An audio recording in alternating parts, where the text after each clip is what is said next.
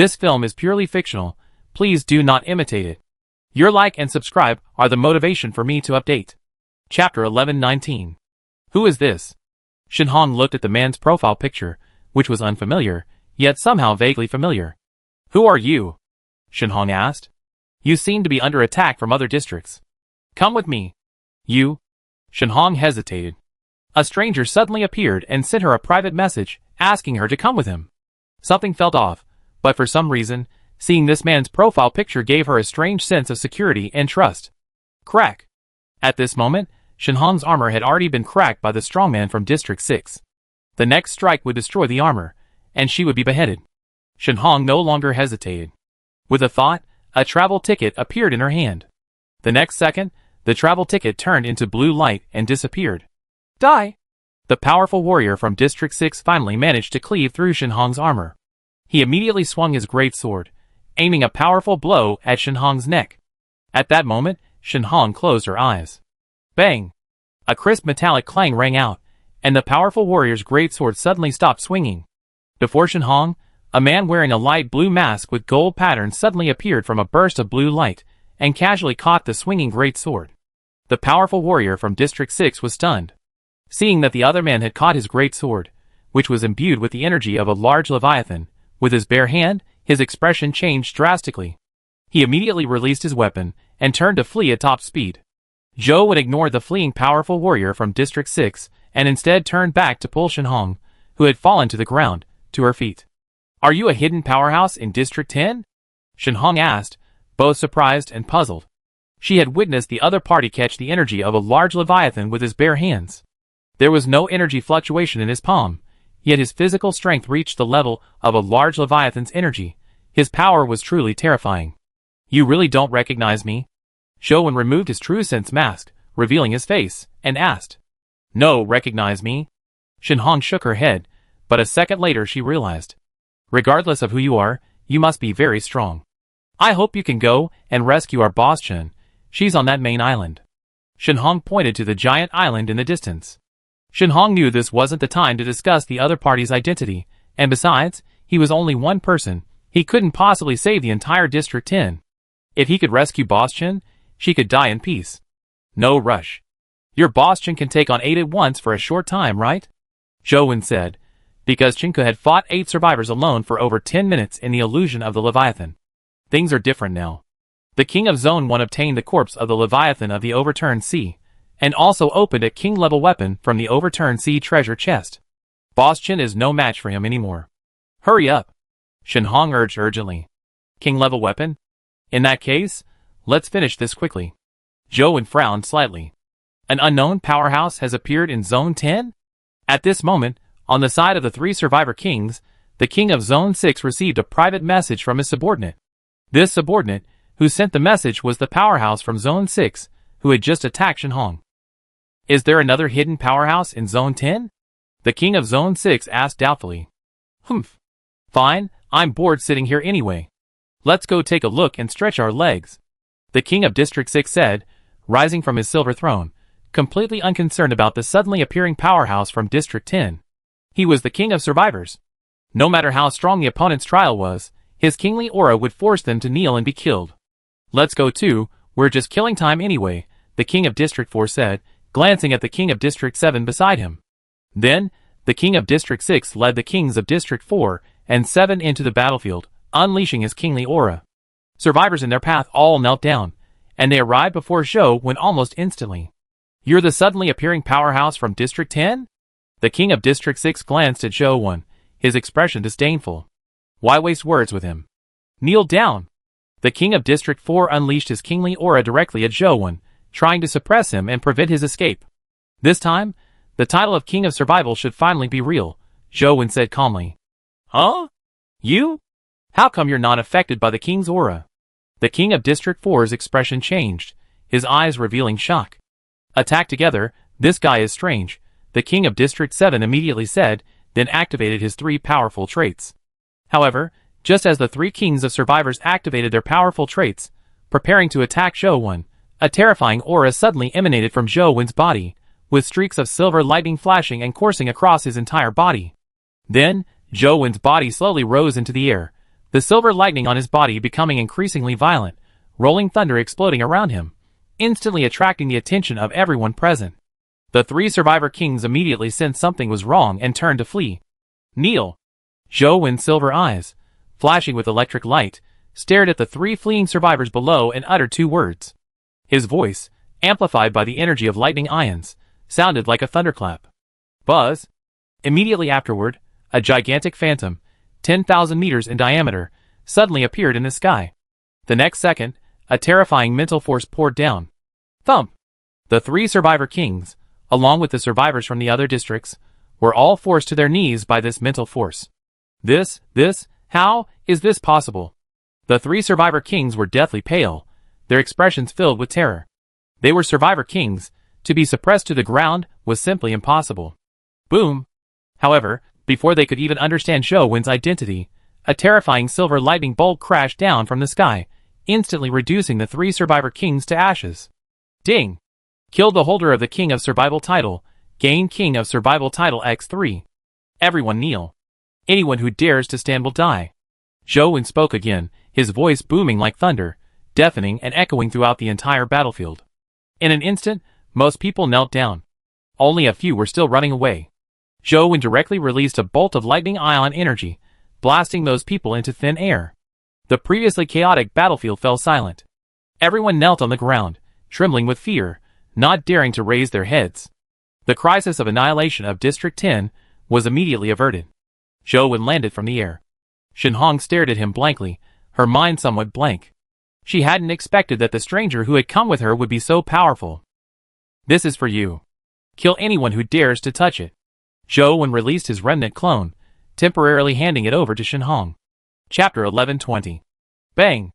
On the main island of Survivor Zone 2, a loud explosion suddenly erupted from the ruins of the collapsed giant palace, followed by exploding rubble and a cloud of dust. Whoosh! Whoosh! Whoosh! The next second, 6 figures emerged from the billowing dust. Bang! Bang! Bang! The 6 figures moved rapidly, 5 of them constantly circling around the central figure, each movement accompanied by the clanging of metal. Whoosh! Soon, the dust was dispersed by the gusts of wind generated by the battle, revealing the 6 figures, Chen Ke and 5 survivor kings. The king of Zone 1 stood calmly a short distance away, watching them with composure. The 5 survivor kings knew Chen Ke's speed, so they had always surrounded him. Any attempt by Chen Ke to break through from any direction was blocked, and then the other 4 would attack from behind. This time, the 5 survivor kings had no intention of using Chen Ke to eliminate their rivals. Since the king of Zone 1 was already the undisputed ruler of Survivor Zone 2, eliminating rivals was pointless. Therefore, Chen Ke's battle was exceptionally difficult. Whoosh! Just as Chen Ke repelled the charging king of Zone 5, a whooshing sound suddenly came from above, and a 10-meter diameter white jade hammer with golden threads crashed down. Swish! Chen Ke's expression hardened as he tried to dodge, but suddenly a crystal axe swung powerfully from his side, while other weapons attacked from several other directions simultaneously. With no way to avoid it, Chen Ke had no choice but to activate the superweight ability inherent in his Orichalcum Leviathan gene, and then rely on the Orichalcum patterns on his body to withstand the attack. Boom! A 10-meter-long white jade hammer, with golden threads crashed down, slamming heavily into Chen Ke. The surrounding space was violently compressed, unleashing a terrifying shockwave. Bang! Taking the full force of the blow, the rubble beneath Chen Ke's feet exploded, instantly cracking the stone foundation of the island below and causing the ground to sink several meters, forming a crater over 10 meters deep. Get out of my way! Chen Ke roared, swinging her 2 large swords imbued with silver energy, sweeping away all 5 survivor kings who were simultaneously attacking her. Chen Ke, stop resisting. Didn't you hear the dying cries of those survivors from District 10 who died because of you? The king of District 1 stood not far away, his face filled with sorrow. Chen Ke completely ignored the king of District 1, continuing to search for an opportunity to break through. She knew in her heart that she probably had no chance of escaping today, especially with the king of District 1 watching her closely. Chen Ke, don't you think you're incredibly selfish?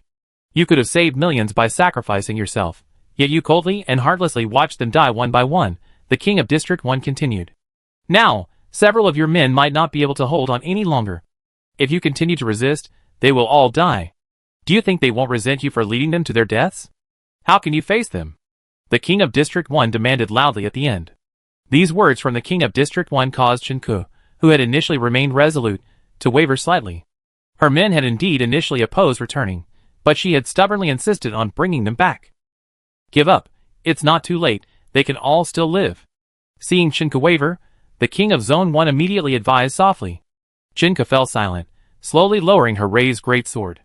The 5 survivor kings around her also temporarily ceased their attack at the king of Zone 1's signal.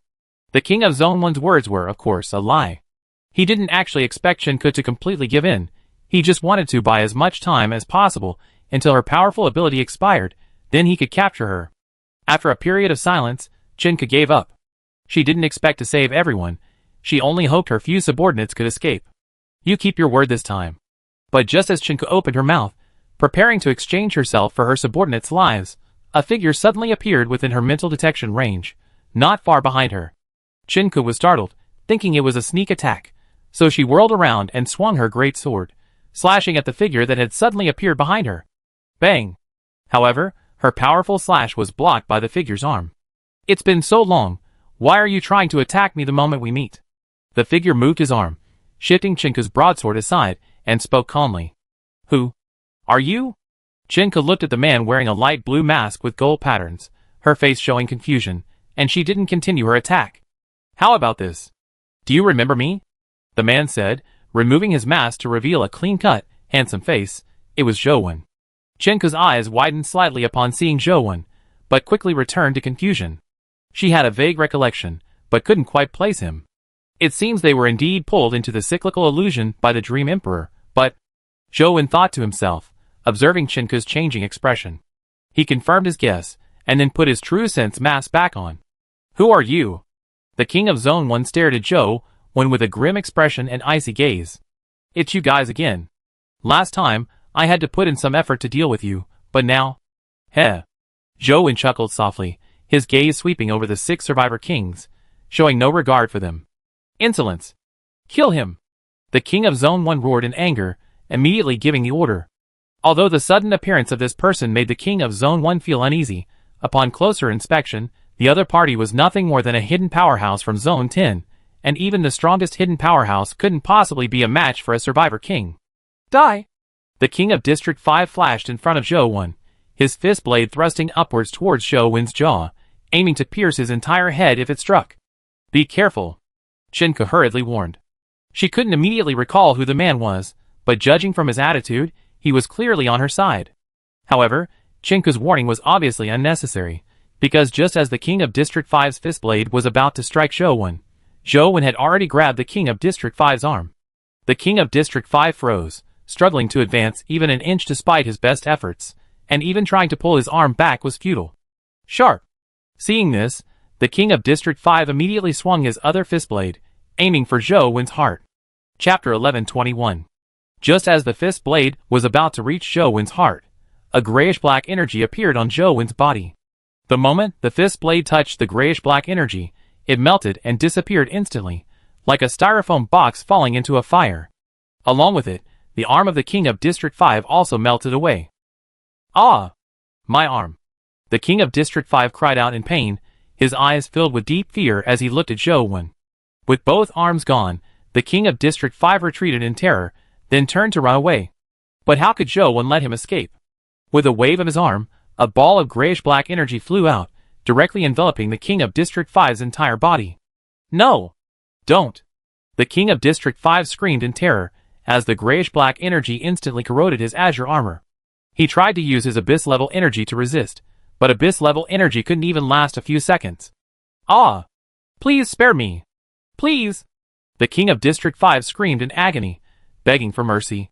His body, eroded by the gray-black energy, rapidly dissipated like a sandcastle in a storm, finally vanishing completely. This terrifying scene shocked the others. A king of survivors had been killed so easily, even though he hadn't moved an inch since appearing. Ding! Killed a king of survival title holder, gained king of survival title X1. A system notification sounded in Zhou's mind. That gray-black energy was necrotic energy. Chenku was right beside him, so he couldn't directly activate a large-scale necrotic domain. He could only kill them one by one in this way. Whoosh! Whoosh! Whoosh! The remaining 4 survivor kings from Zones 2, 3, 8, and 9 immediately retreated and returned to the side of the king from Zone 1. "Who are you?" the king from Zone 1 said in a deep voice, his eyes filled with anger. "Dead men, no need to know who I am," Zhou said, releasing a large ball of necrotic energy towards the 5 people gathered together, instantly enveloping them and killing them all at once. Boom! However, to Zhou surprise, a burst of azure energy suddenly erupted from the king from Zone 1. The azure energy was stronger than the necrotic energy, instantly dispersing it. Ridiculous. A look of disdain appeared on the king's face. Then, the sea-turning fork in his hand erupted with surging energy. Splash! Splash! In an instant, the seawater outside the island seemed to be drawn towards the king from Zone 1. Whoosh! The surging seawater instantly engulfed the entire island, then quickly converged around the king of Area 1. Then, the king of Area 1 rose higher and higher, stepping on the surging seawater, reaching a height of 1,000 meters in the air. He then looked down at Zhou with a domineering gaze. "Looks like your luck isn't bad. You also obtained a king-level Leviathan treasure chest. Unfortunately, the king-level Leviathan corpse you picked up is inferior to the sea-turning Leviathan," the king of Area 1 said.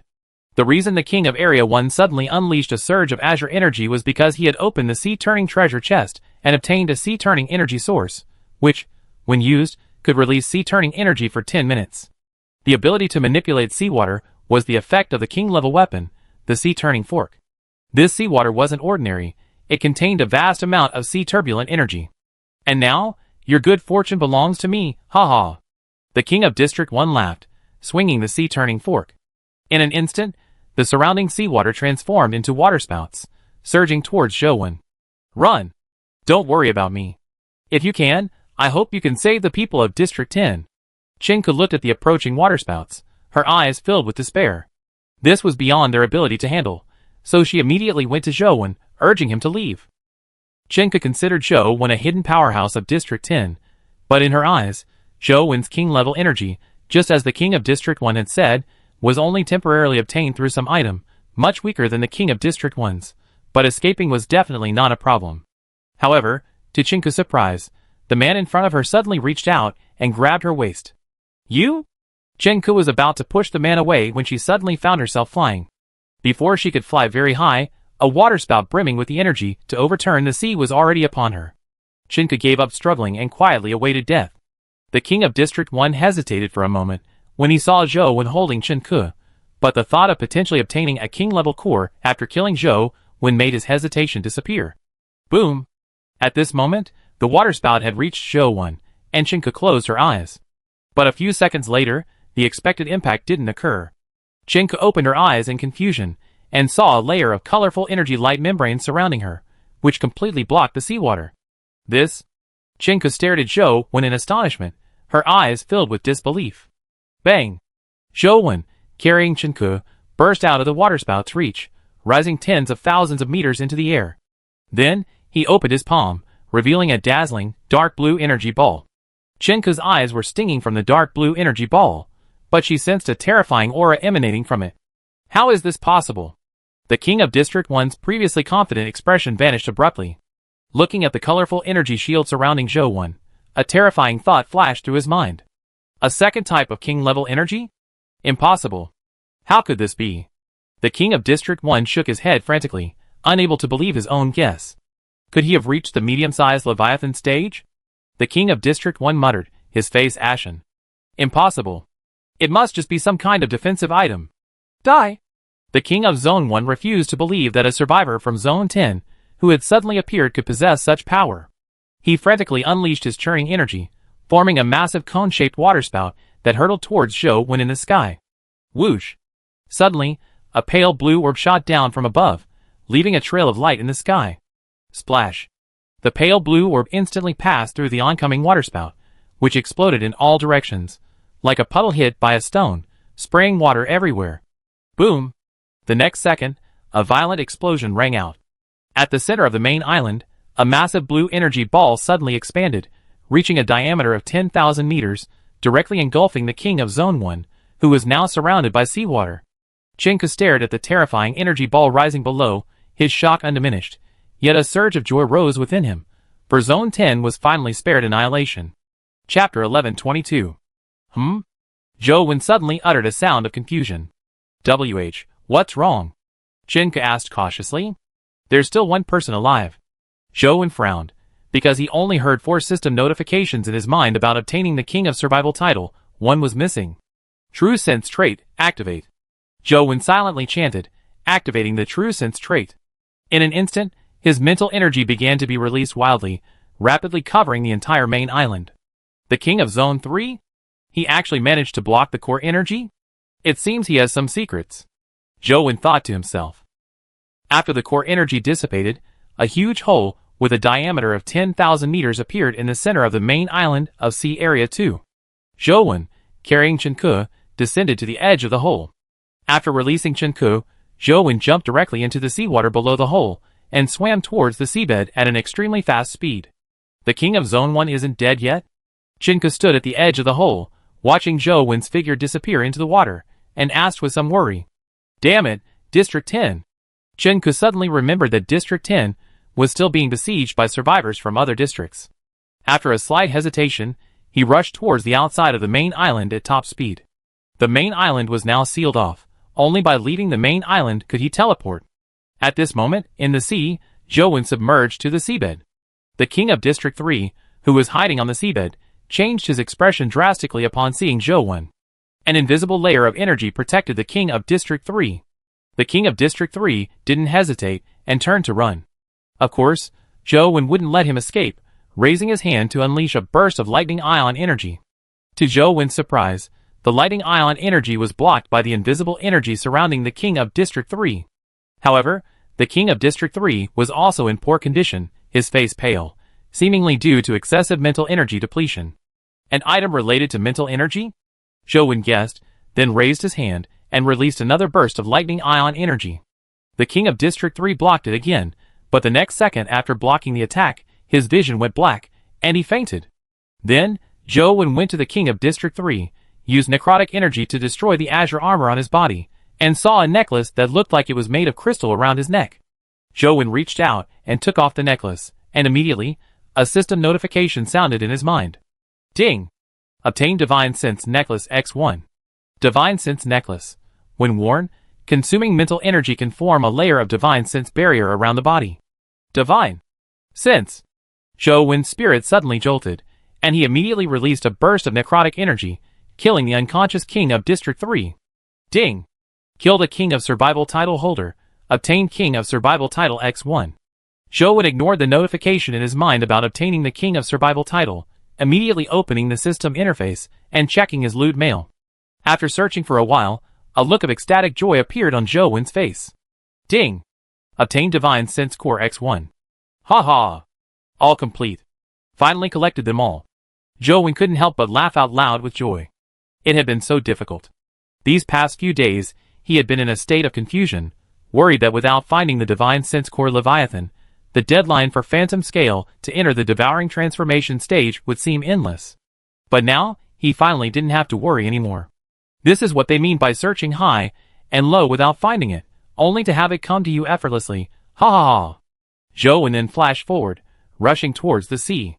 Meanwhile, Chenke had already left the main island's blockade area and quickly messaged Shenhong to accompany her. The next second, a blue light flashed before Shenhong, and Chenke's figure appeared within it. Chenke first quickly checked Shenhong's condition, confirming she wasn't seriously injured, then looked around to assess the current battlefield situation and locate the 3 survivor kings. However, she strangely discovered that everyone was kneeling on the ground, too afraid to move. In an instant, she understood what was happening. Where are the 3 survivor kings? Chenke asked Shenhong. They're dead, Shenhong replied. Was it that mysterious masked powerhouse who killed them? Chenke asked. Yes. Boss Chen, you didn't see it, but after that mysterious expert flew into the sky, he released a bolt of lightning, and those 3 despicable guys were gone in an instant. Shenhong recounted excitedly. Who is he? Did he appear suddenly? Chenke asked. I don't know. He suddenly contacted me via private message.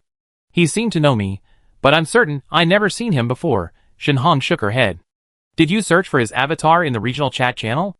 Chenke suddenly asked, as if remembering something. Oh right!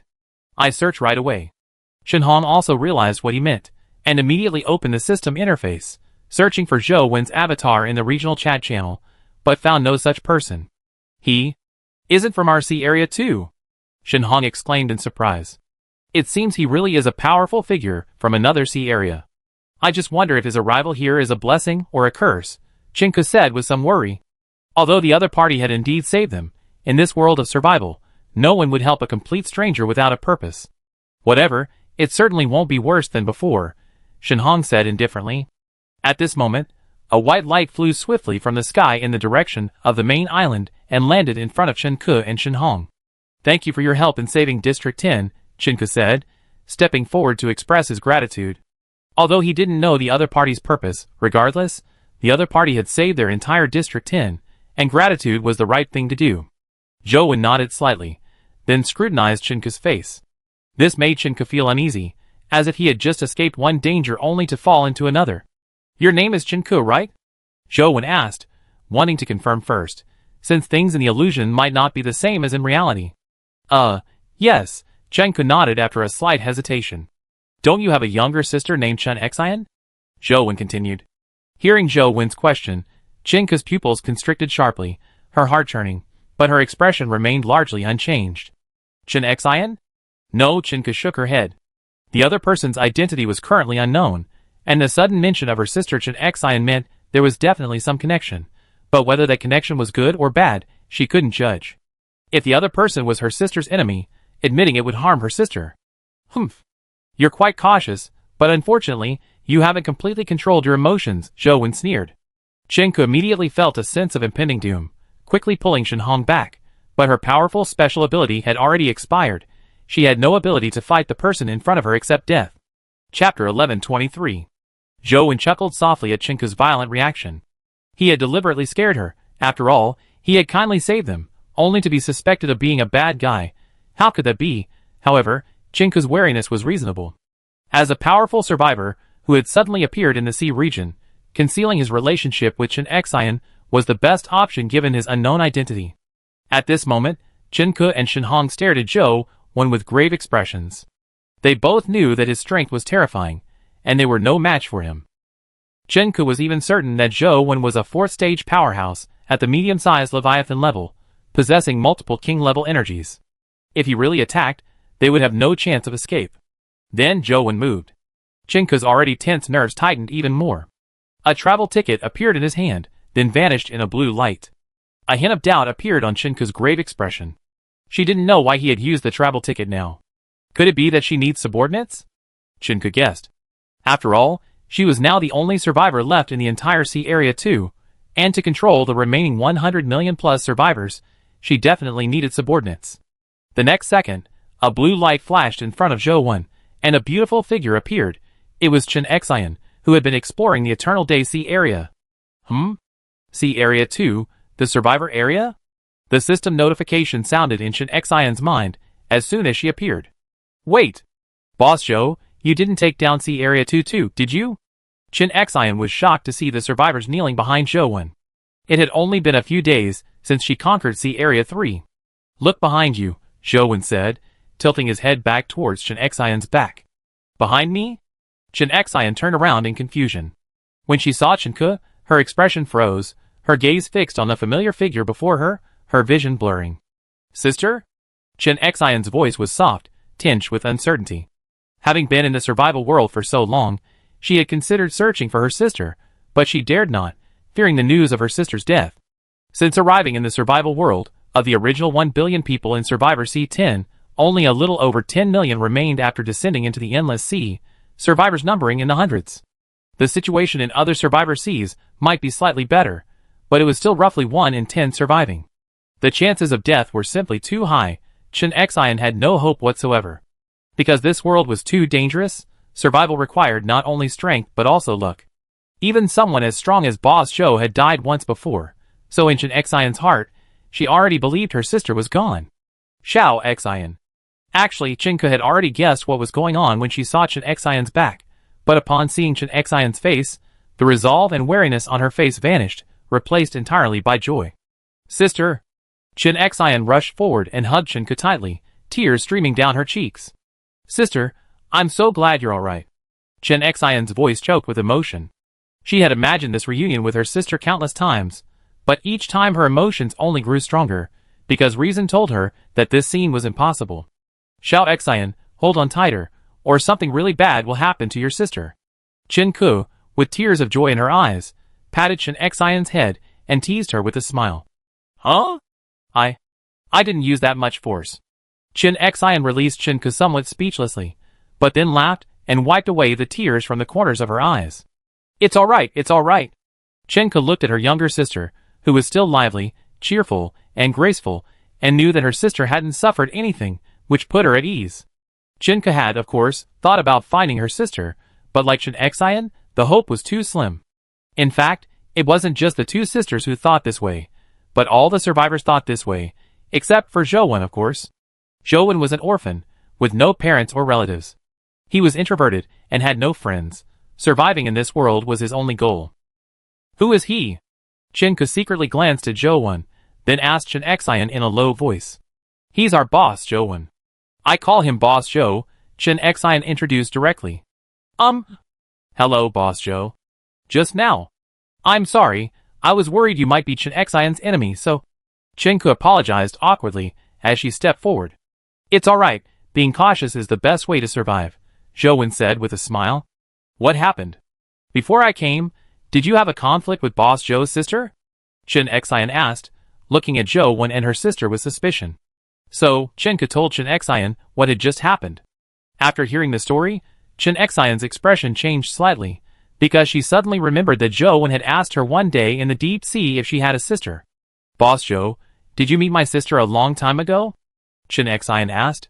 Yes, I met her, but it was in an illusion, Zhouwen nodded, then briefly recounted his experience in the Leviathan illusion. Why didn't you just tell me then? Chen Xian said, somewhat dissatisfied. If she had known her sister was alright beforehand, she wouldn't have had to secretly wipe away her tears when no one was around. Everything I experienced back then was an illusion. I couldn't be sure if it was real or not, Zhouwen explained. Oh right, hee. Chen Xian smiled apologetically. An illusion? Isn't it a dream? Chen Ke, after listening to Zhouwen's account, realized it was exactly the same dream that all the survivors in Sea Area 2 had experienced. You were probably pulled into an illusion by the Dream Emperor, and then you kept repeating everything in the illusion. Now that the Dream Emperor has left, you escaped the illusion, but... Zhouwen's brows furrowed slightly at the end, a look of confusion on his face. What's wrong? Boss Zhou, is my sister alright? Chen Xian looked at Zhouwen's expression and, upon hearing that her sister had been pulled into an illusion by a Leviathan of the Emperor level, instantly became worried. It should be alright, I asked the Gravity Emperor later. Zhouwen wasn't entirely sure, because logically, all the survivors in Sea Area 2 should have died, since that's the case for all the other creatures in the entire Dream Sea. Sister, are you alright?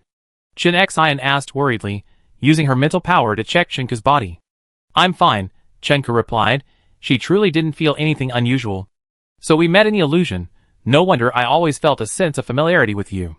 Chen Ke finally understood why she had inexplicably trusted Zhouwen before. Chapter 1124. Alright you guys chat. I have something to do, so I'd be leaving now, Zhouwen said, preparing to depart. Oh right, here, this is for you. Zhouwen suddenly remembered something. A flash of blue light appeared in his hand, revealing the king-level weapon, the sea-turning fork, which he then handed to Chen Ke. And these people from other districts, it's up to you how you handle them. Zhouwen glanced at the survivors kneeling on the ground around him, then transformed into a streak of blue light, and teleported away. Xiao Xian, please return this weapon to your boss Zhou for me. Chen Ke placed the sea-turning fork in Chen Xian's hand, saying that she had been about to refuse, but before she could speak, he had already left. King-level weapons are extremely rare and powerful, and Zhouwen's direct handing it to her made her somewhat uneasy. A king-level weapon? Chen Xian looked at the sea-turning fork in her hand, a system notification sounding in her mind. Boss Zhou gave it to you, so you can keep it, sis. Chen Xian then handed the sea-turning fork back to Chen Ke. Look, I have two. Chen Xian knew her sister thought king-level weapons were too valuable, so with a thought, a purple lightning patterned bow and a silver-white patterned sword appeared in her hands, the purple lightning bow and the sharp-edged sword, respectively. Chen Ke looked at her sister, holding a king-level weapon in each hand, and her face showed surprise. She knew that in their Survivor Zone 2, king-level weapons were absolutely top-tier items, and she hadn't expected her sister to have two. Suddenly, Chinka thought of something, and then looked at Chen Xian with a somewhat subtle expression. Xiao Xian, what's your relationship with your boss, Zhou? What relationship? It's just... Chen Xian suddenly noticed her sister's meaningful expression, and then realized something. Sis, don't overthink it. We're just ordinary friends or superiors and subordinates, Chen Xian said irritably. An ordinary friend would give you 2 king-level weapons? Chen Ku was somewhat skeptical. Although Zhou Wen was very strong, she didn't think king-level weapons were that commonplace. Because this weapon is useless, Chen Xian said, holding up the purple thunder bow. King-level weapons require a certain amount of energy to unleash their power. This sharp sword can only be used for slashing, and each of our subordinates has one, so don't overthink it, Chen Xian explained. The reason Boss Zhou gave you the sea-turning fork is probably because he's preparing you to manage Survivor Area 2. Having a king-level weapon will enhance your strength, Chen Xian analyzed. Oh, I see. Chen Ku nodded, saying nothing more, and accepted the sea-turning fork with peace of mind. Meanwhile, Zhou Wen, having just teleported back to Wanling's stomach space, immediately retrieved the meteorite chest containing the materials needed for the Transformation Leviathan Transformation Stage Ultimate Recipe, and carried it directly to Wanling's back. Wanling is finally about to enter the transformation stage, Zhou Wen explained, then immediately placed all the materials from the meteorite chest. There were 10 cores of various sizes, including a rainbow heart radiating colorful light. Next, Zhou Wen took out the Transformation Leviathan Transformation Stage Ultimate Recipe, unique, quickly checked it, and found that all the materials were complete. Transformation Leviathan Transformation Stage Ultimate Recipe, Rainbow Heart, Immortal Core, Vitality Core, Daylight Core, Golden Spear Core, Thunderous Core, Ethereal Core, Vast Ocean Core, Burning Flame Core, Dark Night Core, Divine Sense Core. Alright, let's begin, Zhou Wen said, somewhat excitedly. Ding! All required materials are complete. Use Transformation Leviathan Metamorphosis Stage Ultimate Recipe unique? Yes. Zhou Wen nodded heavily, his voice slightly loud due to his excitement. The next second, Transformation Leviathan Metamorphosis Stage Ultimate Recipe, unique, flew into the air, a blue light emanating from it, directly absorbing all the materials on the back of the phantom scale into the recipe. Boom! Suddenly, a surge of energy erupted from the recipe, forming a massive energy ball in the sky, completely obscuring the sky above Zhou Wen. Various colors of energy flowed within the energy ball, but these energies were converging towards the center, where Rainbow Heart rapidly absorbed them. Gradually, the colorful Rainbow Heart turned black, and the dazzling colorful light on its surface transformed into a black light containing a colorful halo. Buzz! After all the energy in the sky was absorbed by the heart of the rainbow, a burst of black light suddenly spread outwards, turning the bright daylight into night in an instant. Then, the black heart of the rainbow descended from the sky and landed in Zhou Wen's hand. Ding! Obtain the Heart of Transformation. Ding!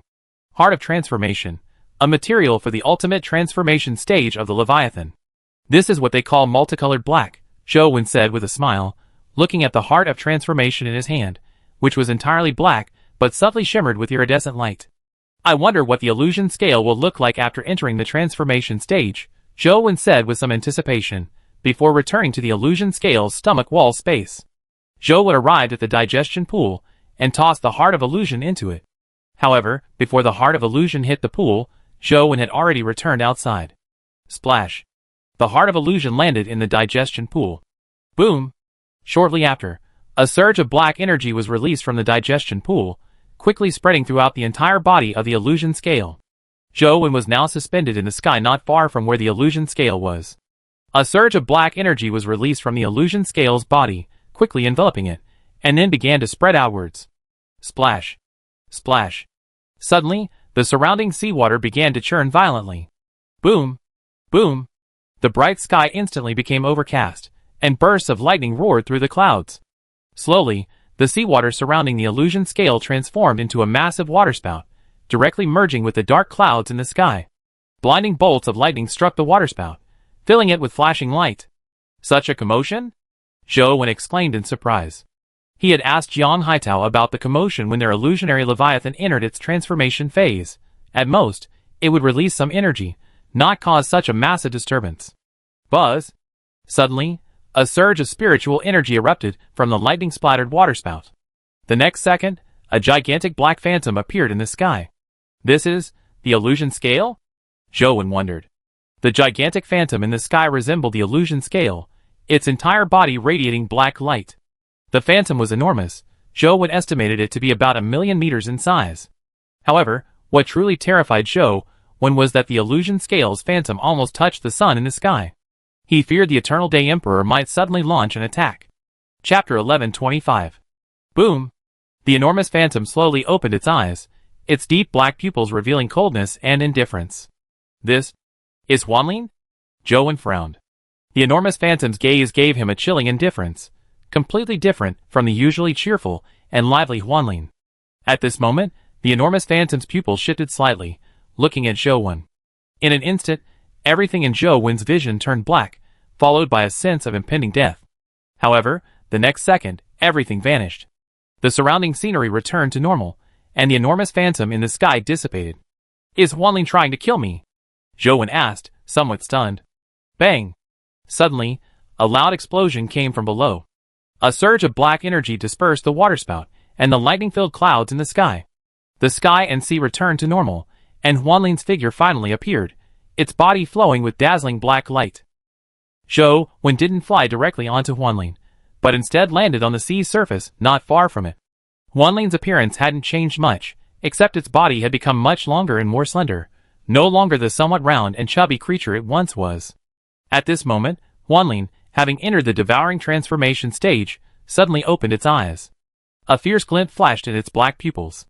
Its eyes darted around and spotted Zhou Wen not far away, then it opened its massive mouth, filled with black, serrated teeth. Buzz! A surge of blue energy erupted from Huanlin's body, causing the surrounding seawater to churn violently, enveloping its entire form. Splash! Amidst the churning seawater, Huanlin charged towards Zhou Wen at incredible speed. How could this be? Was using the ultimate formula a mistake? Zhou Wen couldn't believe Huanlin would attack him. However, while Zhou Wen was still stunned, Huanlin had already rushed in front of him, and then... Little man! Little man! Look at my teeth! From now on, whoever dares to mess with me, I bite them, ha ha ha! Then, Huanlin's cheerful voice echoed in Zhou Wen's mind. Huh? Hearing Huanlin's usual cheerful voice, Zhou Wen's serious expression froze. Goodness, you scared me. Zhou Wen breathed a deep sigh of relief. He thought he was going to fight Huanlin.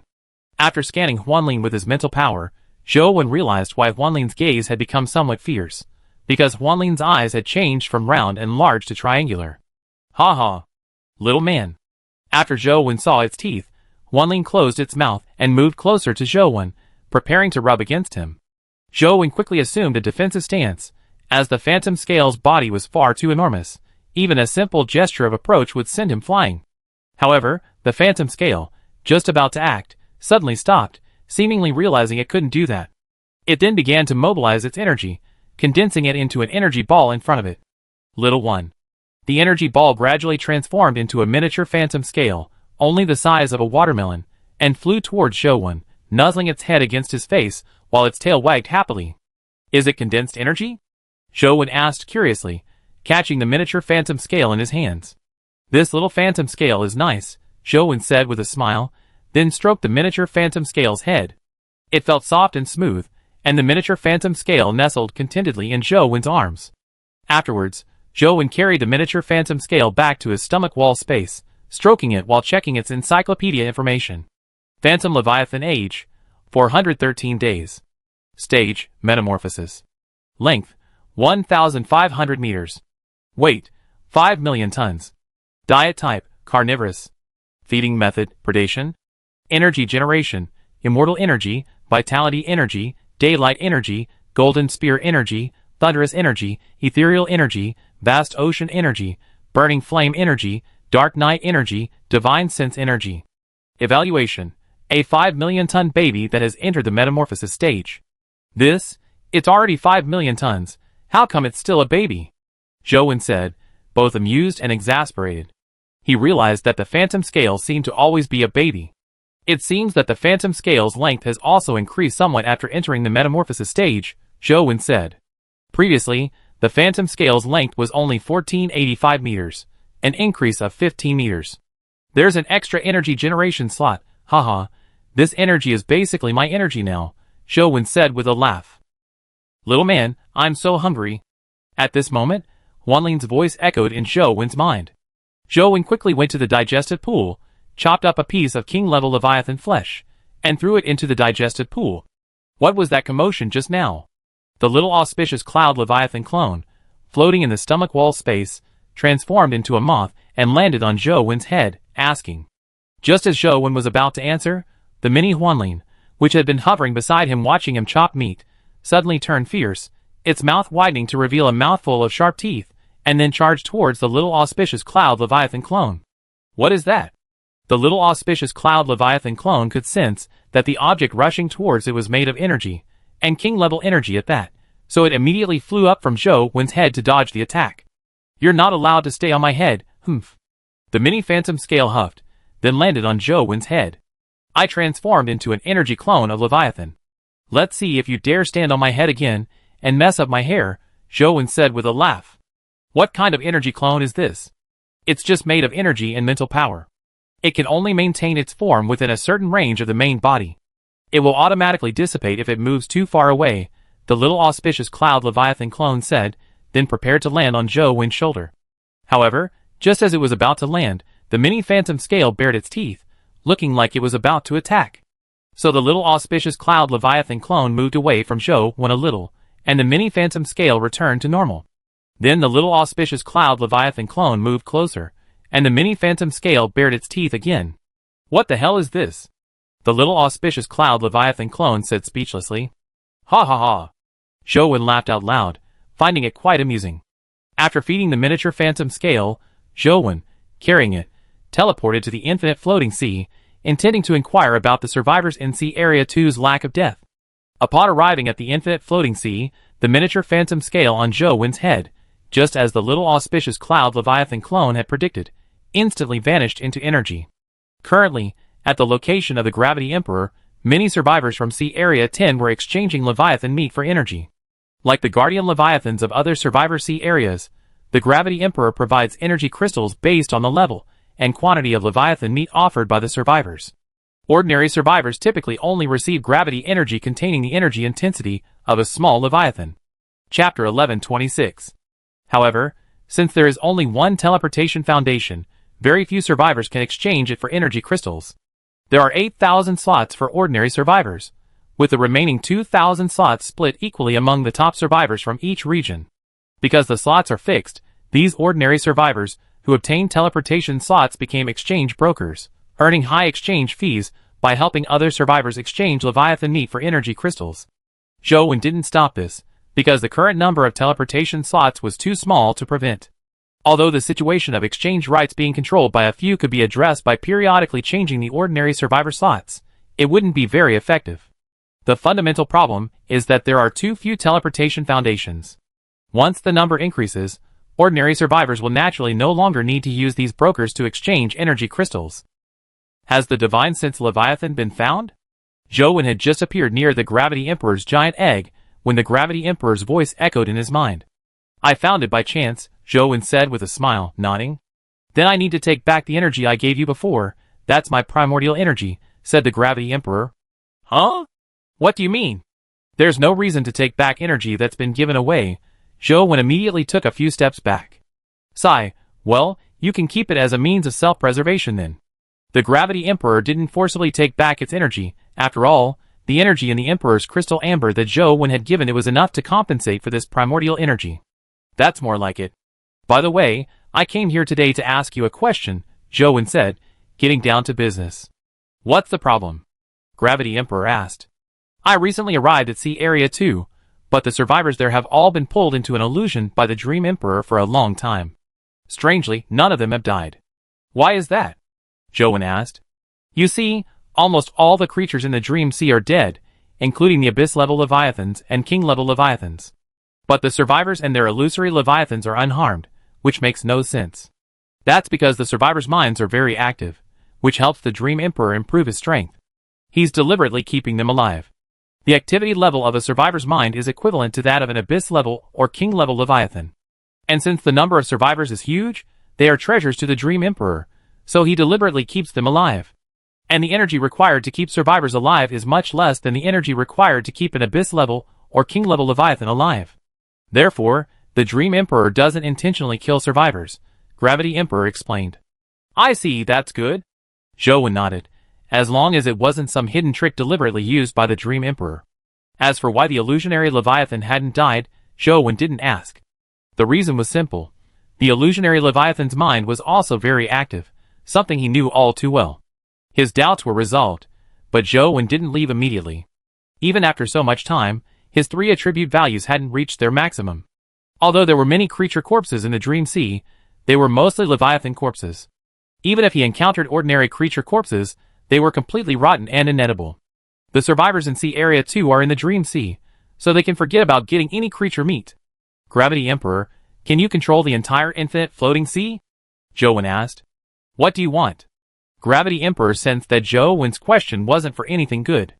How about you get me some specialties from your infinite floating sea to try? Zhou chuckled. The infinite floating sea is too vast. Searching on his own would be too slow and time-consuming, so he wanted Gravity Emperor's help. Whoosh! Suddenly, the surrounding seawater began to flow rapidly, like a raging storm. Fortunately, Gravity Emperor had condensed an energy shield beforehand, otherwise, the survivors who came to exchange for energy crystals might have been swept away by the turbulent current in an instant. After a while, various creatures appeared outside the energy shield, all of them below 200 meters in altitude. These creatures had been brought there by the current, and there were hundreds of species. Is that enough? The Gravity Emperor transmitted his voice to Zhou. As expected of an emperor, truly magnanimous. Zhou looked at the various creatures, his face beaming with undisguised joy, and couldn't help but praise him. From now on, you can catch them yourself. I need to rest. The Gravity Emperor fell silent after speaking, and the transparent figure within the giant egg closed its eyes. The Gravity Emperor was still in the resurrection phase. Unless something major happened, it was mostly asleep. Zhou didn't disturb the Gravity Emperor any further, quickly swimming through the seawater, capturing various creatures from the infinitely floating sea area, and directly storing them in the system interface. After capturing most of the creatures, Zhou headed to Survivor Zone 2. By this time, Island 10 was deserted. Chen Ke, with Chen Xion's assistance, had led her men to clear out the strong survivors from each zone, then let the ordinary survivors leave. Zhou had come with Chen Xion. They were currently on the main island of Island 2. The crater Zhou had created with his core energy had been filled in, and all the survivors from Zone 10 had been moved to the main island. Boss Zhou, you're here. Is my sister alright? Chen Xion asked nervously, afraid of losing her sister. She's fine, don't worry, Zhou said. That's good. Also, thank you for saving my sister, Boss Zhou, Chen Xion said with a playful bow. Hee, it was just a convenient favor, Zhou said with a faint smile. Then I must thank Boss Zhou. If it weren't for your timely appearance, my sister and I would never have been able to reunite, Chen Xion said, glancing at her sister beside her. Chen Ke had already told her about the previous attack, a truly close call. Afterwards, Zhou discussed the current situation in Survivor Zone 2 with Chen Xion and Chen Ke. There were no creatures left in the Dream Sea. Survivors in Zone 2 might need to spend 1 or 2 months leaving the Dream Sea to obtain new creature meat, which would severely impact their development. The survivors in Zone 2 had already wasted nearly 200 days of development time due to the Dream Emperor event. If this continued, and they encountered survivors from other seas besides Zone 10, Zone 2 might face annihilation. We in Zone 2 are willing to become an annex to Zone 10, Chen Ke immediately stated. Chapter 1127. Since that's the case, Survivor Zone 2 will be under your management from now on. Here are 3 King of Survival titles. Give them to someone you trust. Zhou said, and with a thought, 3 golden orbs appeared in his hand, the 3 King of Survival titles. Thank you, Boss Zhou. Chen Ke accepted the 3 King of Survival titles, and addressed Zhou as Boss Zhou, just like Chen Xion. Well, for now, the survivors of Zone 2 will cultivate seaweed or mine or in this area, and then sell it to Zone 10 in exchange for various resources. Zhou nodded and said, Chen Xion will be responsible for your transactions. You sisters can discuss the price yourselves. Zhou glanced at Chen Xion, who nodded firmly. Next, Zhou gave Chen Ke some abyss-level weapons and abyss-level energy properties to enhance the overall strength of the survivors in Zone 10 of Sea Area 2, otherwise, the survivors in other zones might become unruly. After doing this, Zhou disbanded his companion and disappeared in a streak of blue light. Upon returning to the Phantom Scale's stomach wall space, the mini Phantom Scale recondensed and happily flew around Zhou. Afterward, Zhou went to the Phantom Scale's back, set up a grill, and began grilling the newly acquired biological meat. While grilling the meat, Zhou checked his loot from killing 9 King survivors of Sea Area 2. However, besides obtaining 2 King-level Leviathan corpses and a sea-turning core, there wasn't anything of high value. After all, these King survivors had been trapped by the Dream Emperor for a long time, and hadn't explored the Endless Sea much. I didn't expect to actually manage to gather enough materials to break through the 3rd stage of the strength attribute limit? Zhou said with some surprise after quickly checking all the loot mail. Zhou immediately sent the materials for breaking through the 3rd stage of the strength attribute limit to Chen Xian, along with the Divine Sense necklace he had obtained earlier. Zhou had just done a simple test. The energy barrier formed by releasing mental power using the Divine Sense necklace was on par with the strength of the Fuse Core energy. However, for Zhou, who possessed the 10,000 pounds trait, the Divine Sense necklace was completely useless. It would only consume his mental power. After all, he needed to save his mental power to release the True Sense trait and explore the heart or brain of the King-level Leviathan, which was far more important than defense. Zhou sent the Sea-Turning Leviathan Gene Potion and the Sea-Turning Core to Jiang Haitao to further enhance Jiang Haitao's strength. Ding! The King of Survival title fusion has reached its limit and cannot be continued. Zhou still had 6 King of Survival titles left. He had originally intended to fuse them all to increase the upper limits of his 3 attributes, but a notification sounded in his mind that fusion was not possible. Give 1 to Bai Lan and Zhang Dongyang, Zhou thought, sending 2 King of Survival titles to them. He would keep the remaining 4 for later, when suitable candidates were found. Sizzle! At that moment, the sound of flipping meat came from the grill. Zhou looked up and saw the mini phantom scale using its teeth to flip a piece of meat. This is no better than the little auspicious Cloud Leviathan clone, Zhou sighed. For the next few days, Zhou continuously consumed the flesh of the new creature, causing his 3 attributes to increase rapidly. That evening, all 3 of Zhou's attributes were maxed out. He carefully examined his character attribute panel. Zhou, Leviathan Hunter plus 100, Abyss Hunter plus 28, King of Survival plus 10, Normal Human attributes are 10, Sea Devouring Pattern.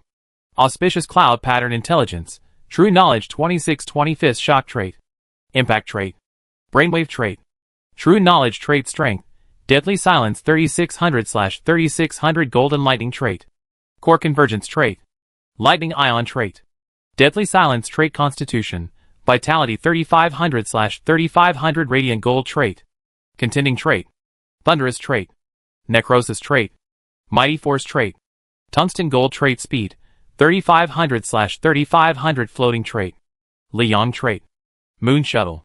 Characteristics: Void Escape Characteristic Genes, Brainwave Leviathan Gene, Thunder Leviathan Gene, Lightning Leviathan Gene, Sea Swallowing Leviathan Gene, Nuclear Gathering Leviathan Gene, Daytime Leviathan Gene, Dead Silence Leviathan Gene, Auspicious Cloud Leviathan Gene, Mighty Force Leviathan Gene Abilities, Radiant Golden Body, Golden Lightning Arc, Double Absorption, Energy Compression, Super Speed Regeneration, Moon Like a Shuttle, Unrivaled, Spiritual Surge, Lightning Attachment, Nuclear Gathering Body Evaluation, a humanoid Leviathan that has reached the medium-sized Leviathan level and possesses the auspicious Cloud Leviathan certification. The only special attribute I'm missing is speed. I wonder when I encounter a speed-type King-level Leviathan, Zhou muttered, looking at the only attribute without a special attribute box, speed. That evening, Zhou went to the Energy Rainbow Tree Sea and placed the corpses of the Sea-Turning Leviathan and the Divine Sense Leviathan out, leaving some skeletons behind. Once Chinka's character attribute panel reaches the medium Leviathan level, and he can fuse with King-level Leviathan genes, he can use the Sea-Turning Leviathan bones to create the Sea-Turning Leviathan Gene Potion. Then, using the King-level weapon, the Sea-Turning Fork, even without special characteristics, he can use the Sea-Turning energy within his body. As expected, rainbow bubbles won't be generated anymore. Zhou entered the colorful bubble space. After so much time and several King-level Leviathan corpses, there were still no rainbow bubbles in the colorful bubble space. It seems there's no way to obtain rainbow cubes anymore. Zhou sighed. Then, Zhou spent his time condensing various King-level energies within the colorful bubble space. Around midnight, Chen Xian sent a message saying she had left Survivor Zone 2 and returned to the Eternal Day Sea. She also informed Zhou that Chenka had given her several materials to break through the 3rd stage's intelligence and speed attribute limits. Zhou told Shen Xian to keep them. He had planned for her to reach the 4th stage anyway. The more 4th-stage survivors in Zone 10, the better. The night passed quickly. On the morning of the 414th day, Zhou left the colorful bubble space and checked the 2 king-level Leviathan corpses he had placed there the day before. The flesh was shriveled. I wonder if the energy released by this creature can be used to create a rainbow cube. Zhou thought, looking at the rainbow bubble creature within the trunk of the energy rainbow tree. Then, Zhou condensed his mental energy into a thread and probed into the head of the rainbow bubble creature within the tree trunk, attempting to communicate. However, after sending a telepathic message, he received no reply for a long time, and the rainbow bubble creature showed no signs of movement. Never mind, let's take it slow. Then, Zhou teleported to the Gravity Sea and consumed a Calamity Energy Black Silk Algae. Chapter 1128. At this moment, in the Gravity Sea, Jiang Haitao and his group had already planted a large amount of Calamity Energy Black Silk Algae. However, they were using the flesh and blood of abyss-level Leviathans, so the strength wasn't particularly high. But feeding it to their transformed Leviathans still accelerated the condensation speed of king-level energy. As for the issue of the Calamity Energy Black Silk Algae bursting and losing internal energy when removed from water pressure, this wasn't a problem for the transformed Leviathans at all, because the scattered energy remained within the stomach wall space of the transformed Leviathans and wasn't wasted. After finishing the Calamity Energy Black Silk Algae, Zhou returned to the stomach wall space of the illusion scale and then began feeding it king-level Leviathan biological meat. What should I do next? After feeding the illusion scale, Zhou lay on its back, looking at the azure sky with some confusion. The illusion scale had successfully entered the metamorphosis stage, and Zhou suddenly had no goal. Without a location card, he didn't know where to go. Today is day 414, and the trial starts in 6 days. I might as well stay in Survivor Zone 2 and participate in the trial, Zhou thought to himself. This way, he could obtain 3 treasure chests for the king-level Leviathan trial in the Survivor Zone simultaneously. So, Zhou asked Shenke for a location crystal for the main island of Zone 2. After using it, he gave Huanling the coordinates of the main island. Splash. The moment Zhou used his mental power to send Huanling off, a blue energy was released from Huanling's body, drawing in the surrounding seawater and forming an accelerating waterspout. Whoosh! The next second, Huanling's figure transformed into a jet of water, rapidly traversing the sea surface, its movement speed nearly 10 times faster than before. This speed is comparable to the speed of the Tidebreaker. Zhou stood atop the phantom scale, facing the fierce, sword-like wind, and exclaimed with a smile. Meanwhile, on the main island of Survivor Zone 1, a colossal creature hovered high above the island. This creature was entirely golden, resembling a dragon in shape, with a long serpentine body. 2 pairs of fleshy wings, one large and one small, grew from the third of its body. The larger wing grew on its back, and the smaller wing grew on its sides. A sharp, knife-like dorsal fin grew from its spine, one extending to its tail. This creature was none other than the guardian Leviathan of Survivor Zone 1, the Golden Flame Leviathan. Boom! Suddenly, a loud explosion rang out, and not far from the Golden Flame Leviathan, 2 streams of energy, one black and one gold, burst forth, creating an energy storm. Whoosh! At this moment, a golden figure flew out from the bursting energy. This person possessed a domain enveloping him within a radius of 10,000 meters, burning with golden flames. However, his condition was precarious. Half of his body had been blasted apart. Fortunately, he was in energy form, and with sufficient energy, his damaged body would quickly regenerate. How can he be so strong? The golden figure exclaimed in disbelief. He was none other than Vic, the human emperor of Survivor No. 1 Sea of Survivors. Whoosh! A sound of wind breaking rang out, and a ball of pitch-black energy suddenly rushed towards Vic. Damn it! Vic cursed angrily. With a thought, spatial chains appeared in his hand. Buzz! An invisible energy spread out, distorting the space around the spatial chains. Then, the chains directly disappeared into space. The next second, the incoming ball of pitch-black energy suddenly paused.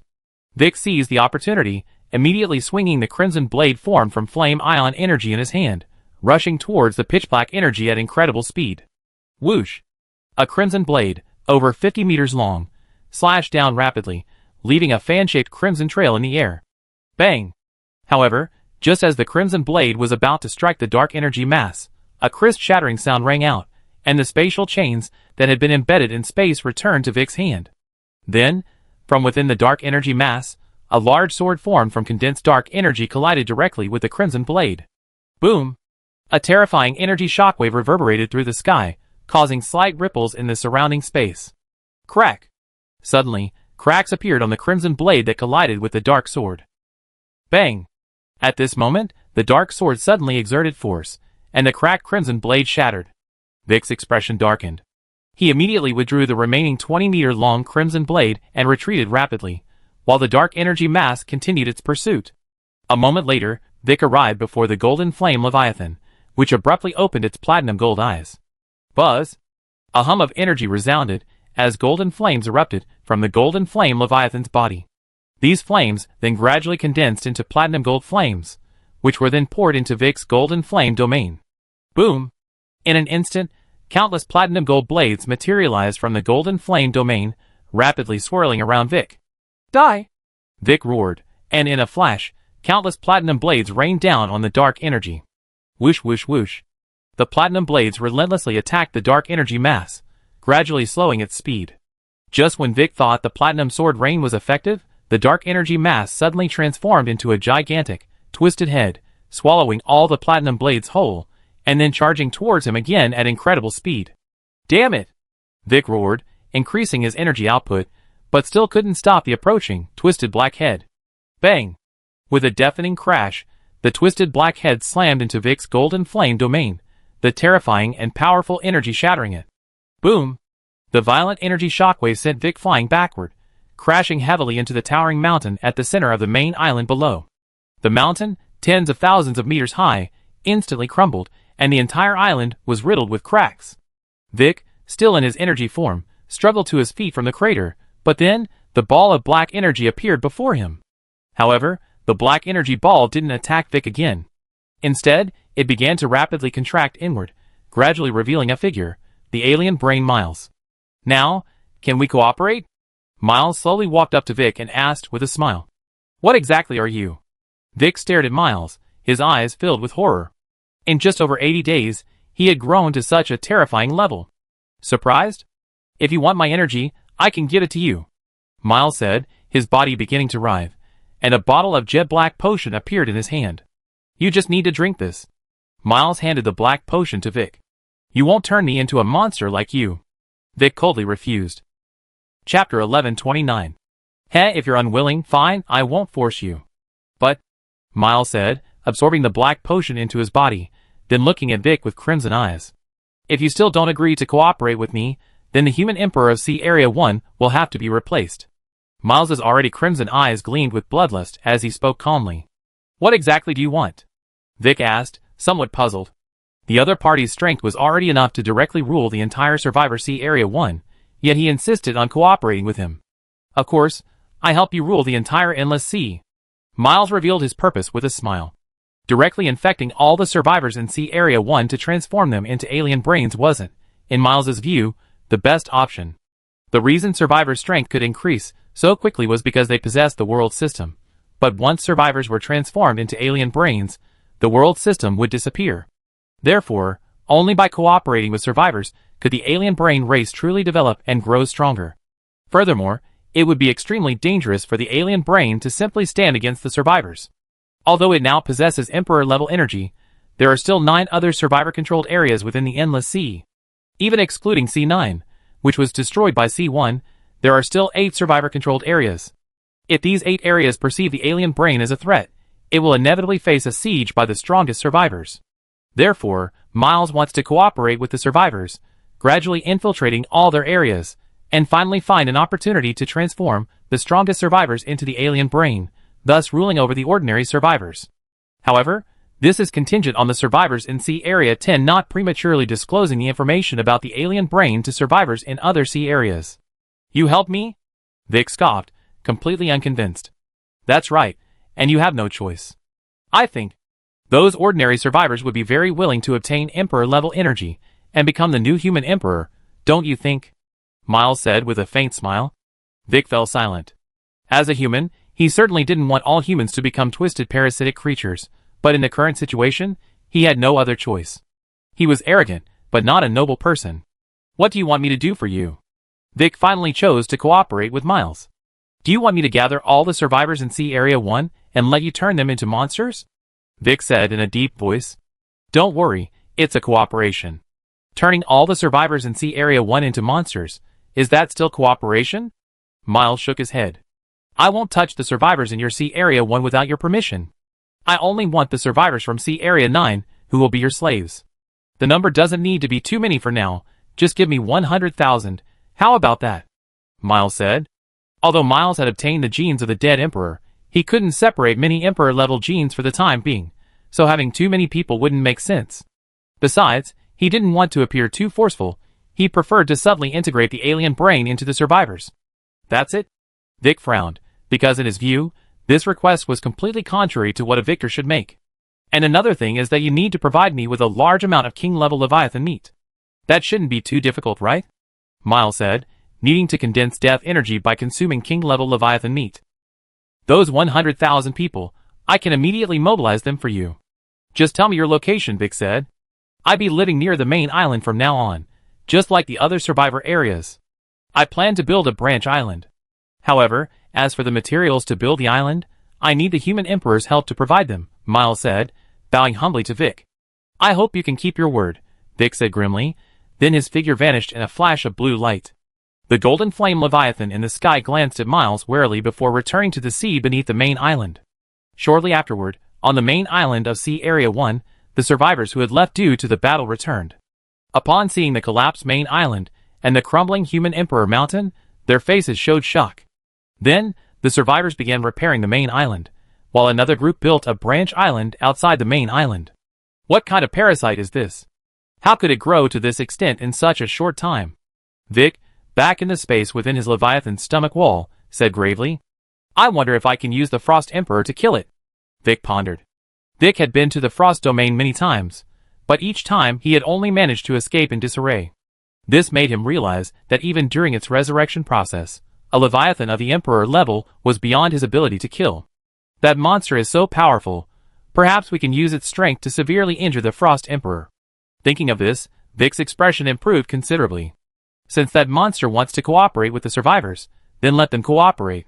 Vic didn't have the means to forcibly bring Miles to the Frost Domain, so he could only build some trust with him first, and then find an opportunity to trick him into going there. On the 415th day at noon, Joe successfully arrived at the main island of Survivor Zone 2. He then built a small house in a secluded spot on the main island and settled down temporarily. Chenku wanted Joe to stay in the palace on the island, but Joe refused. He was only staying temporarily for a few days, and would leave after the trial. It was better for Chenku to stay in the palace, as she was the long-term manager of Zone 2. However, considering that Survivor Zone 2 didn't have a king-level Leviathan guarding it, for the safety of the main island, Joe had the auspicious Cloud Leviathan send a 10,000-meter clone over. He also instructed Chenku to be wary of the alternate intelligence and report any suspicious activity immediately. That evening, Joe leisurely sat in front of his hut grilling meat. Shenhong, Zhang Hao, and Wang Menghan came over to greet him. These three were now the kings of the survivors, each wielding a Sea Abyss level weapon and a Sea Abyss level energy attribute. The one who transformed into a Leviathan had also entered the Sea Abyss level metamorphosis stage, greatly enhancing his strength. They came to greet him, because they were leaving the main island to explore the entire Dream Sea. Although there were no living creatures left in the Dream Sea, the corpses of the dead Leviathans were valuable loot for the survivors, and all of it was free. Encountering more Sea Abyss level Leviathan corpses would significantly boost the overall strength of the survivors in Sea Area 2. Chapter 1130. Before the three left the main island, Joe had the auspicious Cloud Leviathan separate a small clone containing 10 auspicious energies from them to protect them. The night passed quickly, and in the blink of an eye, it was the morning of the 416th day. After feeding Huanlin, Joe prepared to return to his small house to sunbathe. But just then, Joe received a private message from Luan Wenqing, the administrator of Survivor Zone 3. Great King of the Sea, Zone 10, our exploration team has encountered an extremely fast giant creature. We are unable to deal with it, and hope that you, the powerful one, can come to our rescue. Luan Wenqing said anxiously. Why did you contact me directly? Wouldn't it have been easier to ask Jiang Haidao for this? Joe frowned slightly. The extremely fast giant creature in Luan Wenqing's message was most likely just a Sea Abyss level Leviathan, because if it were a speed-type king-level Leviathan, Luan Wenqing's exploration team would have been wiped out long ago. This kind of trivial matter should definitely be handled by Jiang Haitao. After all, Jiang Haitao is the manager of Sea Area 10, and he also oversees Survivor Sea Area 3. Zhou Wen was about to send a message to refuse, telling Wan Wenqing to go find Jiang Haitao, but he paused slightly while sending the message. Forget it, I go anyway, I don't have anything to do right now. Zhou Wen was quite free, and going to show off his strength in front of Wan Wenqing would also intimidate him, and help maintain stability in Sea Area 3. I'm going with you. Zhou Wen simply sent a message. Immediately afterwards, Wan Wenqing's invitation to go with him arrived. Zhou Wen clicked accept directly, a flash of blue light appeared, and his figure immediately disappeared. When he reappeared, he was already beside Wan Wenqing, who was now standing on the back of his illusory leviathan, which was swimming rapidly beneath his feet. Bang! Suddenly, a sound of seawater exploding came from behind. Zhou Wen turned his head, and saw a red light shoot out from the burst of water, swallowing several of Wan Wenqing's team's illusory leviathans. Boom!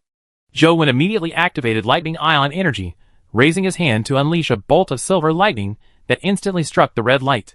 The red light, moving at high speed, immediately paused. Then, a huge, charred corpse floated on the surface of the sea. Zhou Wen approached the huge corpse, and used his hand to retrieve its information from the encyclopedia. Red Light Leviathan Stage, Adult Length, 80,000 meters weight, 300 million tons diet type, Carnivorous Description, a Leviathan of the Abyss class that lives in the Divine Speed Sea.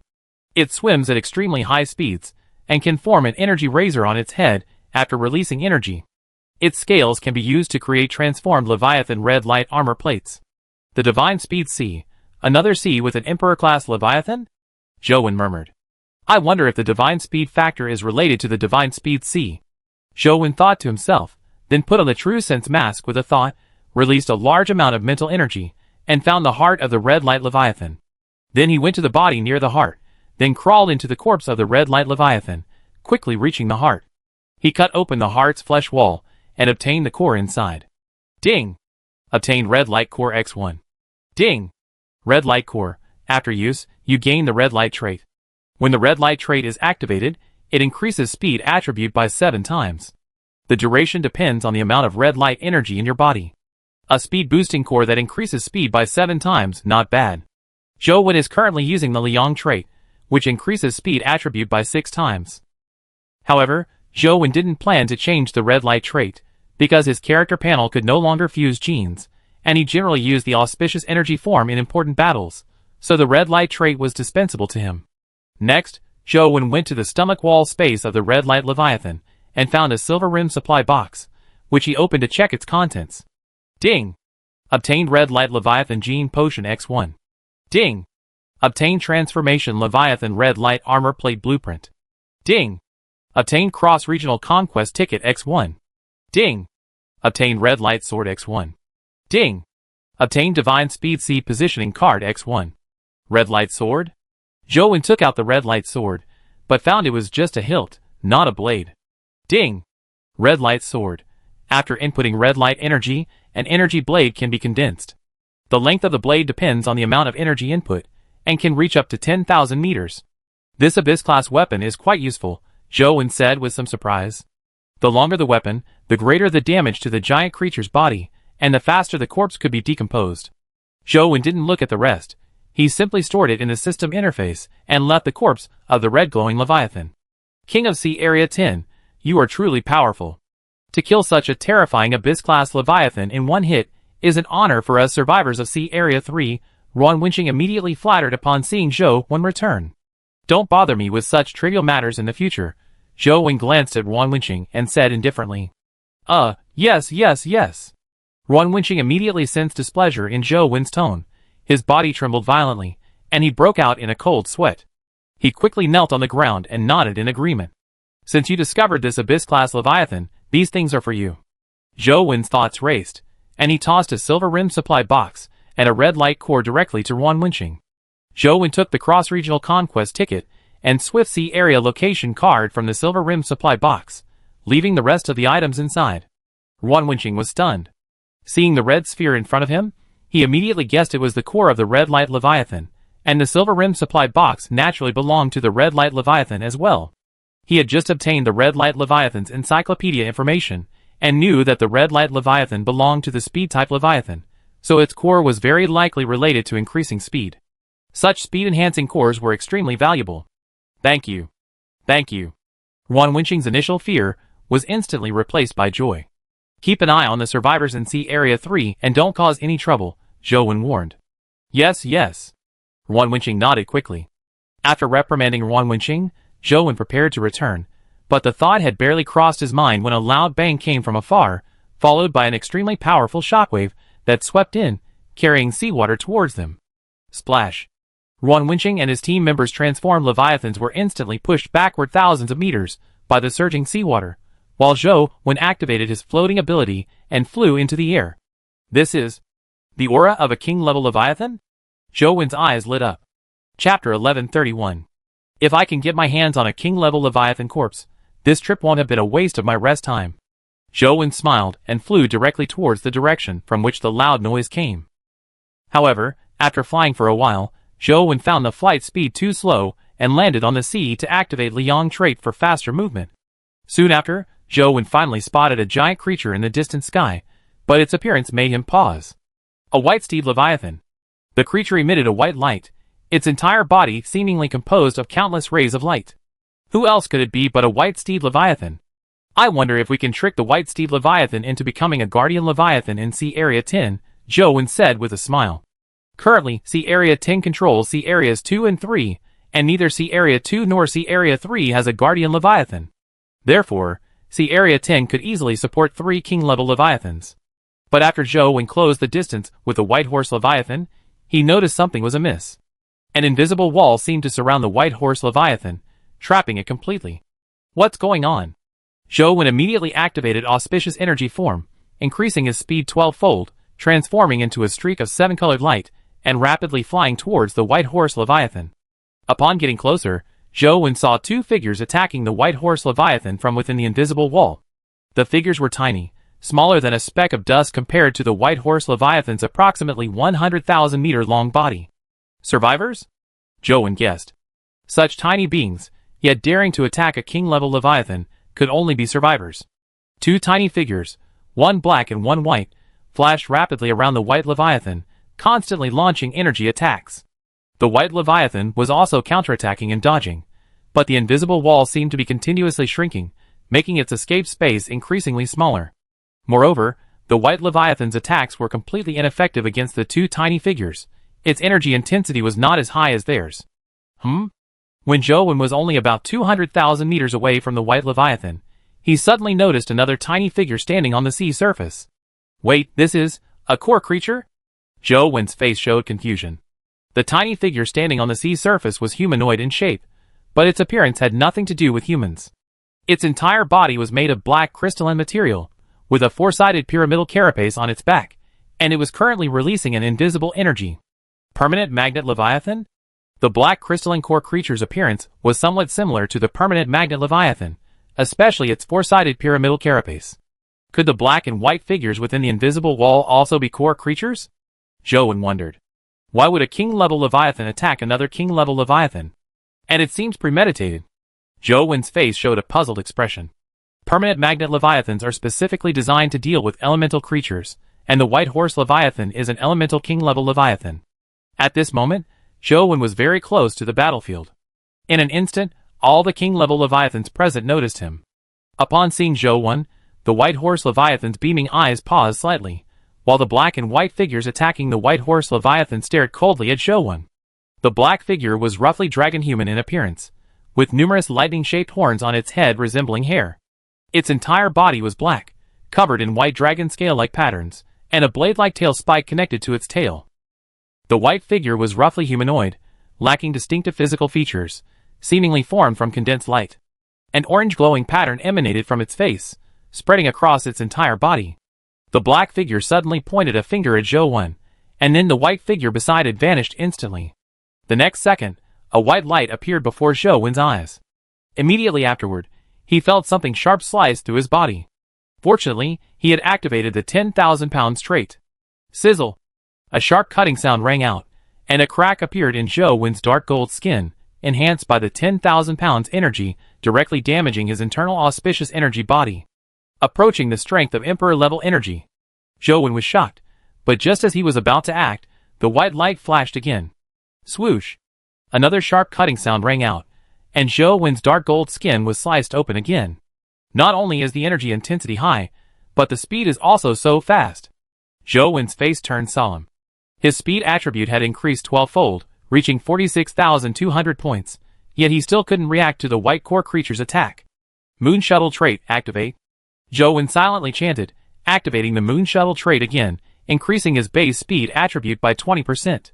This further boosted his speed value to 54,600 points. Whoosh! This time, as the white core creature approached Zhou to attack, Zhou barely reacted, immediately swinging his flame-splitting blade, but missed its target, and another wound appeared on his body.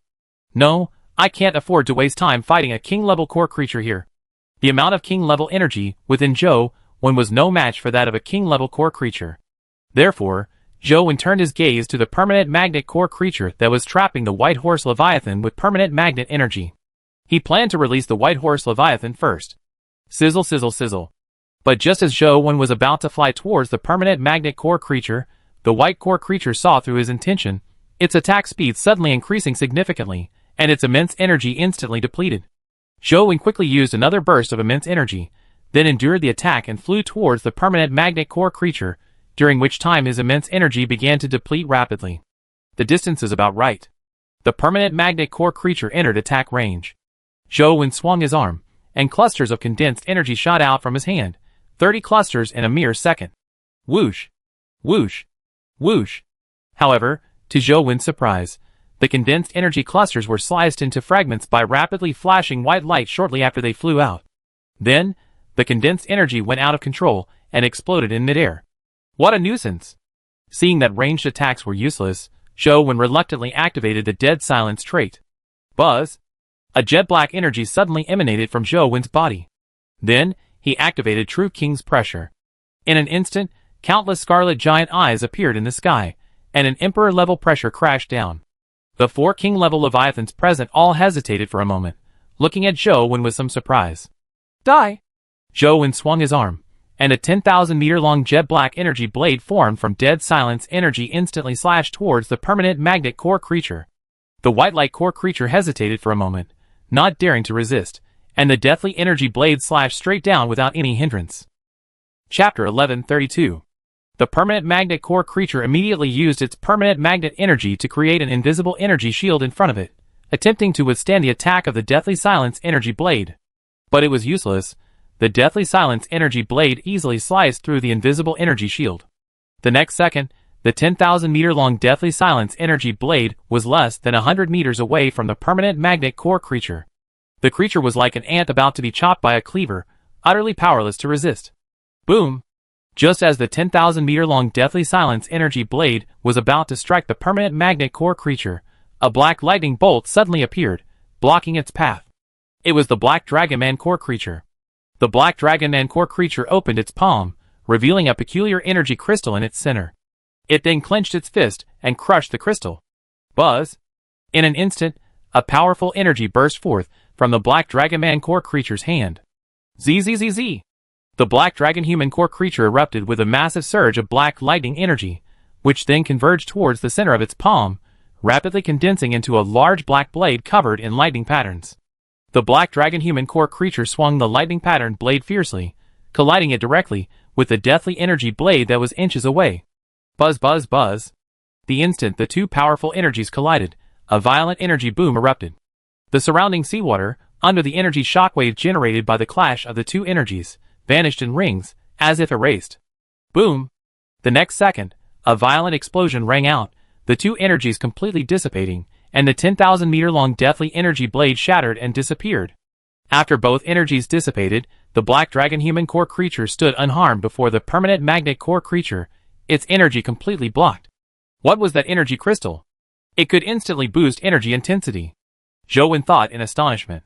While the Black Dragon Human core creature's energy intensity was extremely high, it certainly didn't reach the Emperor level. Therefore, the greatsword formed from black lightning energy, reaching Emperor level, must be related to that energy crystal. Boom! But Zhou had no time to think. as the black dragon human core creature had already transformed into a streak of black lightning and charged towards him. With a weapon possessing Emperor-level energy intensity, Zhou Wen could no longer rely on his immense energy and his auspicious energy form to withstand the attack.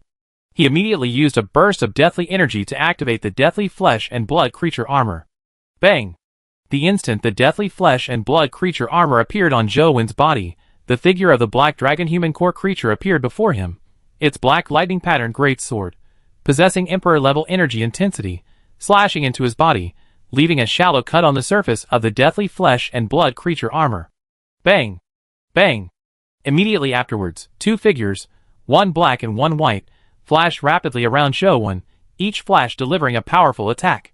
However, their attacks caused limited damage to Zhou Wen's deathly flesh and blood creature armor, especially the white core creature, which couldn't inflict any harm. What should I do? Zhou Wen relied on the deathly flesh and blood creature armor to withstand the attacks, his gaze shifting to the permanent magnet core creature, then to the white horse leviathan trapped in the magnetically confined space. He still had 11 strands of deathly energy remaining within him. If he could use this energy to kill the permanent magnet core creature or disrupt the magnetically confined space, he could release the white horse leviathan. However, judging from the speed at which the black dragonman core creature used its lightning pattern great sword to block the deathly energy blade, no matter how much deathly energy he released, it would be intercepted immediately. In fact, Zhou Wen could also release the deathly energy in the form of a large-scale energy impact, but the range of the energy impact was only 100,000 meters. He was currently still over 100,000 meters away from the magnetically confined space, and apart from using energy beams and energy blades, he couldn't even touch it. The black dragonman core creature and the white core creature would no longer allow him to close the distance. Previously, the white core creature's power wasn't very strong, and he could still withstand the attacks and advance. But the black dragonman core creature's power was superior to his. Now, he not only couldn't approach the magnetically confined space, but he was also being constantly pushed backward by the black dragonman core creature's attacks. Whoosh! After pondering for a few seconds, Zhou Wen couldn't come up with a good solution, so he tried releasing a deathly energy blade each towards the permanent magnet core creature and the magnetically confined space. After all, the black dragon human core creature would need some time to fight off the deathly energy blades, while the white core creature lacked an emperor-level energy weapon and couldn't defend against them. The black dragon human core creature might be overwhelmed. As a result, the black dragon human core creature once again erupted with black lightning energy, channeling it into its lightning-patterned great sword. With a swing of the great sword, a 10,000-meter-long black lightning energy blade was released, directly colliding with the deathly energy blade. Then, the black dragon human core creature flashed to another blade of deathly energy, using its lightning-patterned great sword to block it. However, as the black dragon human core creature released its energy, Zhou Wen suddenly noticed something. Its energy body had shrunk slightly. It seems that raising one's energy to the Emperor level through the energy crystal wasn't without its costs, and the costs must have been substantial, but... Zhou Wen sighed. He only had 9 strands of deathly energy left in his body. He simply couldn't outlast its opponent. Wait! At that moment, Zhou Wen suddenly realized something, his mind sharpening. Their weapons are all condensed from their own energy, so aren't they essentially part of their bodies? Zhou Wen's expression immediately brightened, and he activated the devouring rune. The next second, numerous scarlet patterns appeared on the surface of Zhou Wen's deathly flesh and blood creature armor. However, the deathly energy within the armor was nearly exhausted, and he could only use 1 more strand of deathly energy to maintain it, leaving him with 8 strands of deathly energy. Boom! Boom! 2 massive explosions rang out, and both deathly energy blades were blocked by the black dragon human core creature. Just as Zhou Wen was about to use this opportunity to approach the permanent magnet core creature, 2 figures, one black and one white, began to flicker around him again, continuously launching attacks to prevent his progress. Although I'm slow and can't hit you, it's the same if you attack me. After being attacked by the 2 core creatures for a while, a smile appeared on Zhou Wen's face. He then channeled a strand of deathly energy into the devouring pattern. Buzz! Suddenly, a buzzing sound of energy arose, and the devouring pattern on the surface of the deathly flesh and blood creature armor shone brightly red. Chapter 1133. The black dragon human core creature's lightning pattern great sword, touched by the devouring pattern energy, and the white core creature's radiant rapier, were instantly covered in scarlet patterns. The white core creature even had half its body directly devoured by the devouring pattern. Had it not reacted quickly enough to separate the portion of its body covered by the devouring pattern, it would now be completely consumed. However, while the devouring pattern, enhanced by the deathly stillness energy, was extremely effective at devouring king-level energy, it was less effective at devouring emperor-level energy. The devouring pattern attached to the black dragon human core creature's lightning pattern greatsword spread very slowly, and was immediately shattered by the black dragon human core creature, freeing itself from the devouring pattern. Nevertheless, Zhou Wen had achieved his goal of destroying the black dragon human core creature's lightning pattern greatsword, which possessed emperor-level energy strength. Even if you still have those peculiar energy crystals, it will take time to recondense the thunder pattern greatsword. Now let's see how you block it.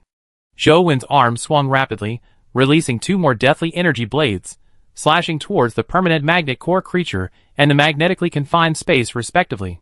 Then, Zhou Wen opened his mouth wide, and a crimson energy ball with wisps of black lightning condensed within. Buzz! In an instant, a crimson energy beam with faint black lightning shot out from Zhou Wen's mouth. Zhou Wen's massive body, reaching approximately 30,000 meters in length, which had absorbed energy through the devouring pattern, began to rapidly shrink as the crimson energy beam was released. This crimson energy beam consumed the energy stored in the deathly flesh creature's armor. Its intensity was comparable to that of the white core creature, and even slightly higher due to the presence of a trace of emperor-level black lightning energy. Zhou Wen unleashed a crimson energy beam in different directions across the magnetically confined space. In an instant, 3 powerful attacks struck in 3 different directions. The black dragon human core creature indeed possessed a second mysterious energy crystal, but even after rapidly recondensing its emperor-grade lightning pattern greatsword, it only managed to block 1 attack. The white core creature did not die, its lost half of its body quickly regenerated. It attempted to resist the crimson energy beam, but was directly propelled towards the magnetically confined space by it. Boom boom boom! 3 violent explosions rang out in succession. The black dragon human core creature used its lightning pattern greatsword to save the permanent magnet core creature, but the other deathly energy beam and the crimson energy beam both struck the magnetically confined space. Boom! Suddenly, a blinding white light shone from within the destroyed magnetically confined space, and at its center was the white horse Leviathan. The Leviathan, originally 100,000 meters long, shrunk to 10,000 meters in the instant its entire body glowed with a blinding white light. Buzz! Immediately afterwards, an invisible energy burst forth from the Leviathan. Boom! Whoosh! The black dragon human core creature and the white core creature simultaneously charged towards the Leviathan. But upon encountering the spreading invisible energy, their rapidly flashing figures suddenly slowed down. The invisible energy spread extremely quickly, almost instantly enveloping an area of 1,000,000 meters in radius. The permanent magnet core creature, which was still trying to recondense the magnetic constrained space, was completely frozen in place. Zhou Wen's movements also slowed down. He watched the Leviathan, its arms' lifeless flesh and blood biological armor slowly retracting into its body. Whoosh! The Leviathan, now only 10,000 meters away, instantly transformed into a white beam of light, leaving a still trail in the frozen space. It passed directly through Zhou Wen's arm, which lacked the armor of the lifeless flesh and blood creature, and entered his body. In an instant, Zhou Wen's pupils turned into beams of light, and an invisible energy surged throughout his body. At this moment, he could move normally even in a frozen space. Zhou Wen immediately focused his mind, and 2 blazing flame blades appeared in his hands. The next second, his figure vanished. A beam of white light, moving at incredible speed, directly reached the permanent magnet core creature. The creature was completely immobilized, forced to watch helplessly as the white light approached. Swish swish swish. The white light pierced through the permanent magnet core creature's body, but in the instant it passed, it unleashed countless red blades of light. Numerous red lines appeared on the creature's surface, slowly cracking away. Whoosh! After attacking the permanent magnet core creature, the white light, without slowing down, changed direction and rushed towards the white core creature and the black dragonman core creature. These 2 core creatures, due to their inherently high speed, could still move slowly in still space, but compared to Zhou Wen's speed, they were far too slow. Swish swish swish. The white core creature was utterly powerless against Zhou Wen's flame-splitting blade, being slashed tens of thousands of times. Swish. However, just as Zhou Wen reached the black dragonman core creature, it actually put up a fight, swinging its lightning pattern greatsword at Zhou Wen. But before the lightning pattern greatsword could even move, Zhou Wen's white light had already pierced through the black dragonman core creature's body, instantly leaving red blade marks all over its body. Bang! After attacking the 3 king-level core creatures, Zhou plummeted from the air to the sea below. Due to the stillness of the space, the sea surface was like concrete, only slightly rippled. Buzz! The stillness, which had spread for millions of meters, rapidly contracted, restoring everything to normal. Boom! Suddenly, a deafening roar erupted as the sea beneath Zhou feet exploded under the immense force, turning into a cloud of mist. Crack! Crack! Crack! The three king-level core creatures, which Zhou had just slashed countless times, instantly shattered into countless tiny fragments. However, as these fragments fell from the sky, they gradually coalesced into energy spheres. Zhou flashed out from the exploding mist, quickly collecting the three energy spheres. Ding! Obtain Permanent Magnet Core X1. Ding! Obtain Swift Light Core X1. Ding! Obtain Profound Thunder Core X1. Ding! Killed a king-level Leviathan creature. Strength, Constitution, and Speed each increased by 3 points. Ding! Killed a king-level Leviathan creature. Strength, Constitution, and Speed each increased by 3 points. Ding! Killed a king-level Leviathan creature.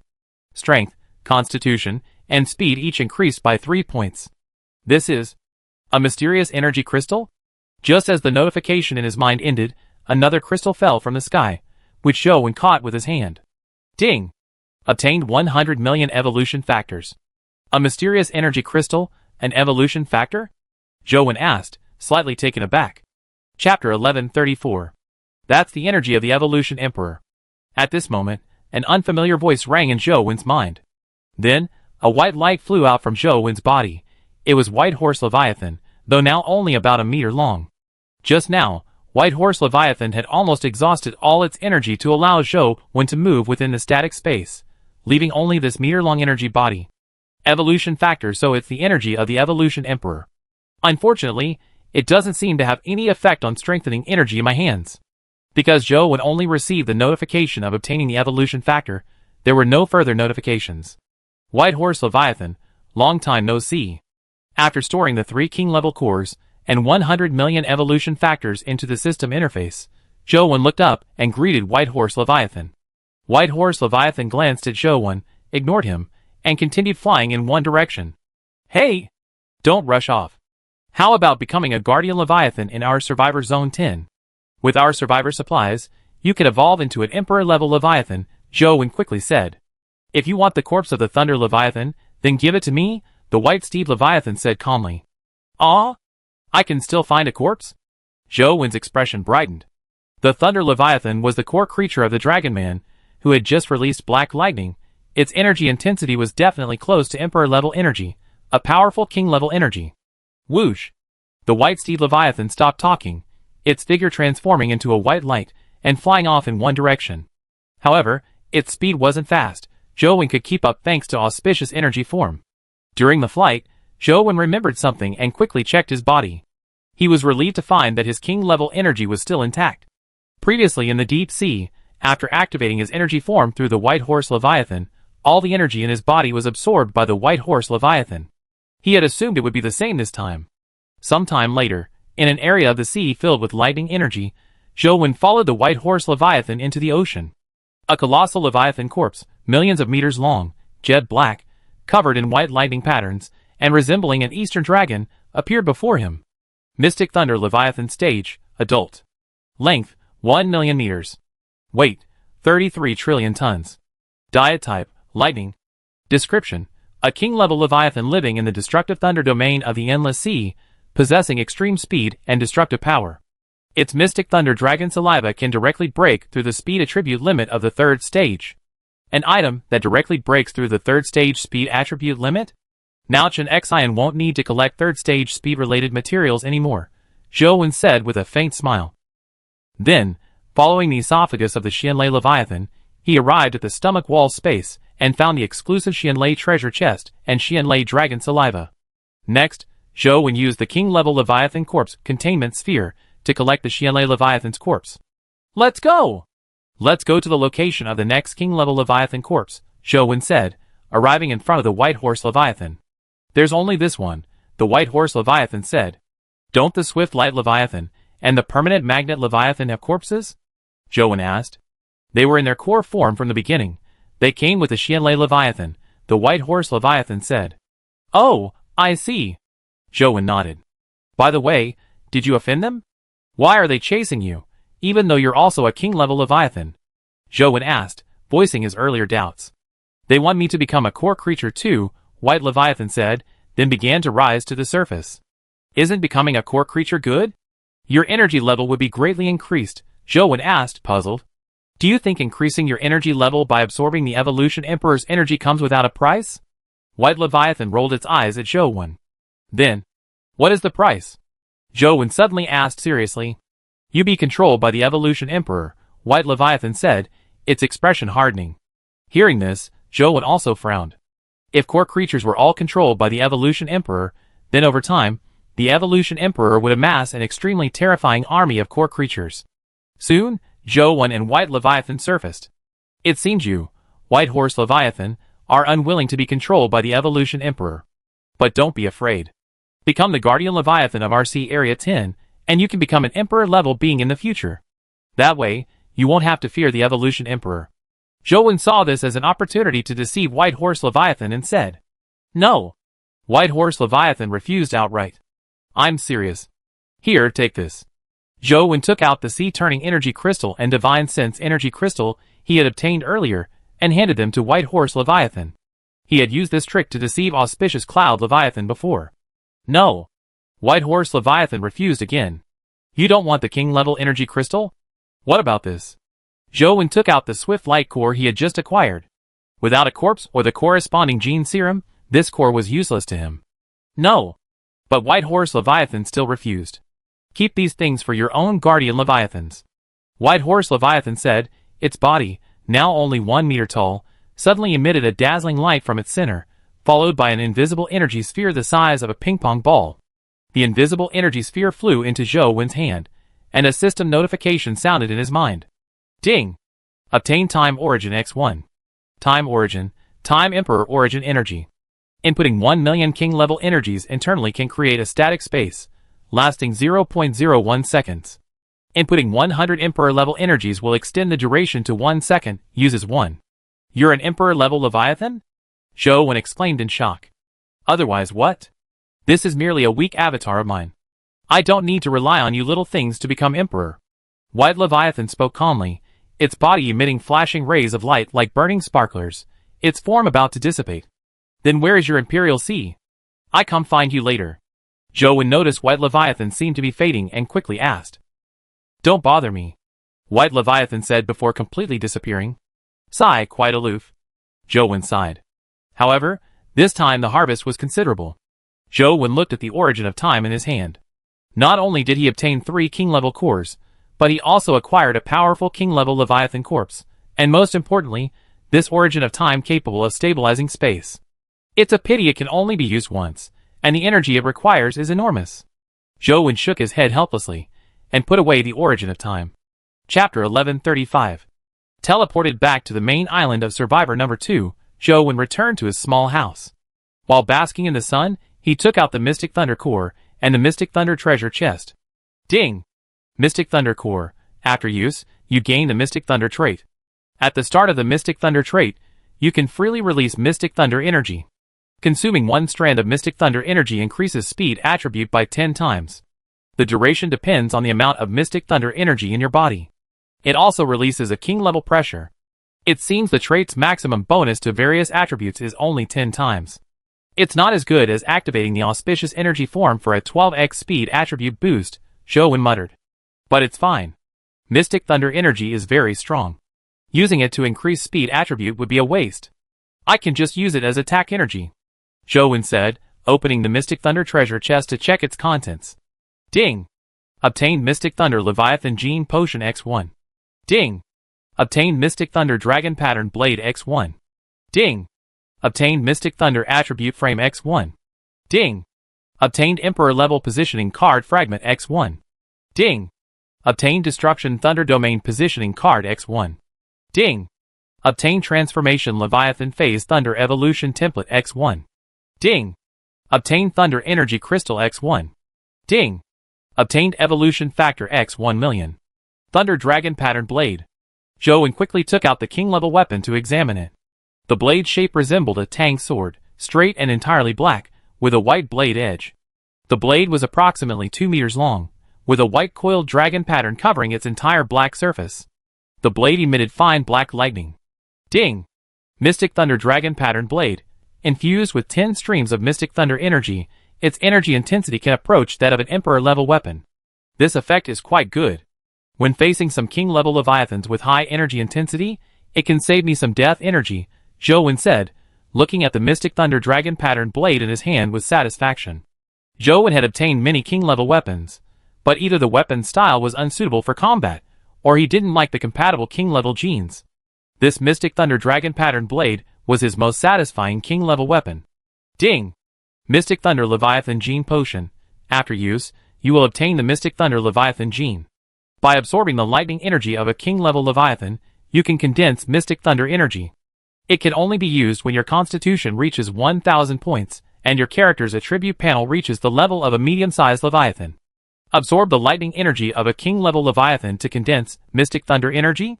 Zhou looked at the description of the Mystic Thunder Leviathan Gene Potion, and was slightly taken aback. It's already King-level energy, and then I have to use King-level energy to condense it? Zhou was somewhat speechless. The King-level Leviathan lightning energy he currently possessed was Lightning Ion energy. Using Lightning Ion energy, which was also King-level energy, to condense Xianlei energy felt like a waste for Zhou, mainly because his current speed of condensing Lightning Ion energy wasn't fast, only 4 times a day. And condensing Xianlei energy would definitely consume more than 1 Lightning Ion energy. If a large quantity was needed, it would be a loss. I try condensing it after inlaying the Xianlei Leviathan gene, and see what happens. Zhou stopped worrying and continued looking at the remaining items. Ding! Xianlei Attribute Box. After use, obtain a Xianlei Energy Box, which can increase the intensity of lightning-type energy by 100%. Now all my attributes are special attributes. Although they don't increase the base speed stat, it's good that they can increase the intensity of lightning energy. Combined with the Xianlei Dragon Pattern Blade, the intensity of Xianlei energy will be even higher. Zhou nodded and said, Ding! Use Mystic Thunder Attribute Box? Use. Zhou used this item, which required no conditions, immediately. The next second, the character attribute panel popped up. The Mystic Thunder Attribute Box transformed into black lightning energy, which was transferred to the speed attribute, converting it into a black speed attribute flashing with lightning. The Emperor level positioning card fragment and Destruction Thunder Domain positioning card weren't worth looking at, so Zhou skipped them. Ding! Mystic Thunder Evolution Template for Transformation Leviathan. Usable after Transformation Leviathan enters the transformation period.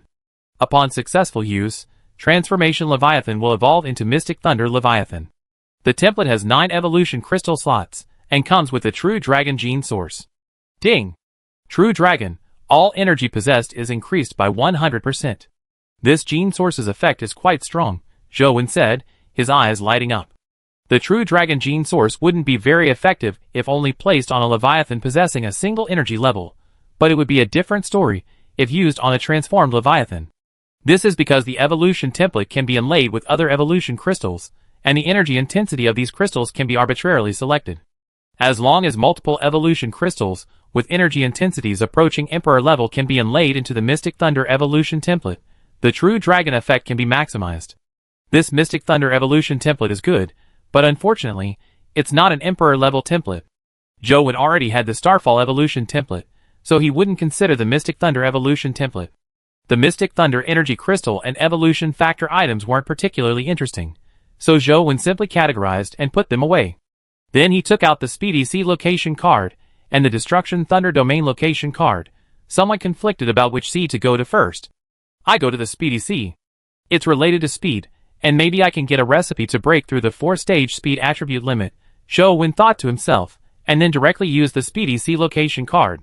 Ding! Speedy Sea Location card successfully used. The Speedy Sea has been located.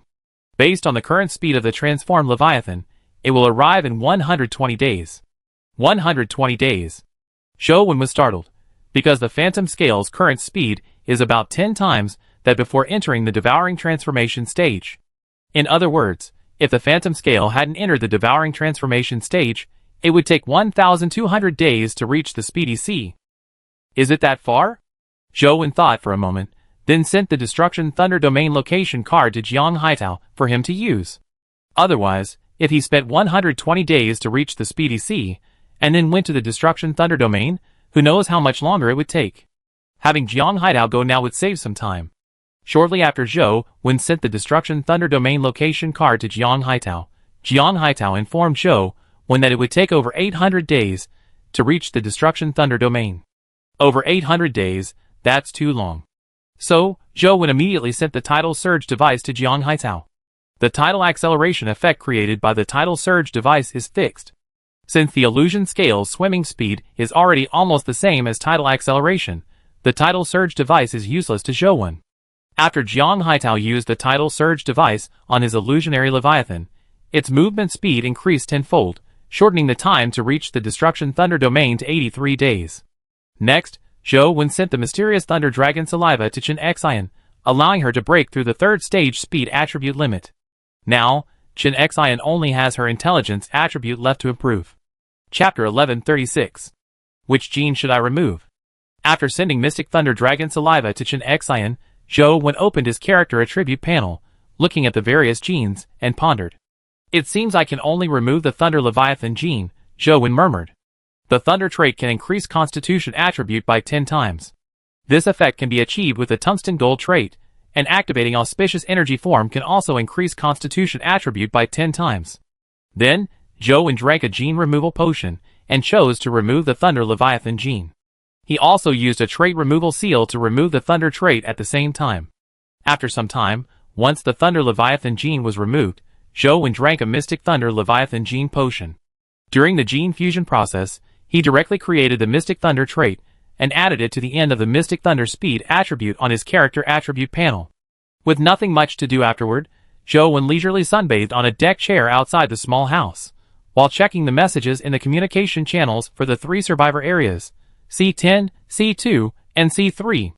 The survivors in C3 were quite well behaved now, having been thoroughly disciplined by Zhou Wen.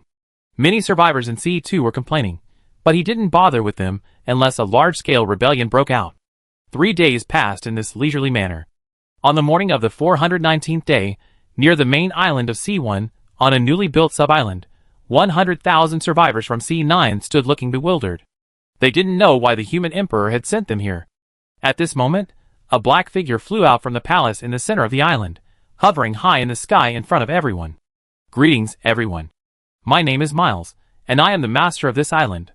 From today onwards, you are no longer slaves, but my subjects, Miles's people, on equal footing with the survivors of Sea Area 1.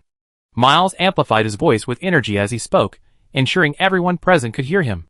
Miles's words caused a slight stir among the crowd, but most people didn't react much, because they simply didn't believe him. If these survivors from Sea Area 9 still possessed the Transformation Leviathan, they would indeed have value.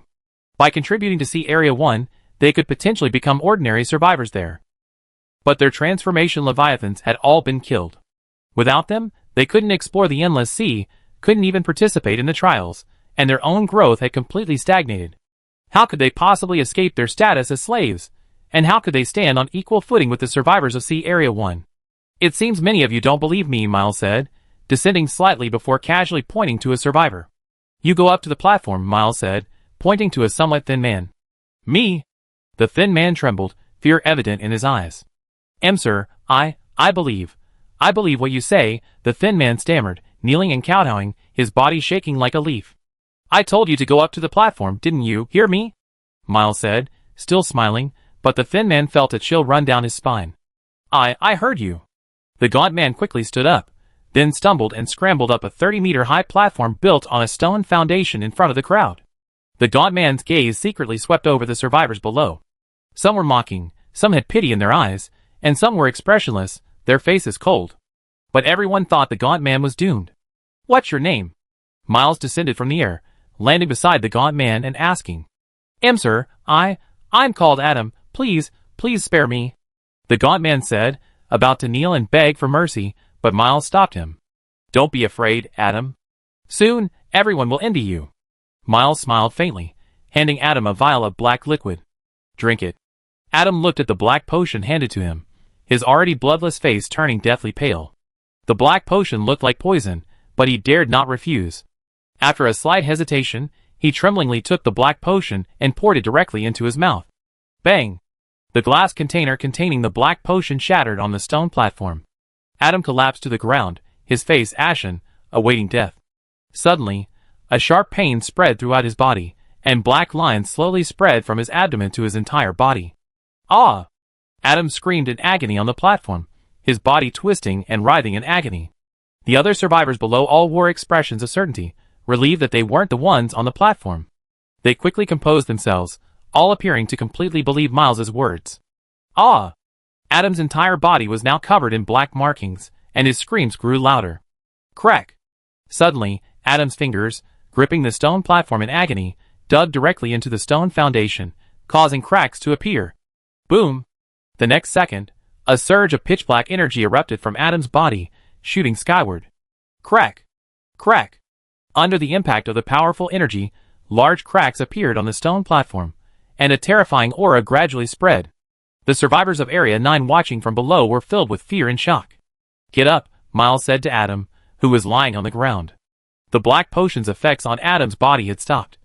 The pain had disappeared, and Adam clearly felt how powerful the pitch-black energy released from his body was, a feeling he had never experienced before. Adam slowly stood up in disbelief, but then lost his footing and staggered. Just as he was about to collide with Lord Miles, Adam was startled and quickly adjusted his stance. But as he took a step, his foot sank into the stone platform beneath him, creating a large crater. Bang! With a deafening crash, half of the 30-meter-high stone platform collapsed from his foot. Watching this, Adam's shocked expression gradually turned to ecstatic joy. He stood up and looked at the crowd below, his crimson eyes terrifying. No one dared to meet his gaze. Adam, from now on, you will manage the island for me, Miles said, patting Adam on the shoulder.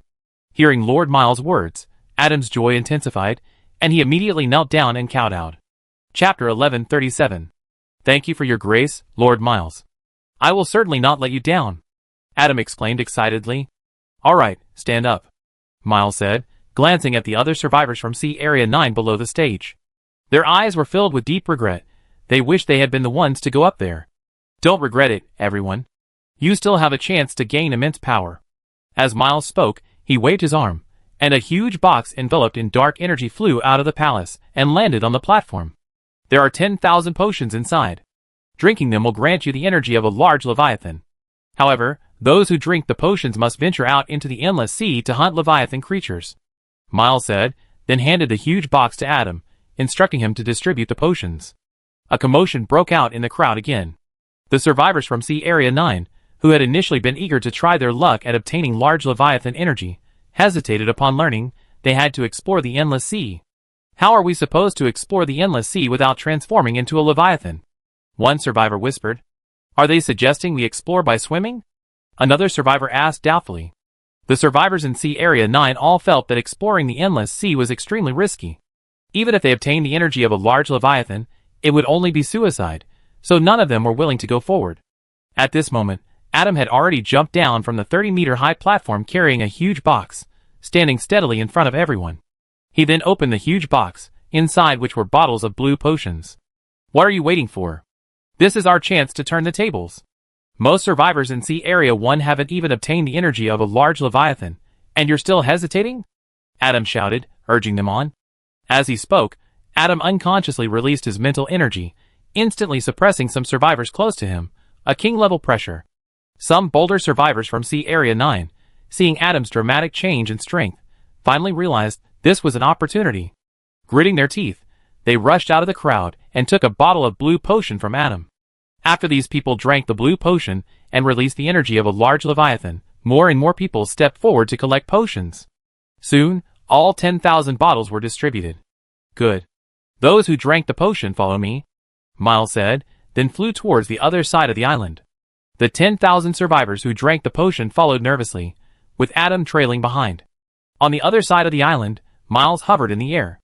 After the 10,000 survivors who had drunk the potion arrived, Miles released a burst of mental energy. Boom, boom, boom. The next second, giant creatures over 1,000 meters long emerged from the sea, all miniature leviathans, 10,000 in total. These leviathans will be your companions from now on. They will obey your commands, just like the phantom leviathans. Now, each of you choose one, Miles said. The 10,000 survivors stared in astonishment at these 1,000-meter-long leviathans. If it weren't for the fact that these 1,000-meter-long leviathans floated peacefully on the sea, showing no sign of attacking them, they wouldn't have believed that Lord Miles had prepared these 1,000-meter-long leviathans for them. Lord Miles is truly amazing. He actually managed to control so many 1,000-meter leviathans. A quick-thinking survivor explained. Yes, it's practically a miracle. Another survivor chimed in. In an instant, all 10,000 survivors were praising Lord Miles's greatness. Why are all these leviathans blue-eyed? One survivor wondered. What's so strange about that? Lord Miles must have used some powerful method to control these leviathans, the other survivor said dismissively.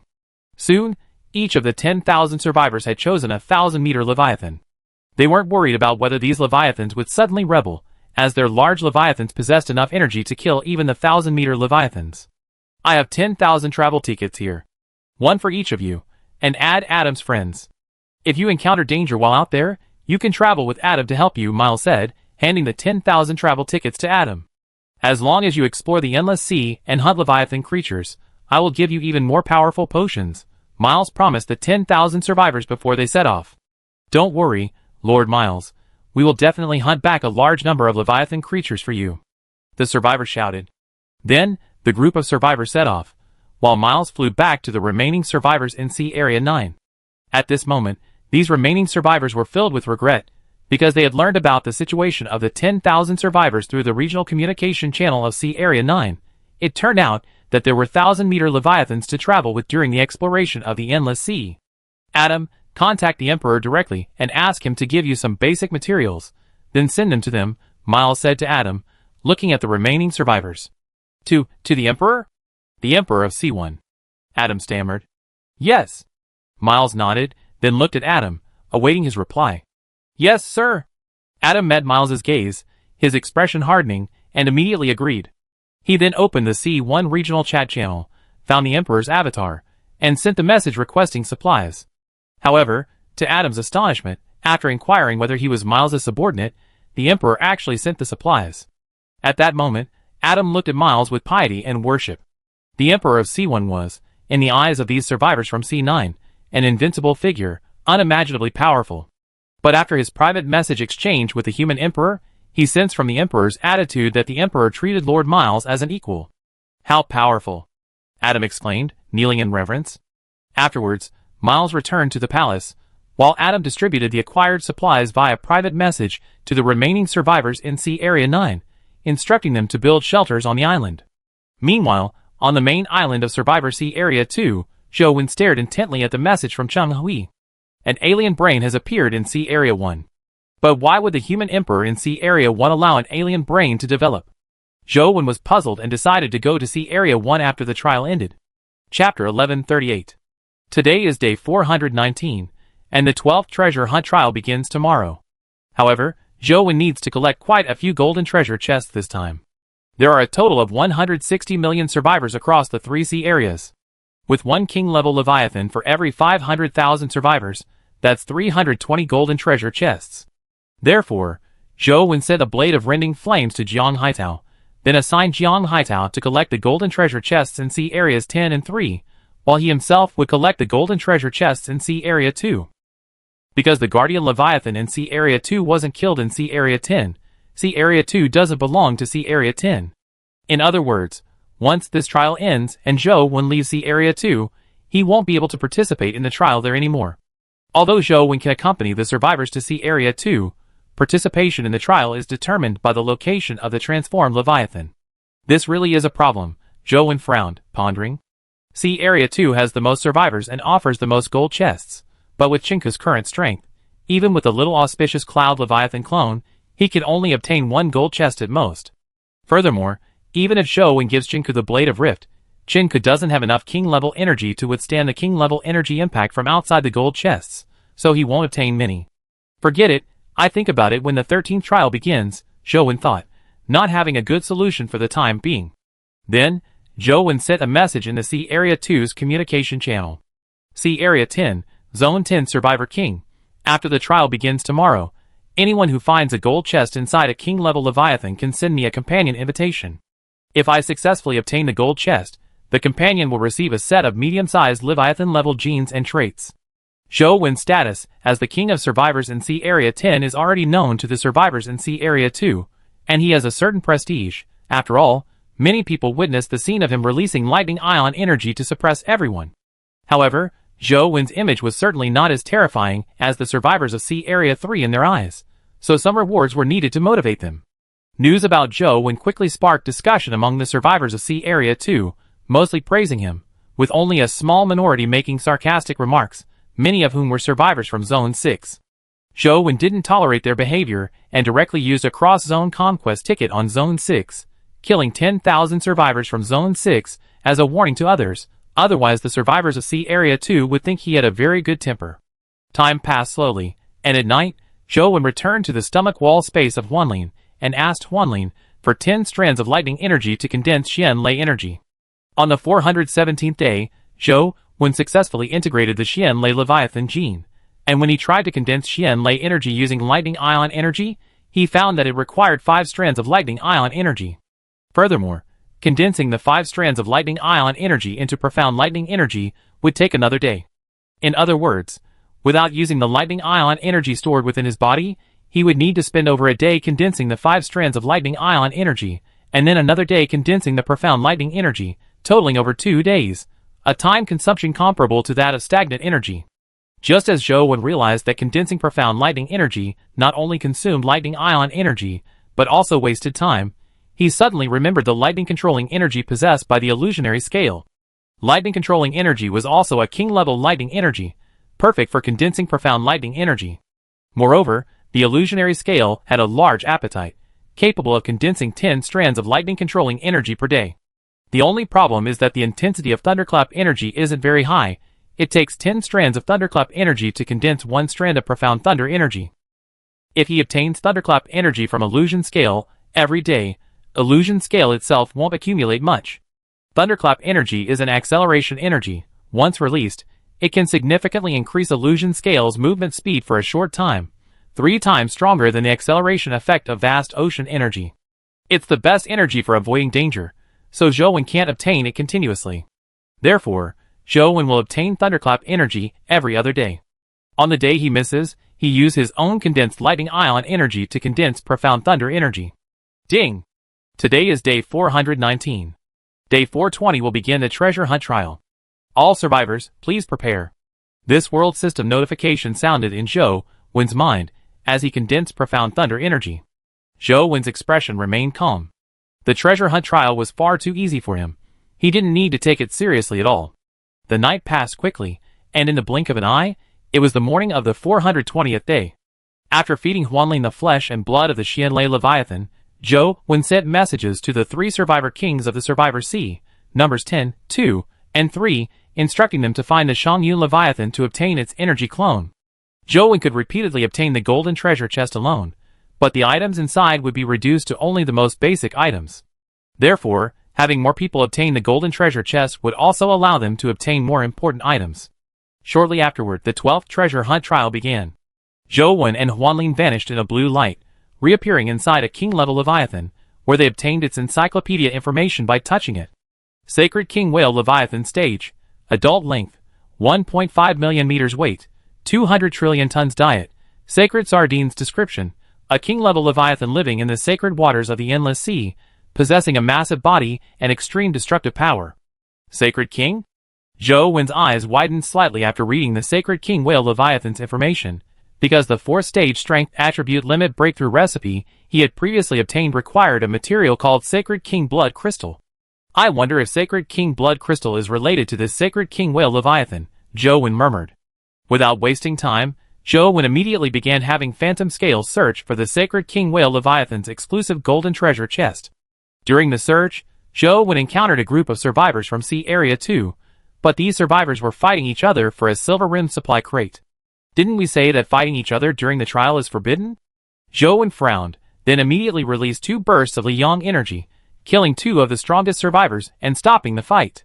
But not long after, Zhou Wen encountered another group fighting amongst themselves, and he intervened again. Chenka has only been in control of Sea Area 2 for a short time. No one is following the rules he issued. Zhou Wen shook his head. Actually, there was another reason for this. Sea Area 2 currently has very few resources. while the number of survivors is large, naturally leading to infighting. Chapter 1139. After stopping several more fights, Zhou Wen became too lazy to interfere anymore, as it was pointless. Only when they began exploring further out of Sea Area 2, encountering various powerful Leviathan creatures and suffering mass casualties, would they realize that fighting each other was unwise. The phantom scale swam very fast, reaching the heart of the Holy King Whale Leviathan in just over 10 minutes. At the center of the heart was a golden treasure chest, but its surface lacked any energy protection. Standing before the chest was a humanoid creature, dark red in color, and covered in black markings, resembling an orca. A core creature? Zhou Wen and the phantom scale saw the humanoid figure the moment they entered the heart. The core creature also looked at Zhou Wen and the phantom scale, then opened its mouth, unleashing a beam of dark red energy. Humph! Wanlin snorted coldly, releasing blue lightning energy from his entire body. His figure transformed into a streak of lightning, flashing past to easily dodge the attack. Buzz! In the instant he dodged the attack, Wanlin released a burst of golden energy, which condensed into a phantom identical to himself, emanating from his body. As Wanlin's golden energy phantom approached the core creature, its head became extremely sharp, like a 1,000-meter-long golden sword. Bang! However, the intensity of Wanlin's golden energy was not high. The moment it touched the core creature's body, it was shattered by the energy released by the core creature. The core creature's energy intensity is not low, Zhou Wen judged. Seeing that the golden spear energy was ineffective, Wanlin tried using the vast ocean energy and the burning flame energy, both of which failed to harm the core creature. Zhou Wen, seeing this, prepared to have Wanlin retreat so he could deal with the core creature himself. Damn it! The transformed Leviathan roared, its eyes narrowing, its black pupils gleaming with multicolored light. Boom! The next second, 10 types of king-level energy erupted simultaneously from Wanlin's body, converging towards its mouth. After repeatedly compressing these 10 king-level energies, a ball of multicolored black energy formed in its mouth. Buzz! However, Wanlin's speed in condensing the black energy was far too slow, and the core creature released another dark red energy beam. Zhou Wen, also wanting to witness Wanlin's killing move, naturally couldn't let the core creature interrupt him. With a thought, the Xianlei dragon pattern blade appeared in his hand, and after channeling a stream of Xianlei energy into it, he swung it out. Whoosh! 100-meter-long blade of Xian lightning energy shot out, colliding with the core creature's dark red energy beam. Boom boom boom! The two energies collided, unleashing violent energy fluctuations. To Zhou Wen's surprise, the dark red energy beam released by the core creature was actually comparable in strength to his Xian lightning energy blade, even though the Xian lightning energy blade had been enhanced by the special attribute Xian lightning speed. After a brief standoff between the Xian lightning energy blade and the dark red energy beam, the Xian lightning energy blade began to dissipate. After all, the core creature was constantly supplying energy, while the Xian lightning energy blade only had one strand of Xian lightning energy to sustain it. However, the time bought by the Xian lightning energy blade was enough. The black energy in the phantom scale's mouth had just finished condensing. Die! A ruthless glint flashed in Wanlin's voice as he spat out the black energy from his mouth. Buzz! A buzzing sound rang out as the black energy transformed into a beam of light, colliding with the dark red energy beam. The two energies were evenly matched, and after a few seconds of stalemate, the black energy even seemed to be gaining the upper hand. However, Wanlin had only recently entered the devouring transformation stage, and the energy accumulated within his body was limited. Therefore, he couldn't withstand a prolonged confrontation with a king-level core creature. After a stalemate of about 10 seconds, Wanlin's condensed black energy was exhausted. Whoosh! Zhou Wen immediately activated auspicious energy form, and his figure vanished from his spot. Swish! When he reappeared, he was already in front of the king-level core creature, his blade of rending flames instantly swinging out. Boom! But just as the blade of rending flames was about to strike the king-level core creature, it suddenly released an energy shockwave. What a nuisance! Zhou Wen frowned slightly. The energy intensity of this king-level core creature was extremely high. Even a massive burst of energy might not be enough to withstand it. Therefore, he activated his Mystic Lightning trait, attaching the remaining Mystic Lightning energy within his body to his skin as a defense. Boom! A deafening roar of colliding energies rang out. The Mystic Lightning energy successfully blocked the energy shockwave released by the king-level core creature, and Zhou Wen's wielding flame-splitting blade successfully struck the creature's body. Swish swish swish. In an instant, the king-level core creature was shredded into pieces. But Zhou Wen knew that killing a king-level core creature during the trial was futile. With the intervention of the world system, he couldn't truly kill the king-level Leviathan, nor could he obtain the king-level core. Soon, the fragments of the king-level core creature melted, most of the energy liquid condensing into an energy sphere, and a small portion condensing into a dark red crystal. Finally, the energy sphere slowly rose and hovered in the center of the heart. This energy sphere was the core of the Saint King Whale Leviathan. Zhou Wen attempted to intercept the core, but a warning sounded in his mind, forcing him to give up. He then looked at the remaining crystal and picked it up. Ding! Obtained Saint King Blood Crystal X1. Ding! Saint King Blood Crystal, one of the materials for breaking through the 4th stage of strength attribute limits. The Saint King Blood Crystal really was obtained from the body of this Saint King Whale Leviathan? Zhou Wen said with delight. Not bad, it wasn't a complete waste of my 2 Xianlei energies. Oh, and the energy from the illusion scale. Zhou Wen patted the illusion scale beside him. Huanlin moved slightly closer to Zhou Wen, making it easier for him to touch it, but its eyes were fixed on the core of the Saint King Whale Leviathan. Clearly, it was somewhat resentful of losing the battle. Alright, once you accumulated enough energy, you'd be able to win, Zhou Wen patted Huanlin comfortingly. Hearing Zhou Wen's words, Huanlin sullenly withdrew its gaze, then used its remaining energy to condense a mini Huanlin and rub against Zhou Wen. Zhou Wen stroked the mini Huanlin's head as he walked to the golden treasure chest and opened it. Ding! Obtained Golden Token X1. Ding! Obtained Saint King Energy Crystal X1. Ding!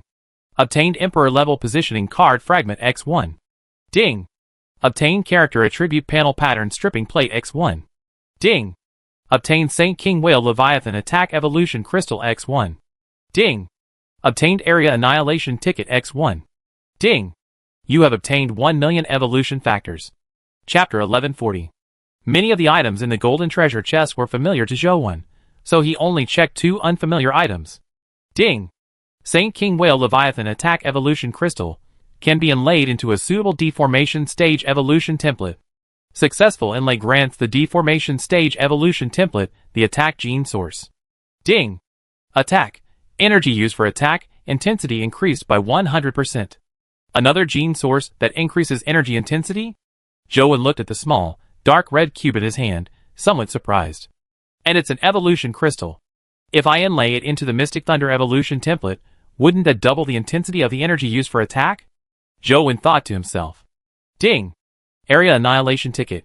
After use, a war between areas can be initiated, lasting until one side is completely wiped out. This is a special item for eliminating specific zones. With this, there's no need to use cross-zone conquest tickets so frequently. Zhou Wen nodded in satisfaction, because even without using the zone annihilation ticket, it still served as a strong deterrent. Afterwards, Zhou Wen took out a supply box from the Phantom Scale's stomach wall space, collected all the items from the golden treasure chest, and then stayed where he was, waiting for other survivors to send invitations to join him. At this moment, Zhou Wen noticed that the destructive energy generated from the previous battle with the king-level core creature had severely damaged the heart of the Holy King Whale Leviathan, but it had now fully recovered. By the way, can I cut into the flesh of the Holy King Whale Leviathan? Zhou Wen suddenly thought. Outside, encountering a king-level Leviathan is very difficult, and king-level Leviathan flesh is always in short supply. If he could obtain flesh from a king-level Leviathan in the trial, he wouldn't have to worry about it anymore. Ding! Warning! Attacking a king-level Leviathan will result in being kicked out of the trial. Alright. Zhou Wen had just plunged his blade of rift into the flesh of the Holy King Whale Leviathan's heart, when the world system's warning rang in his mind, forcing him to abandon the idea. A few hours later, Zhou Wen began receiving invitations to join the survivors in Sea Area 2. He became truly busy, retrieving golden treasure chests from the bodies of one king-level Leviathan after another, and then handing over the pre-prepared rewards to his companions. Time flew by. On the morning of day 421, the 12th treasure hunt trial ended, and Zhou Wen had obtained 200 golden treasure chests. Excluding the one Chinka had obtained, there were still 19 golden treasure chests left, but this was within the normal loss range. Shortly after Zhou Wen returned to Sea Area 2, Chinka sent over the items from the golden treasure chests he had obtained. Zhou Wen glanced at them. There was nothing special about them. After taking the king-level energy crystal, he sent them back. Next, Zhou Wen received a private message from Jiang Haitao containing 100 king-level energy crystals, a king-level positioning card fragment, and the blazing flame blade that Zhou Wen had given him earlier. A total of 304 king-level energy crystals. Zhou Wen gathered the Sea-Turning Energy Crystal, Divine Sense Energy Crystal, Mystic Thunder Energy Crystal he had previously obtained, as well as the king-level energy crystals he had acquired during this trial, and then headed to the main island of Sea Area 10. After finding Shangyun Leviathan, he gave her 204 king-level energy crystals and 1 Swift Light Core, and the remaining 100 king-level energy crystals to Yuri Leviathan. The length of the Radiant Leviathan has now grown from 20,000 meters to 40,000 meters. After absorbing these king-level energy crystals, it should reach 50,000 meters. Then, it arrived at the top of the cloud-covering algae where the auspicious Cloud Leviathan's main body was located. Quickly, give me 1 million strands of auspicious energy, Zhou Wen said. Why do you need so much energy again? A small clone of the auspicious Cloud Leviathan asked somewhat reluctantly. I have something here that requires 1 million strands of king-level energy to activate. Zhou Wen was naturally referring to the origin of time given to him by the Emperor of Time. Sigh. All right. The auspicious Cloud Leviathan reluctantly agreed. Wait, since you need king-level energy, why don't you ask your own king-level Leviathan? The auspicious Cloud Leviathan suddenly realized something was wrong. With its small body, where would it get that much energy? Zhou Wen said speechlessly. Then it should contribute some too, right? Auspicious Cloud Leviathan complained.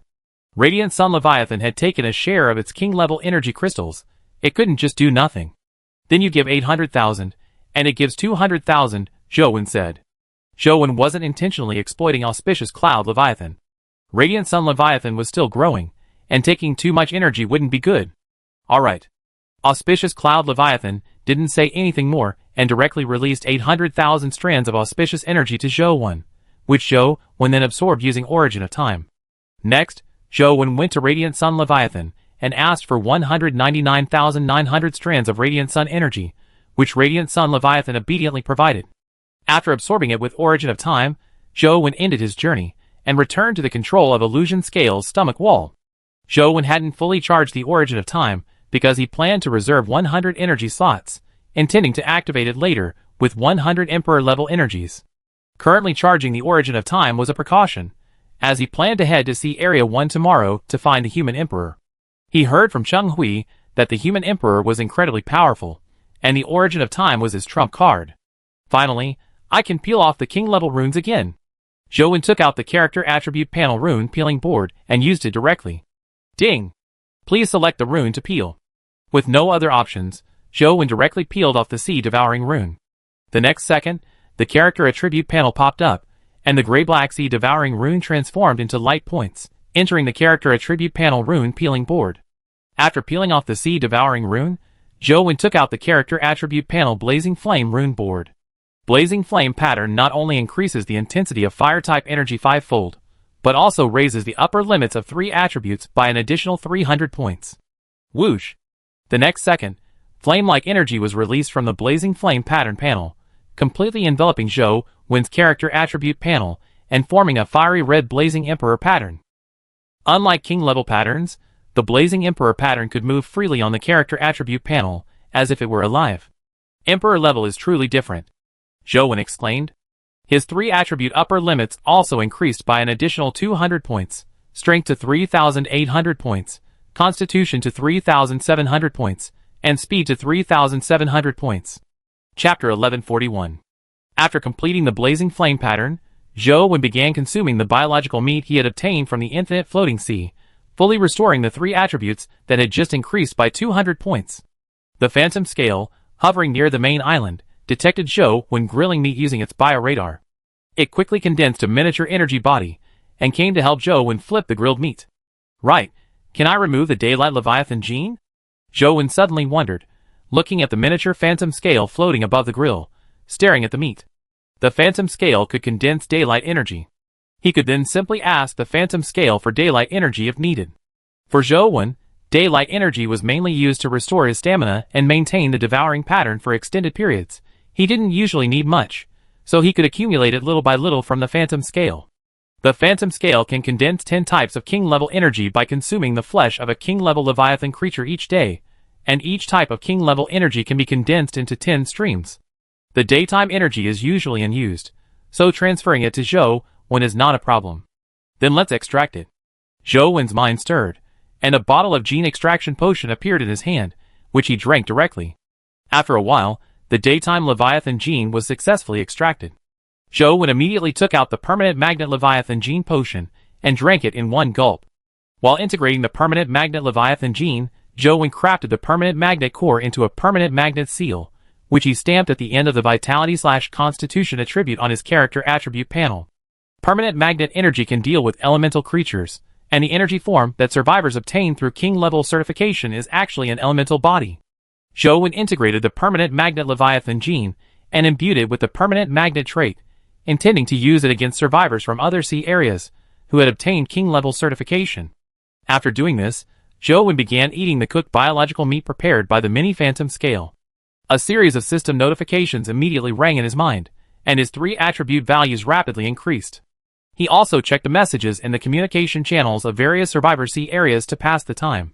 By evening, Zhou Wen's 3 attribute values had reached their maximum. With nothing else to do, Zhou Wen went to the colorful bubble space of the energy rainbow tree to absorb hydrogen and condense core energy. Zhou Wen's core body had not yet taken shape. He needed to accelerate the condensation of core energy. On the morning of day 422, Zhou Wen left a large amount of Leviathan biological meat submitted by survivors from Sea Area 3 for the energy rainbow tree, then returned to the Phantom Scale's stomach space to feed it. After feeding, Zhou Wen was about to ask Cheng Hui to send him a companion invitation to the number 1 Survivor Sea to inquire about the situation of the alien brain from the human emperor of the number 1 Sea, when he received a message from Chen Xian. Boss Zhou, another sun fruit is about to fall. Come along, I'm coming. The next second, at Chen Xian's invitation, Zhou Wen reappeared in the everlasting day sea. Above, a sun was releasing energy. Obtaining the king-level Leviathan corpse depends entirely on the sun fruit, Zhou Wen said with a smile. The everlasting day sea was practically his hunting ground for king-level Leviathans. Because sun fruits fall in the everlasting day sea every now and then, many creatures can evolve into king-level Leviathans by absorbing the energy from the sun fruits.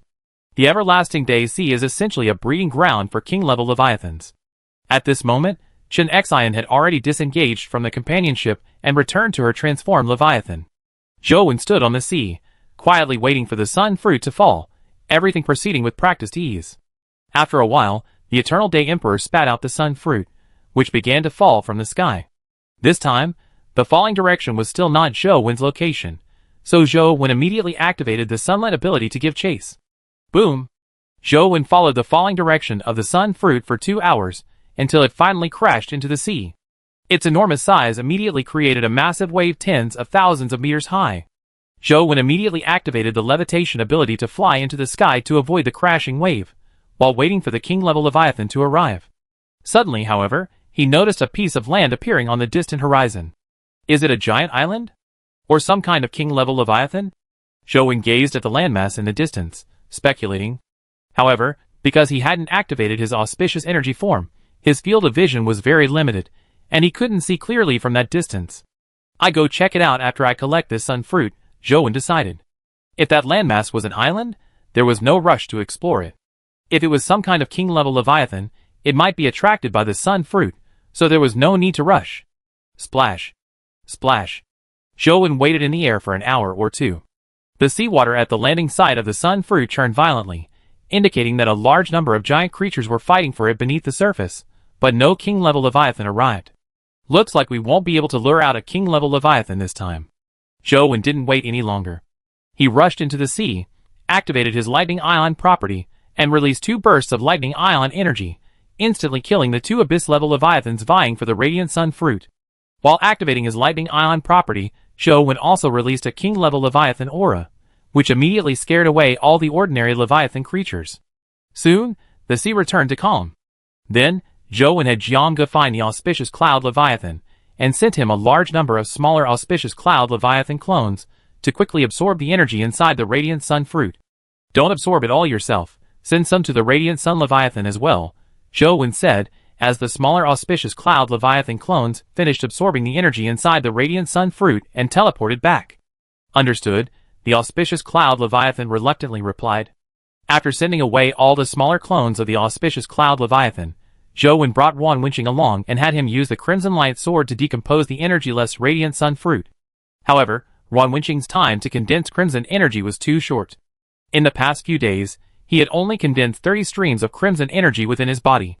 Each stream of crimson energy channeled into the crimson light sword could only condense a 1-meter-long blade. 30 streams would only amount to 30 meters. The scene Zhou Wen had previously imagined, decomposing corpses with a 10,000-meter-long energy sword, was not yet visible. Has your illusory Leviathan entered the devouring transformation stage? Zhou Wen suddenly asked, watching Ron Winching diligently decomposing the radiant sun fruit. Chapter 1142. Reporting to the Great King of Sea Area 10, not yet. This humble servant wanted to obtain a sea abyss level material for my transformed Leviathan. But those hateful survivors from District 6 have been suppressing us survivors from other districts. So this humble servant has no way to obtain sea abyss level material for the Eclipse transformation stage. Ron Winching quickly replied, a hint of expectation in his eyes. You are now the only survivor king of Sea Area 3. Surely you can obtain sea abyss level material for the Eclipse transformation stage? Zhou Wen said with a faint smile. This humble servant has indeed obtained several sea abyss level material for the Eclipse transformation stage, but the energy intensity of those materials is not high, so this humble servant wants to wait a little longer. Otherwise, with low energy intensity, I won't be qualified to do anything for you in the future. Ron Winching's body trembled, and he hurriedly explained. However, the reality wasn't as Ron Winching claimed. In fact, Ron Winching already possessed several high-energy abyss-level materials for the gluttony transformation stage. The reason he hadn't used them was that he hoped to obtain a king-level gluttony transformation material from Zhou Wen. As the only survivor king in Sea Area 3, Ron Winching naturally had some connections with the survivor kings of Sea Area 10. Therefore, he learned that the Leviathans under the king of Sea Area 10 almost all used king-level gluttony transformation materials. He also hoped his Leviathan could reach the king-level gluttony transformation stage, which was why he hadn't used abyss-level materials. After all, once the Leviathan reached the gluttony transformation stage, it could no longer use other gluttony transformation materials. Since he had the opportunity to obtain a king-level gluttony transformation material, he naturally wanted to give it a try. Alright, since your transformation Leviathan hasn't used any transformation stage materials yet, here's a king-level transformation stage material for you. Zhou Wen waved his arm, tossing the daylight gel he had obtained earlier into Ron Winching's hand. Thank you. Thank you for your reward. After catching the daylight gel, Ron Winching received its description and illustration of the daylight Leviathan. It was indeed a king-level transformation stage material, so he expressed his gratitude with great excitement. Zhou Wen nodded slightly, then let Ron Winching continue dissecting the radiant sun fruit. When Ron Winching accompanied him earlier, he had a chance encounter with the Emperor of Time, a battle from which he gained a great deal. Giving Ron Winching this daylight gel, besides enhancing his strength, was also a reward. Ron Winching's dissecting speed of the radiant sun fruit was a bit slow, so Zhou Wen released the Wavebreaker mech and his lingering clone to dissect it together. Several hours later, the sun fruit had finished decomposing, and Ron Winching excitedly returned with the daylight gel. Time to go check out that island. Zhou Wen stored the decomposed sun fruit fragments in his system interface, then activated floating ability and flew towards the distant, massive island. Could this really be a continent? As Zhou Wen approached, he realized that the island's outline was completely obscured by the land ahead. What is this? Upon reaching the edge of the continent, Zhou Wen saw a large number of giant flowers growing on the land, and he recognized these giant flowers. Sunflowers? Zhou Wen looked ahead in surprise, and what came into view was a vast sea of sunflowers. The sunflower heads, radiating an orange-yellow light, all faced towards the depths of the land, neatly arranged, looking quite spectacular. So many! Looks like I can really eat sunflower seeds like melon seeds from now on. Zhou Wen landed on a sunflower, bent down, picked a seed, chewed it, and said with a smile, "Chirp, chirp, chirp."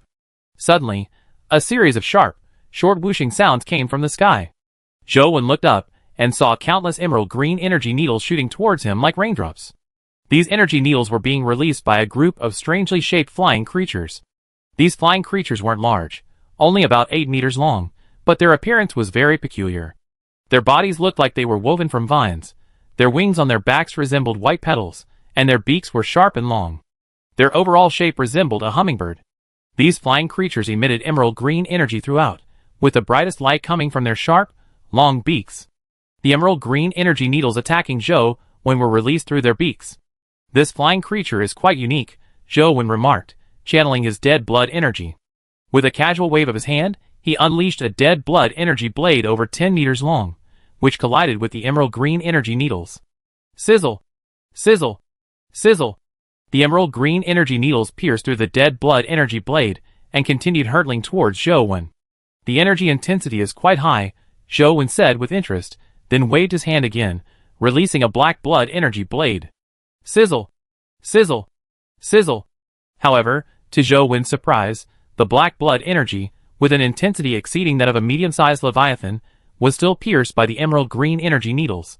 An 8-meter-long creature with such high energy intensity? Zhou Wen asked in astonishment, his attitude shifting from relaxed to serious.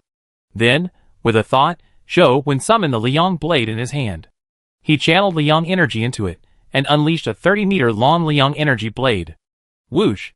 This time, the abyss-level Liang energy blade successfully cleared away the emerald green energy needles, indicating that the needles hadn't reached the abyss level. Having confirmed the energy intensity of the emerald green needles, Zhou Wen stopped testing them.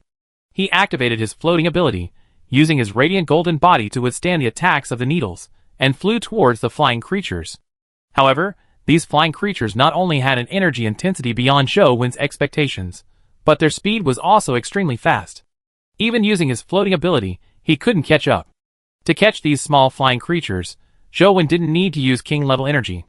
So, he used the moon like a shuttle ability to reduce his own weight and accelerate the flying creatures, finally managing to catch up with one.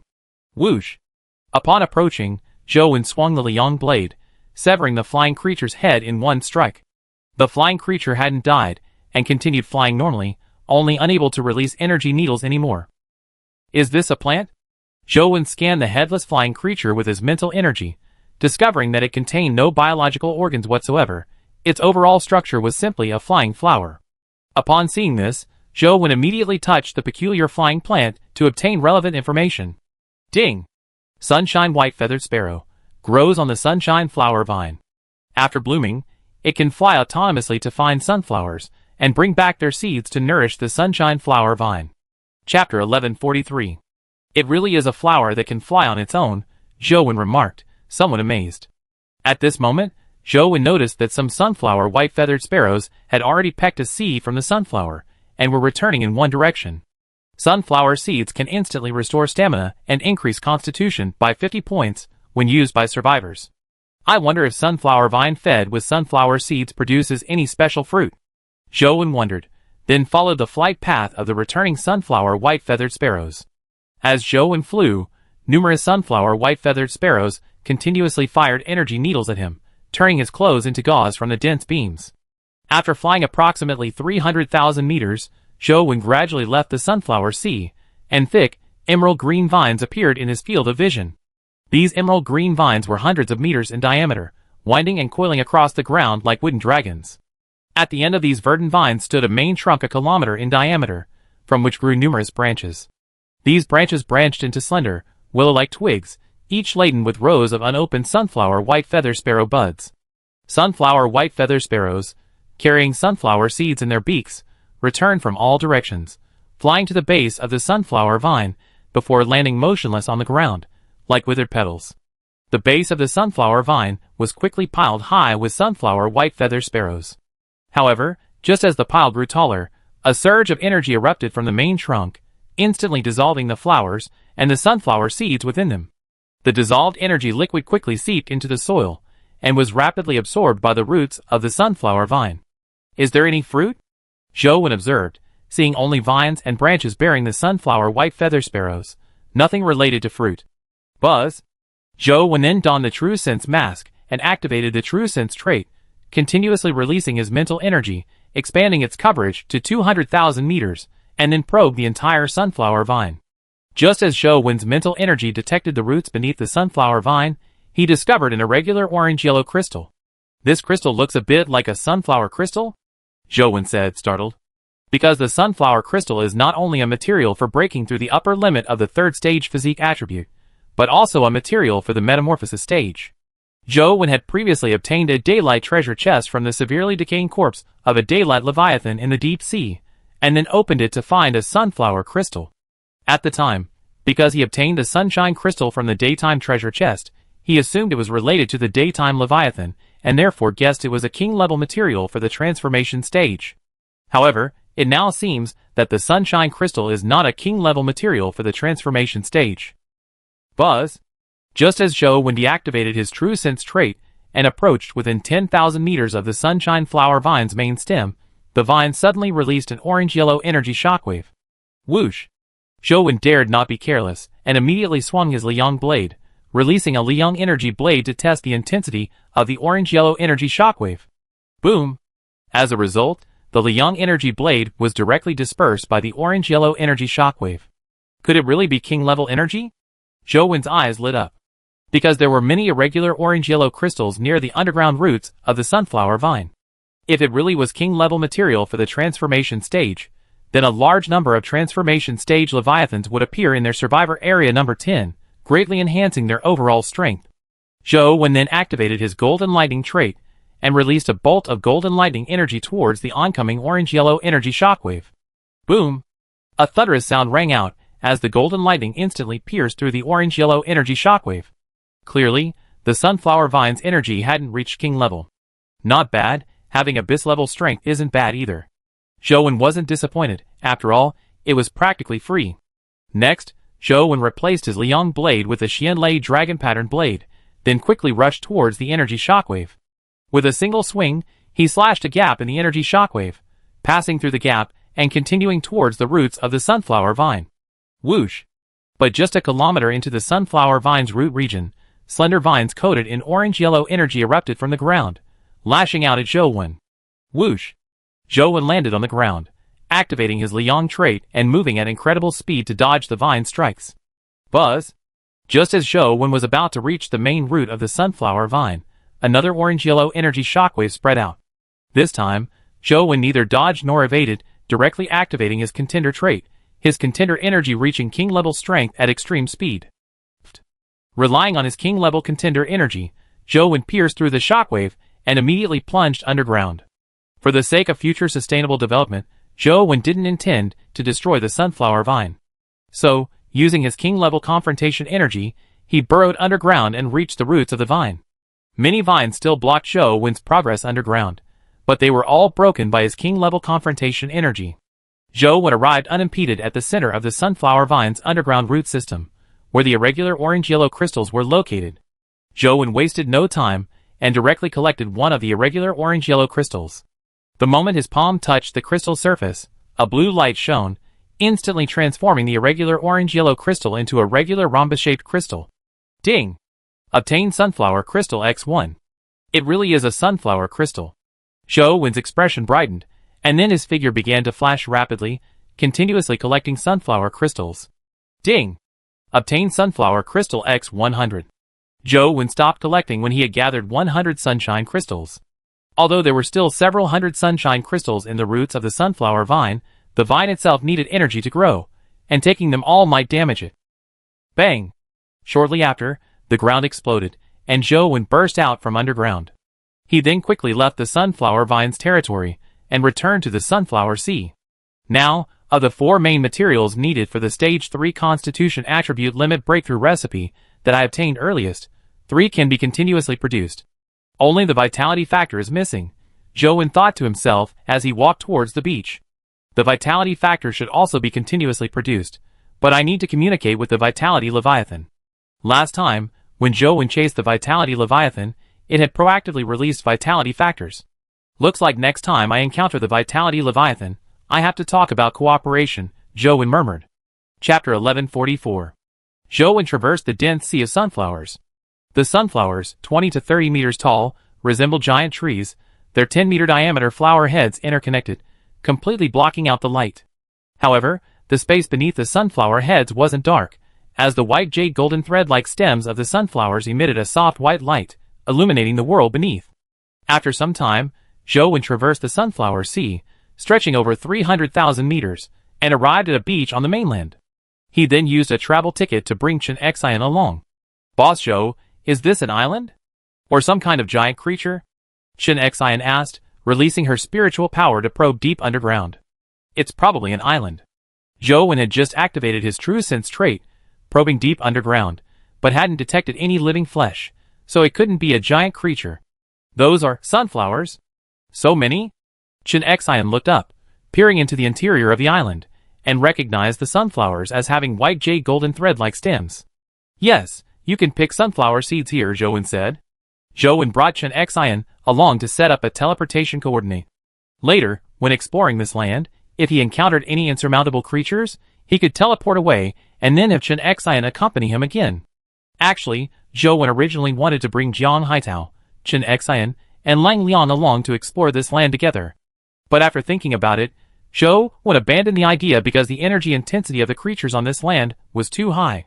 He had already encountered plants with abyss-level energy even on the outer edge of the land. If they continued deeper, it was hard to guarantee they wouldn't encounter creatures or plants with king-level energy, and perhaps even a leviathan of emperor-level power. The energy intensity of the plants on this land was so high that Zhou felt it was abnormal, so he suspected it was related to a leviathan of emperor-level power. Since this land was in the Eternal Day Sea, it was very likely connected to the Eternal Day Emperor. Zhou possessed the essence of 2 leviathans of emperor-level power, giving him the ability to protect himself even if he encountered an Eternal Day Emperor. However, Jiang Haitao, Chen Xian, and Lang Liang did not, so he didn't want them to take the risk. At this moment, Chen Xian had already flown to a sunflower to collect its seeds. Zhou told Chen Xian about the sunflower white feather sparrow and warned her not to venture too far into this land before changing his flight direction and heading deeper into the land. This time, Zhou chose the left side of the sunflower field. After spending some time flying over the sunflower field, a plane appeared in his field of vision. The plane was empty, with nothing in sight. Zhou sensed something was amiss, so he activated his true sense trait and released his mental energy to probe the area he had flown over. He discovered numerous swan-neck bottle-shaped objects underground. Judging from their material, they seemed to be made of some kind of plant, and they were densely packed, almost side by side. The inside of each swan-neck bottle was curled up, resembling a folded umbrella. Won't these things suddenly attack me? Zhou wondered, then prepared to descend and dive underground to see what these bottle-like objects were. Just as Zhou was about to act, he suddenly noticed a massive tree appearing on the open plain ahead. The tree was at least a kilometer tall, with a purple trunk and circular branches at the top, but the branches were completely bare. Seeing that there was only one tree on the plain, and the only one at that, Zhou temporarily abandoned his plan to investigate the underground objects and flew directly towards the giant tree with the purple trunk. Pop! Just as Zhou approached within 100 meters of the purple tree, he heard a soft crack, and then a purple tuft of fur appeared on one of the tree's bare branches. Pop, pop, pop! The next second, countless cracking sounds rang out, and clumps of purple fur appeared on the branches. Soon, the bare branches of the giant purple tree were filled with purple fur clumps, and the entire tree instantly resembled a purple dandelion. Thud! At that moment, another stabbing sound rang out behind Zhou. He turned around and saw a plant suddenly appear on the empty plain. This plant resembled the umbrella-like curled-up structure inside an underground swan-neck plant. Thud, thud, thud. Several more stabbing sounds followed, and more curled-up objects surged forth from the vast plain. Soon, Zhou looked around and saw that the once empty plain was now filled with these curled-up objects, like twisted bamboo stalks. Bang! Suddenly, one of the curled-up objects opened up like an umbrella, and the previously curled, fiery red, strip-like petals began to swirl like ribbons, blooming into a huge, fiery red flower. The enormous flower was funnel-shaped, with strip-like petals unfolding layer by layer from top to bottom, from largest to smallest, creating a truly peculiar sight. Boom, boom, boom! Then, the curled-up flowers began to burst open in vast swathes, transforming the empty plain into a sea of flowers. These flowers not only varied in color but also in shape, displaying a wide array of forms: trumpet-shaped, chrysanthemum-shaped, lotus-shaped, and more, a breathtakingly beautiful sight. It seems those bottle-like objects underground are the roots of these flowers, Zhou observed, scanning the nearest flower with his mental energy. He discovered that the flower on the surface, combined with the bottle-shaped roots underground, formed a vase-like structure. These flowers were enormous, each 50 or 60 meters tall, releasing a rich fragrance the moment they bloomed. Seeing that the flowers didn't attack him, Zhou flew to the nearest giant flower and touched it. Ding! Thousand-flower vase, a plant that hides underground year-round, only blooming when pollinated. That's it?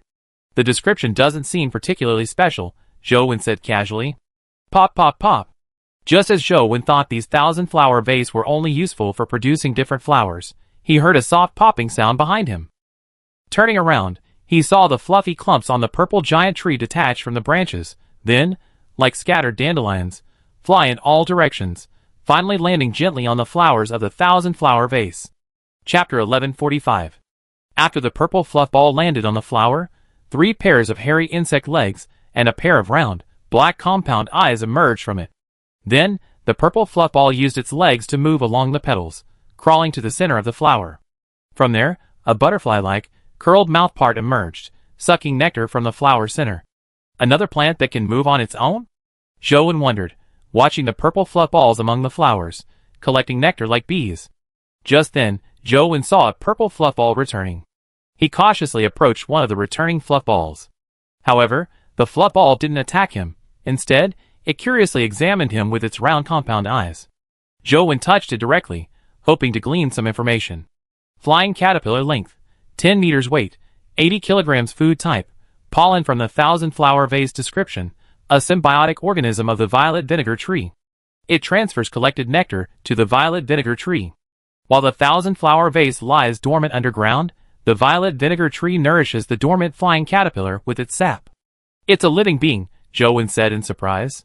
This must be the violet vinegar tree, Zhou said, looking at the giant purple tree, and then flew over.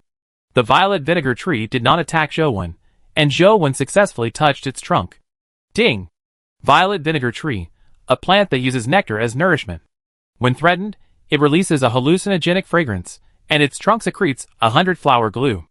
A hallucinogenic fragrance? Zhou sniffed the air, and indeed smelled a peculiar, very pleasant scent. So they already attacked me. Too bad, the hallucinogenic effect doesn't work on me, Zhou said with a smile. Then, Zhou began searching for the 100-flower glue around the roots of the violet 100-flower glue.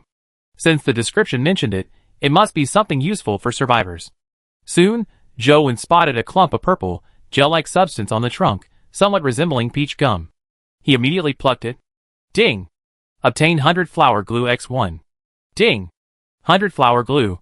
After consumption, it can directly break through the upper limits of 3 attributes in Stage 2. It's actually an item that directly breaks through Stage 2? Zhou was taken aback. Good stuff. Zhou's face lit up with joy. Although the rainbow dew from the auspicious cloud Leviathan could also directly allow survivors to break through Stage 2 and enter Stage 3, the quantity was limited, only 2,000 units per month. Now that he had found another item that could continuously obtain items that could break through the Stage 2 upper limit, there would be more and more Stage 3 survivors in Sea Area 10 in the future. The 100-flower glue secreted from the trunk was useless to the violet passion tree, so Zhou unceremoniously picked it all. Ding! Obtain 100-flower glue X12263. More than 10,000 portions, not bad. Hearing the notification in his mind, Zhou nodded in satisfaction. This time, the violet passion tree has only just begun to absorb the nectar. After it has absorbed all the nectar from this sea of flowers, it should be able to secrete some more 100-flower glue. Zhou decided to check back later. Having collected everything he needed, Zhou continued flying deeper into the island. After flying over the sea of flowers formed by the 1,000-flower vases, a huge lake appeared ahead. It was more like a sea than a lake, as it was incredibly vast, stretching as far as the eye could see. Around the lake, numerous amphibious creatures roamed, and Zhou even spotted a large group of sunset leviathans. Chen Xian Sunset Leviathan, isn't it swimming towards this island? Zhou wondered. Since entering the Eternal Day Sea, Chen Xian Sunset Leviathan had been heading in one direction, and Chen Xian was following its path, exploring the Eternal Day Sea. What's that? Suddenly, Zhou noticed a giant leaf emitting a bright green light on the lake's surface some distance from the shore. A life leviathan? Zhou landed directly on the water, and activated Sunlit trait, rushing towards the giant leaf at top speed. Boom! But just as Zhou entered within 100,000 meters of the giant leaf, it seemed startled and shrank back into the lake, creating massive waves. Could this leviathan be the one I chased down last time? The one that kept abandoning its body? Zhou guessed, because the bright green leaves on the surface of the water were relatively small, only tens of thousands of meters long. Buzz! Zhou immediately activated his true sense ability to search for the leviathan's movements underwater. He quickly detected a bright green figure only tens of thousands of meters long. Bang! Whoosh! Zhou plunged into the water and activated his sunlit ability, chasing after it at incredible speed. This leviathan, only tens of thousands of meters long, had no sun-spitting leviathans or moon-spitting leviathans around it, so its swimming speed wasn't fast. When Joe was less than 10,000 meters away from the leviathan, a creature's name echoed in his mind. "Why are you chasing me? I've given you everything you wanted before, so don't chase me anymore. It really is you. We're quite destined to meet," Joe said, channeling his mental energy into the brain of the leviathan. "What exactly do you want?" The leviathan was speechless. It had come to the sun-drenched Sunset Island to recover its body as quickly as possible, only to run into the little thing that had attacked it before. "Don't run away, I won't attack you," Joe transmitted through his mental energy. "Do you think I'm a stupid planktonic creature?" The leviathan didn't believe him at all and continued swimming at its fastest speed. "I'm telling you the truth, I have something I need to cooperate with you on," Joe transmitted again. But this time, the leviathan didn't reply at all, clearly still not believing him. Left with no other choice, Joe activated auspicious energy form and rushed in front of the leviathan, blocking its path. "You don't think I'm afraid of you." The leviathan of life spoke harshly, but its body curled up into a ball. "I told you, I won't attack you. I let you go last time, why would I attack you again?" Joe said. "Then what do you want from me?" With its path blocked, the leviathan of life knew it couldn't escape, so it asked warily. "Do you still have the gel-like substance you spat out last time?" Joe asked. "No, the energy substance protecting the core needs a long time to recover," the leviathan of life replied. Chapter 1146. "I see." Joe thought for a moment, then used a travel ticket to bring Jian Haitao along, while he himself was teleported to Shangyun Leviathan via Jianggu. Then, by promising Shangyun Leviathan a king-level core, he obtained 10 king-level energy crystals that he hadn't fully absorbed.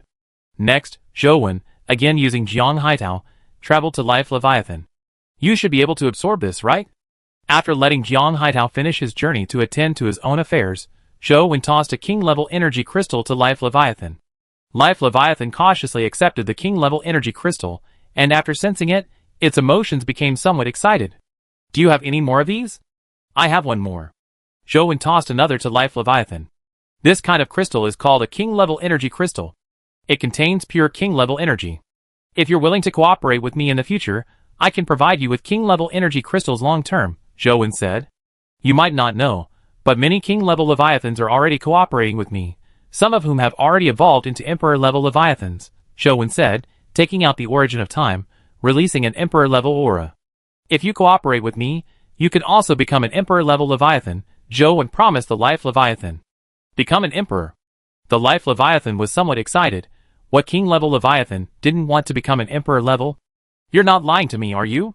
But after the initial excitement, the Life Leviathan became somewhat skeptical. "Why would I lie to you? If I wanted to kill you right now, could you run away?" Zhou said coldly. "Then I can cooperate with you." The Leviathan knew the other party had no reason to lie. "But what if I can't condense the energy material to protect my core yet?" the Leviathan asked. "Are you the only Leviathan in this sea area?" Zhou asked. "Besides me, there are 2 others, the Leviathan replied. "Then go ask your kind.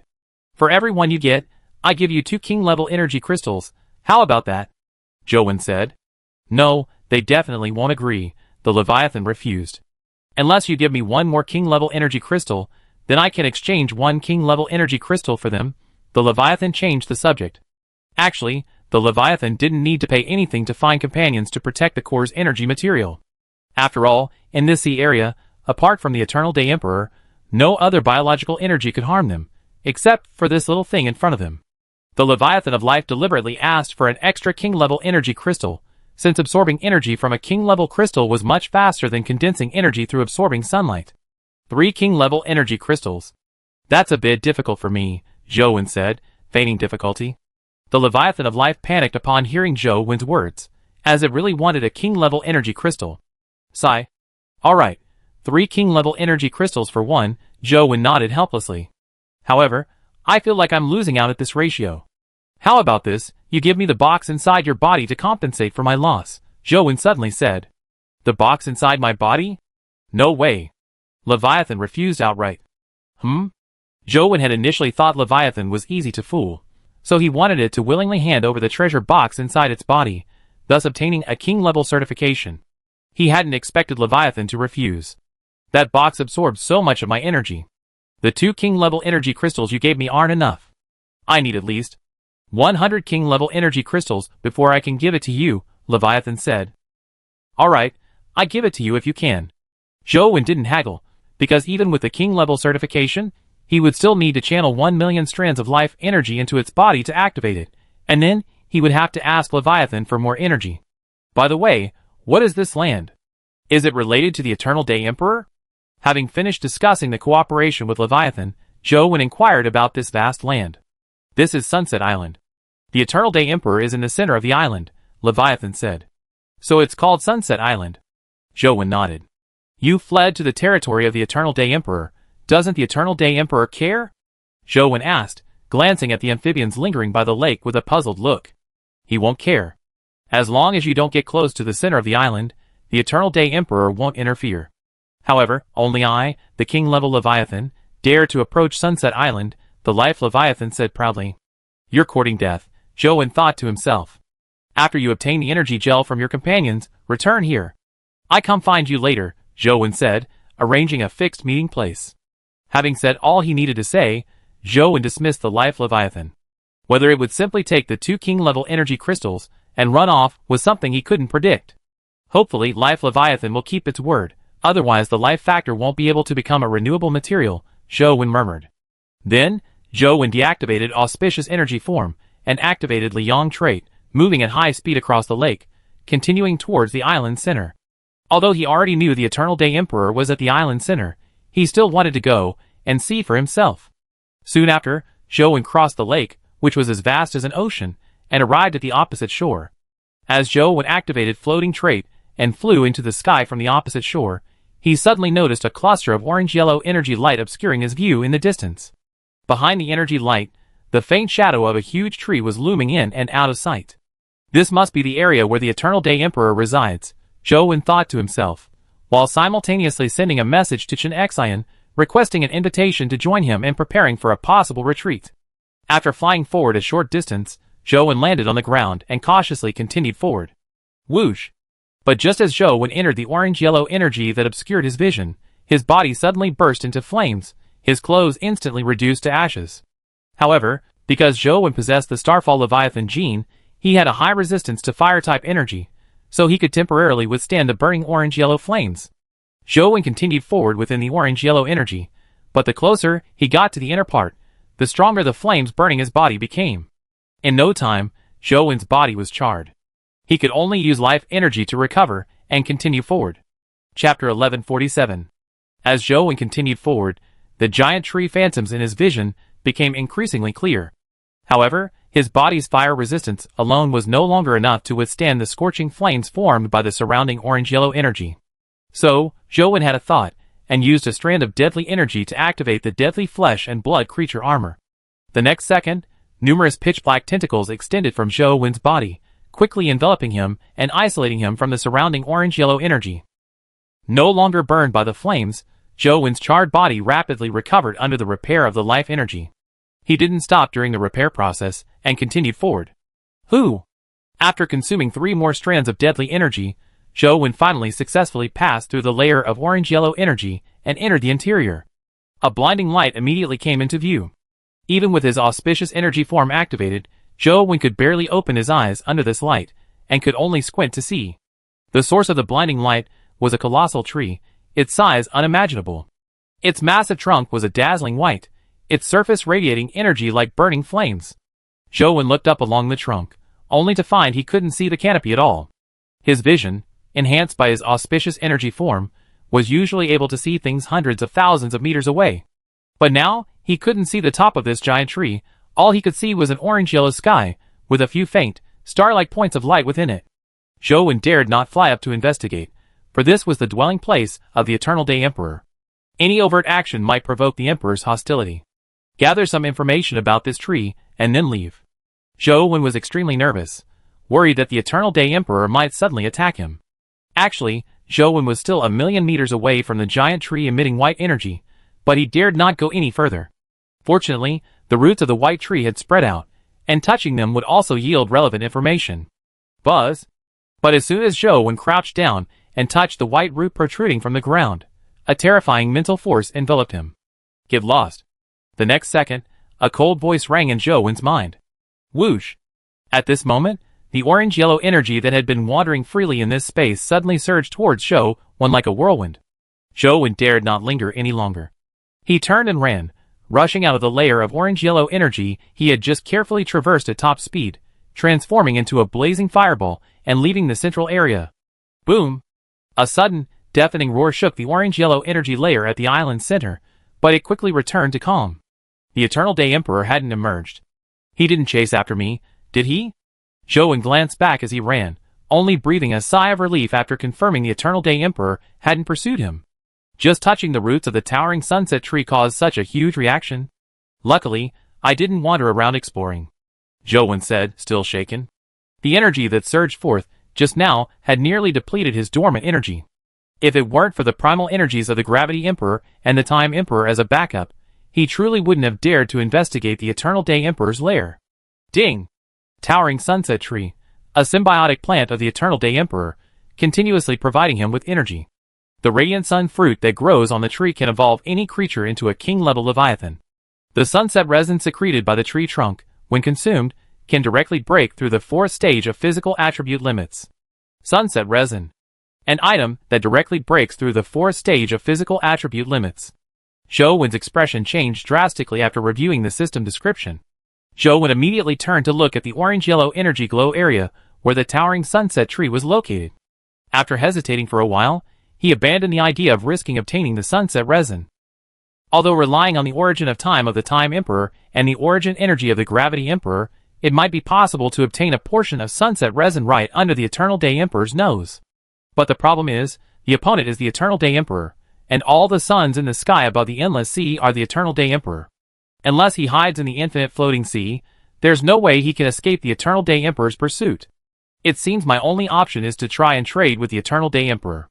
I wonder if Imperial Crystal Amber will work. The only item Zhou knows of that's useful to an Emperor-level Leviathan is Imperial Crystal Amber, and it's extremely difficult to obtain. This is also Zhou's only possible way to obtain sunset resin, because the Eternal Day Emperor is someone he truly cannot afford to offend. After the flames on his body dissipated, Zhou changed into new clothes and flew across the giant lake to the location of the Violet Fragrance Tree. At this time, the Violet Fragrance Tree's trunk secreted new 100-flower glue. He harvested all of this newly secreted 100-flower glue, obtaining a total of 1,323 portions. However, with such a vast expanse of 1,000-flower vases, the flying caterpillars couldn't possibly harvest it all in a short time. Zhou could return later to obtain some 100-flower glue. Then, Zhou flew back to the sunflower field and found Chen Xian, who was picking sunflower seeds. Boss Zhou, did something happen just now? Chen Xian asked. Just now, while picking sunflower seeds, she suddenly sensed a terrifying spiritual force, but it came and went quickly. At the same time, a long, loud roar came from deep within the land. I encountered the Eternal Day Emperor. Fortunately, the Eternal Day Emperor has a fairly good temper, otherwise it would have been troublesome, Zhou said. Ah? The Eternal Day Emperor is here?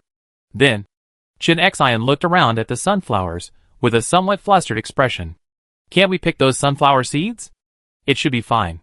The Eternal Day Emperor doesn't seem to care about the creatures on the island, as long as you don't go near the central area of the island, Zhou said. There are so many sunflower seeds. Have some trustworthy subordinates come and pick them, and also have one guild member permanently stationed here, Zhou arranged. He knew he'd be coming to Sunset Island often in the future.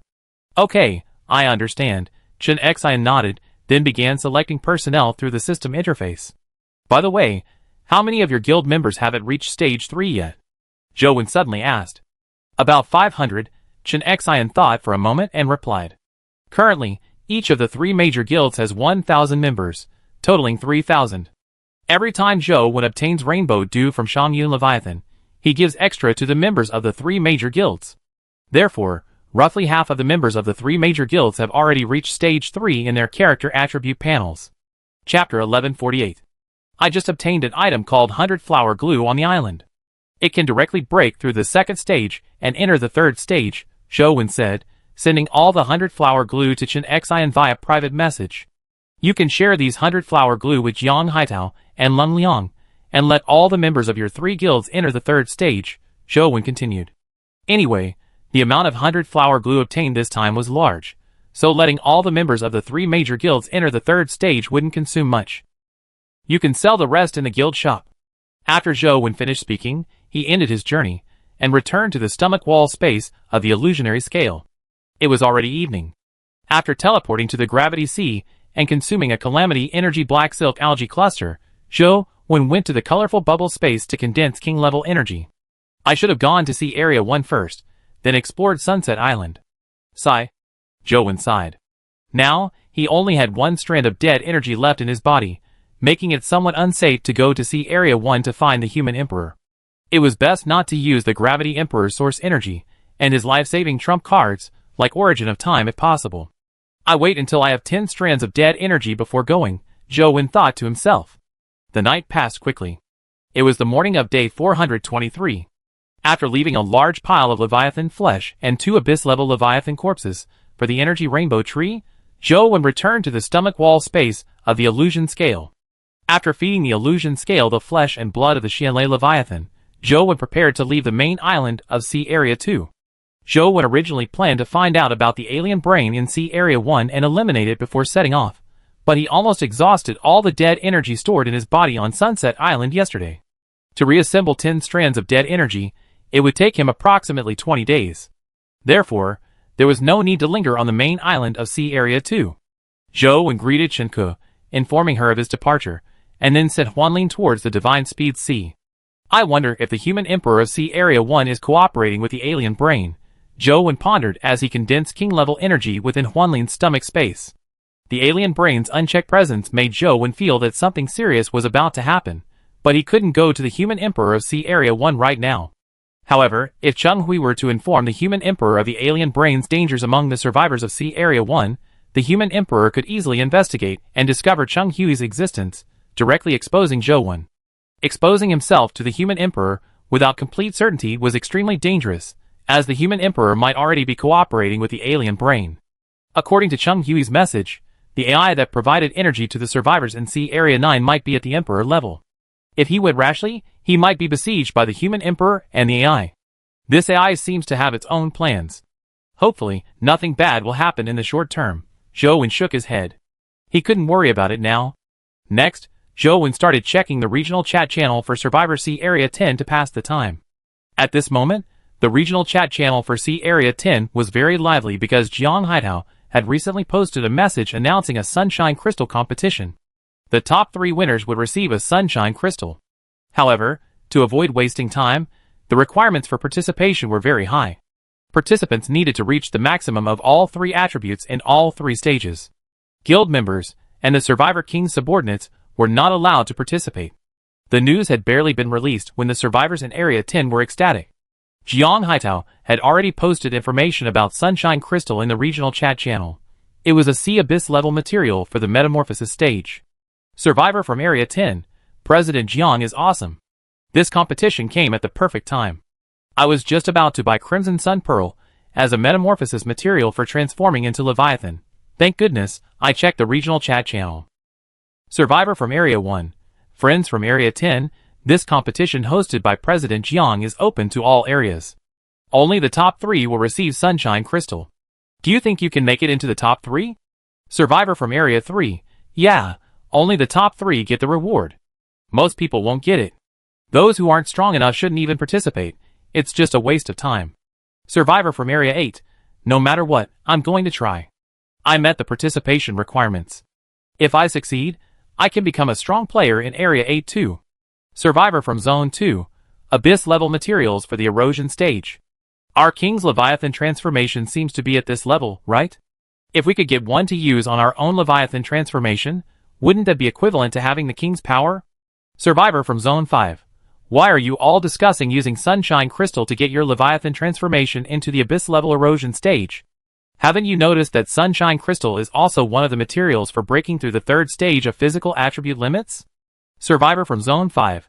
Oh dear, these people from other zones aren't as smart as us from Zone 5. You know, after a character's attribute panel enters the 4th stage, it can fuse with King-level Leviathan genes.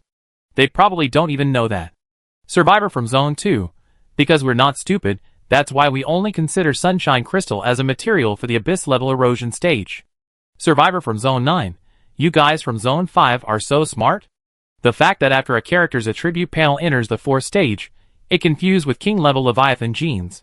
Just ask some strong people in Zone 3, it's not a secret. Survivor from Zone 4. The reason we don't discuss sunlight crystal as a material for breaking through the 3rd stage of physical attributes is because it's just one type of material, and it's only enough to break through the physical attributes limit. Therefore, obtaining only this one type of material is meaningless. Survivor from Zone 7. You people from Zone 5 are truly laughable. You only seen one material for breaking through the 3rd stage of physical attributes, and you're already dreaming of entering the 4th stage? You're really dreaming. Survivor from Zone 1. People from Zone 5, don't be ridiculous, ha ha. Survivor from Zone 2. But speaking of which, President Jiang from Zone 10 is quite kind. Not only did he offer such a precious item as a competition reward, but he also restricted the participation of those strong individuals. Survivor from Zone 1. I think this is mostly at the request of the King of Zone 10. Survivor from Zone 8. Yes, the King of Zone 10 is truly selfless. Then, the chat channel for the 10th C area was filled with messages praising Zhou. Meanwhile, the selfless Zhou had already distributed the remaining 97 sunshine crystals to the 3 major guilds and the survivor kings of each region. The 3 major guilds received 50 crystals, and the survivor kings of the other regions received a total of 47 crystals. Chapter 1149. Of the 4 main materials required for the 3rd stage Constitution Attribute Limit Breakthrough Recipe, Sunshine Crystal and Diamond Dragon Spine Algae are no longer scarce for Zhou. Over the past few days, Zhou has accumulated several Radiant Sun Fruit cores, and with the acquisition of Radiant Sun Fruits in the Eternal Day Sea, he can continue to obtain them. Now, he only lacks the Vitality Factor for the Vitality Leviathan. Therefore, for now, it's most suitable to use these Sunshine Crystals as materials for the Abyss-level Metamorphosis stage. Once the production of Vitality Factor stabilizes, he can slowly help the 3rd stage powerhouses in C Area 10 break through their constitution limits and enter the 4th stage. At this time, the survivors in C Area 10 have begun returning to the main island to register for the Sunshine Crystal competition. Wu Bing was one of them. He had previously obtained a Diamond Dragon Spine Algae seed from Zhou by providing information about hydrogen-eating factors, allowing his Leviathan form to coexist with the algae in order to obtain a C Abyss-level material for the Metamorphosis stage. Finally, I have a chance to obtain a C Abyss-level material for the Metamorphosis stage. I'm determined to get the Sunshine Crystal. Wu Bing thought to himself. Just as Wu Bing finished registering, another explosive message appeared in the regional communication channel of C Area 10. It was that Ron Winching, the administrator of C Area 3 and the king of District 4, had learned about the competition and was willing to offer 2 weaker C Abyss-level Metamorphosis materials as rewards for 4th and 5th place in the Sunshine Crystal competition. Coming to show his face at this time, it seems Ron Winching really wants the Sunshine Crystal, Zhou remarked calmly, looking at the message Ron Winching had sent in the regional communication channel. For ordinary survivors with all 3 attributes maxed out in Stage 3, Sunshine Crystal is naturally the most suitable material for the C Abyss-level transformation stage. However, for Ron Winching, Sunshine Crystal is most valuable as a material for breaking through to Stage 3 Constitution. Zhou ignored Ron Winching. Currently, the 3 major guilds and the top survivors from each region all possess Sunshine Crystal, and he could still trade for it if he was willing to pay a price. There aren't many ordinary survivors with all 3 attributes maxed out in Stage 3 in C Area 10, only a little over 1,000.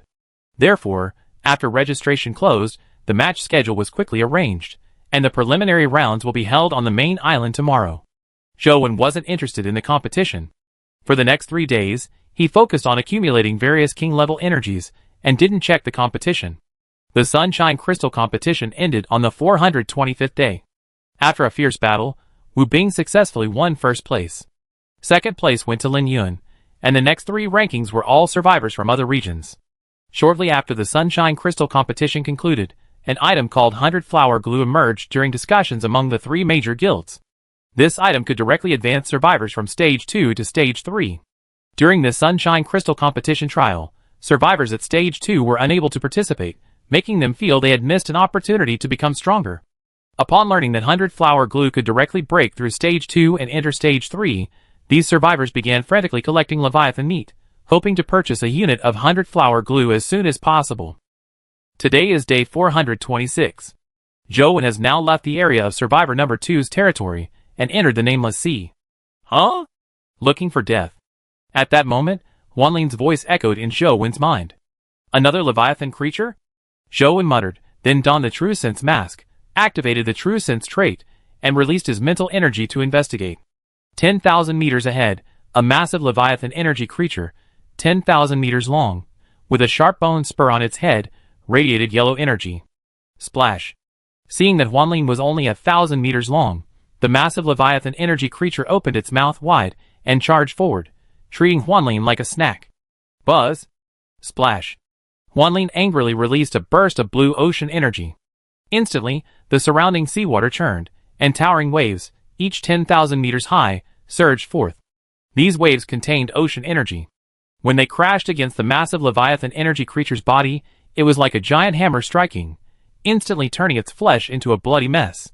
Several giant waves crashed down in succession, instantly killing the large Leviathan energy creature. Then, the phantom scale began tearing at the flesh of the large Leviathan energy creature with its massive maw, while Zhou stood inside its mouth collecting the pieces of flesh. It's great that the phantom scale has entered the devouring transformation stage. It can kill any creature below the king level Leviathan level at will, and even decompose the corpse with its teeth, Zhou exclaimed, praising the phantom scale's ability to decompose corpses far faster than his own. Just as the phantom scale reached the heart of this large Leviathan energy creature, a core creature rushed out and attacked it. However, it didn't cause any damage to the phantom scale. Its body was protected by king-level immortal energy, and a mere core creature of the large Leviathan level couldn't break through its defenses. Crunch! Crunch! Wanling bit into the core of the large Leviathan, chewing it to pieces with its teeth. The shattered body melted into liquid energy, reforming into a core, which Zhou casually put away. After dismantling the large Leviathan's corpse, Wanling continued its journey towards the Divine Speed Sea. Time passed quickly, and night fell in the blink of an eye. Wanling rested that night, while Zhou accompanied him to Sunset Island. 3 days had passed since their last meeting to discuss cooperation with the Leviathan. He came to see if the Leviathan had returned, and also to collect 100 flower glue from the Violet Vase Flower Sea. Upon arriving at Sunset Island, Zhou saw more than a dozen members of the Survivors Guild collecting sunflower seeds. After greeting the dozen or so guild members, Zhou flew towards the 1,000-flower vase flower field, but the flower field had vanished, leaving the area empty once more, with only a lone violet vine tree standing there. The flying caterpillars had all returned to the branches of the violet vine tree, their fur tucked up, entering a dormant state, looking just like flower buds. Zhou quickly collected all the 100 flower glue from the violet vine tree, obtaining a total of 1,651 units. I read in the description of the 1,000-flower vase plants that it takes several years for them to regrow flowers after each bloom. I wonder if there's a way to speed up their growth. Zhou pondered. Although 100-flower glue could be obtained continuously, the interval of several years was too long. Right, doesn't the vitality energy of the Vitality Leviathan accelerate plant growth? Zhou suddenly remembered the effect of the Vitality plant cultivation jar he had obtained earlier. Chapter 1150. Leaving the 1,000-flower vase plain, Zhou flew to the giant lake. Upon reaching its shore, he saw a giant leaf radiating a bright green light in the center of the lake. Return quite quickly, Zhou murmured, flying directly towards the giant leaf. Splash. Sensing Zhou's arrival, the giant leaf slowly returned to the lake. Boom! Then, water splashed on the lake's surface, and a giant sea slug, entirely bright green, emerged. It was the Life Leviathan. After 3 days, the Life Leviathan had recovered its length to approximately 100,000 meters. Quick! Give me 6 king-level energy crystals. The Life Leviathan released its mental energy as soon as it surfaced, demanding king-level energy crystals from Zhou. Before the transaction, shouldn't you show me what I need? Zhou shook his head slightly. Humph. I'm not stupid. What if I show it to you, and you just snatch it away? I can't beat you anyway. The Leviathan of Life refused directly, unwilling to hand over the life factor. Hey, you know you can't beat me, so why don't I just snatch it? Zhou said with a faint smile. You won't get it. I didn't bring it with me. The Leviathan of Life seemed to have expected this, raising its head high, its 2 soft tentacles swaying a few times, speaking with great pride. Oh! Quite clever. Zhou looked at the Leviathan of Life, head held high and lips pursed, finding it quite amusing. Of course, My wisdom is only slightly inferior to that of the Eternal Day Emperor. The Leviathan of Life said proudly. You really dare to say that? Be careful the Eternal Day Emperor finds out and burns you alive, Zhou Wen said, somewhat speechless. Alright, here are 2 king-level energy crystals as a deposit. I give you the rest after you hand over the life factor. Zhou Wen stopped teasing the life Leviathan and tossed it 2 king-level energy crystals. No way. Not a single one of the 6 king-level energy crystals can be missing. The life Leviathan swallowed the 2 king-level energy crystals, but still refused to take the life factor. Seeing the life Leviathan's unreasonable behavior, Zhou Wen's smile faded, and his gaze turned cold. Have you forgotten how you became like this? Zhou Wen said, flicking his wrist, and a blazing flame blade appeared in his hand. Zhou Wen's sudden change in attitude made the life Leviathan shrink back, the scene of Zhou Wen chasing it immediately flashing through its mind. I go get what you need right away, but you have to give me the remaining 4 king-level energy crystals, the Leviathan said timidly, then swam out of the giant lake. Zhou Wen didn't stop it, nor did he follow. If the Leviathan dared to escape, he would slaughter all the Leviathans in the Eternal Day Sea. Since they couldn't cooperate, keeping them around was pointless. Soon after, the Leviathan returned, opening its mouth and spitting out 2 clumps of gel-like substance, which Zhou Wen collected. Ding! Obtain life factor X2. Humph! Zhou Wen snorted coldly, storing the 2 life factors in his system interface. With a wave of his arm, 3 king-level energy crystals flew towards the Leviathan. It's 4 pieces, not 3, the Leviathan of Life hurriedly said. If you had gone and retrieved the life factors directly, there would indeed be 4 pieces, but you didn't, so now there are only 3, Zhou Wen said coldly, his words carrying an air of authority. Oh, alright, the Leviathan of Life dared not say more, seeing Zhou Wen's imminent threat. How long does it take for you Leviathans of Life to generate life factors, which is the gel-like substance? Zhou Wen asked. It takes about 10 days and nights, the Leviathan of Life replied after a moment's thought. You even know about days and nights? There's no night in the Eternal Day Sea, is there? Zhou Wen asked doubtfully. There is outside the Eternal Day Sea, the Leviathan of Life answered directly. That's true. Although the Leviathan of Life is a king-level Leviathan creature living in the Eternal Day Sea, it doesn't mean it can't leave the Eternal Day Sea, Zhou Wen thought to himself. And you? How many more days will it take to generate Vitality Factor? Zhou Wen asked. I will only generate the Vitality Factor you mentioned after my body has fully recovered. About 30 days and nights, the Vitality Leviathan said.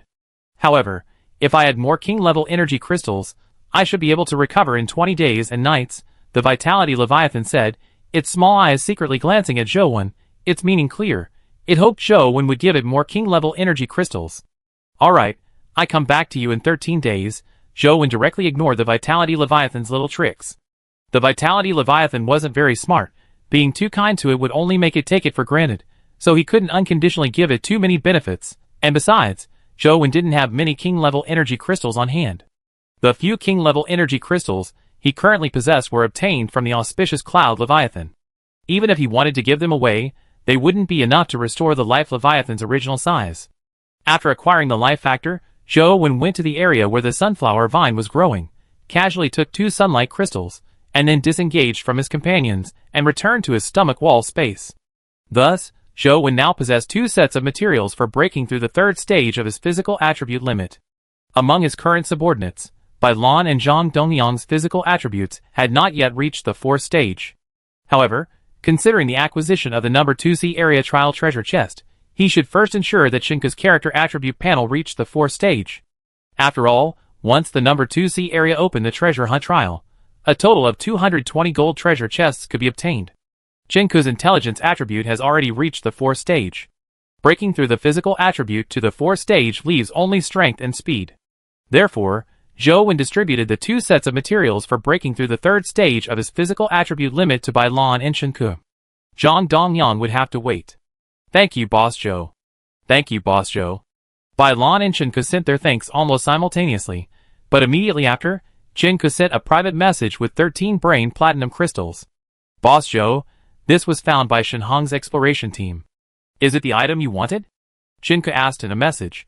Yes. Zhou Wen looked at the brain platinum crystals in his hand, a smile spreading across his face. Finally, we can start mass-producing the Wavebreaker mechs, Zhou Wen said excitedly. Back in the deep sea, he had planned to build multiple Wavebreaker mechs to dismantle corpses, But unfortunately, he hadn't encountered the Leviathan of the Light. Now, he could finally realize his plan. Chapter 1151. Zhou indirectly took out the neuroalgae bubble culture chamber for cultivating mech brains, and began cultivating them according to the previous steps. Actually, Zhou already had many blueprints for various replacement parts for the Wavebreaker mechs, and he didn't lack the materials for manufacturing, he only lacked mech brains. I should make a few more neuroalgae bubble culture chambers.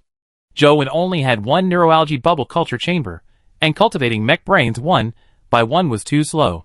As he spoke, Zhou opened the system interface, found the neuroalgae bubble culture chamber blueprint, and realized he had accumulated a large amount of the various materials needed for its creation over time. He took out the materials one by one and simply clicked to create.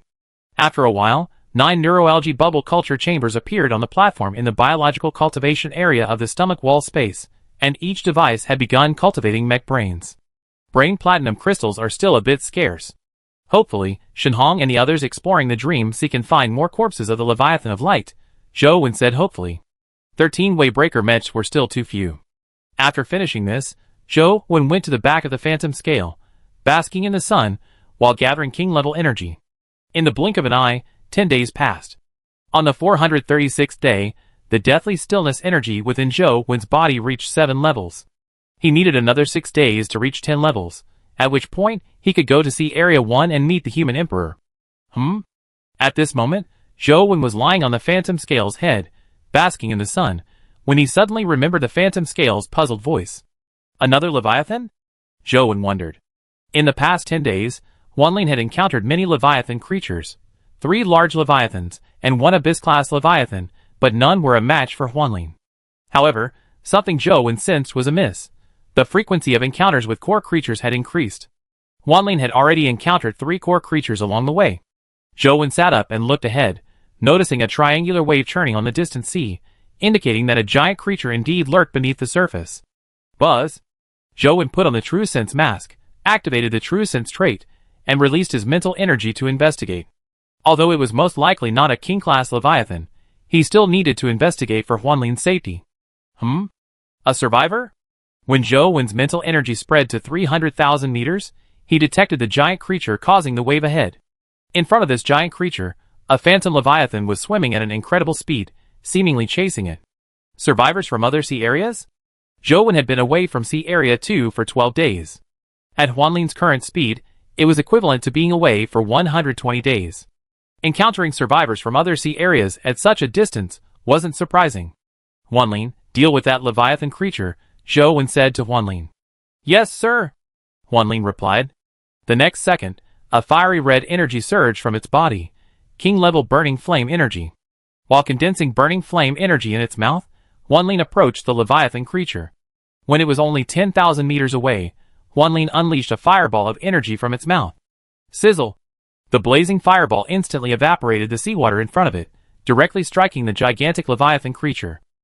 Boom! The fireball exploded violently upon impact, engulfing the Leviathan in flames. In moments, the creature was charred and lifeless. The commotion attracted the attention of the survivor inside the illusory Leviathan. The survivor immediately left the stomach wall space and climbed onto the Leviathan's back, only to see the raging flames behind them. The Abyss-level Leviathan is dead? The survivor exclaimed in surprise. However, his face immediately contorted with terror. A creature capable of killing an Abyss-level Leviathan could only be more dangerous to him. Which sea area are you from? Just as the survivor was about to command the illusory Leviathan to leave, a voice came from behind. The survivor turned around and saw another survivor wearing a light blue and gold-threaded mask swimming towards him.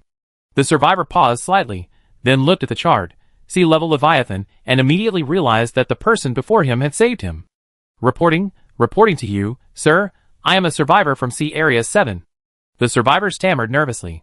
A survivor who could so easily kill a sea-level Leviathan was among the top fighters in Sea Area 7. Sea Area 7. Zhou said softly, opening the system interface to check the number of survivors in Sea Area 7, over 40 million in total. There were over 60 million survivors in Sea Area 7 before. How come there are only 40 million left? Zhou wondered. Survivors in various sea areas usually only experience a sudden drop in numbers when they first arrive in the Endless Sea, because they haven't yet adapted to the strength of the creatures there. But it's already day 436. Logically, Sea Area 7 shouldn't have so many survivors dead. Sir, that Abyss-class Leviathan might not be dead yet.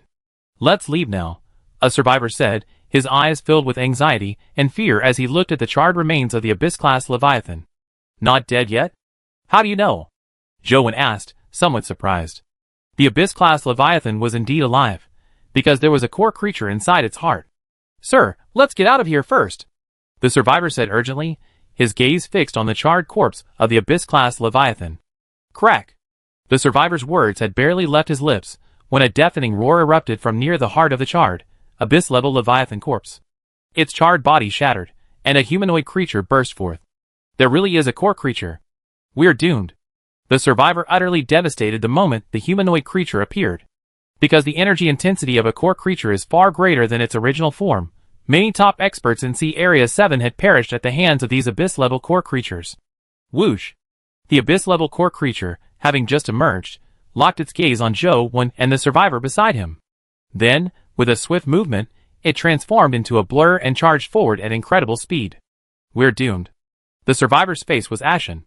He was merely a level 2 survivor, possessing energy characteristics comparable to a medium-sized Leviathan, but against an Abyss-level core creature, it was utterly useless. Chapter 1152. Although there was a top-tier expert beside him, he didn't believe this expert possessed the strength to kill a Sea Abyss-level core creature, because there was a vast difference between a Sea Abyss-level Leviathan and a Sea Abyss-level core creature. The top experts of their 7th Sea region could kill Sea Abyss-level Leviathans, because these massive creatures had two fatal weaknesses, their brains and their hearts. A top-tier expert could kill a Sea Abyss-level Leviathan simply by destroying its brain or obtaining the core from its heart. Sea Abyss-level core creatures, however, lacked these weaknesses. Not only were they smaller, but their entire bodies were composed of energy cores, and they possessed an extremely vast amount of Sea Abyss-level energy. Ordinary top experts simply couldn't outlast a Sea Abyss-level core creature. Furthermore, core creatures were extremely difficult to kill. Unless their bodies were severely damaged, they were practically indestructible. Boom!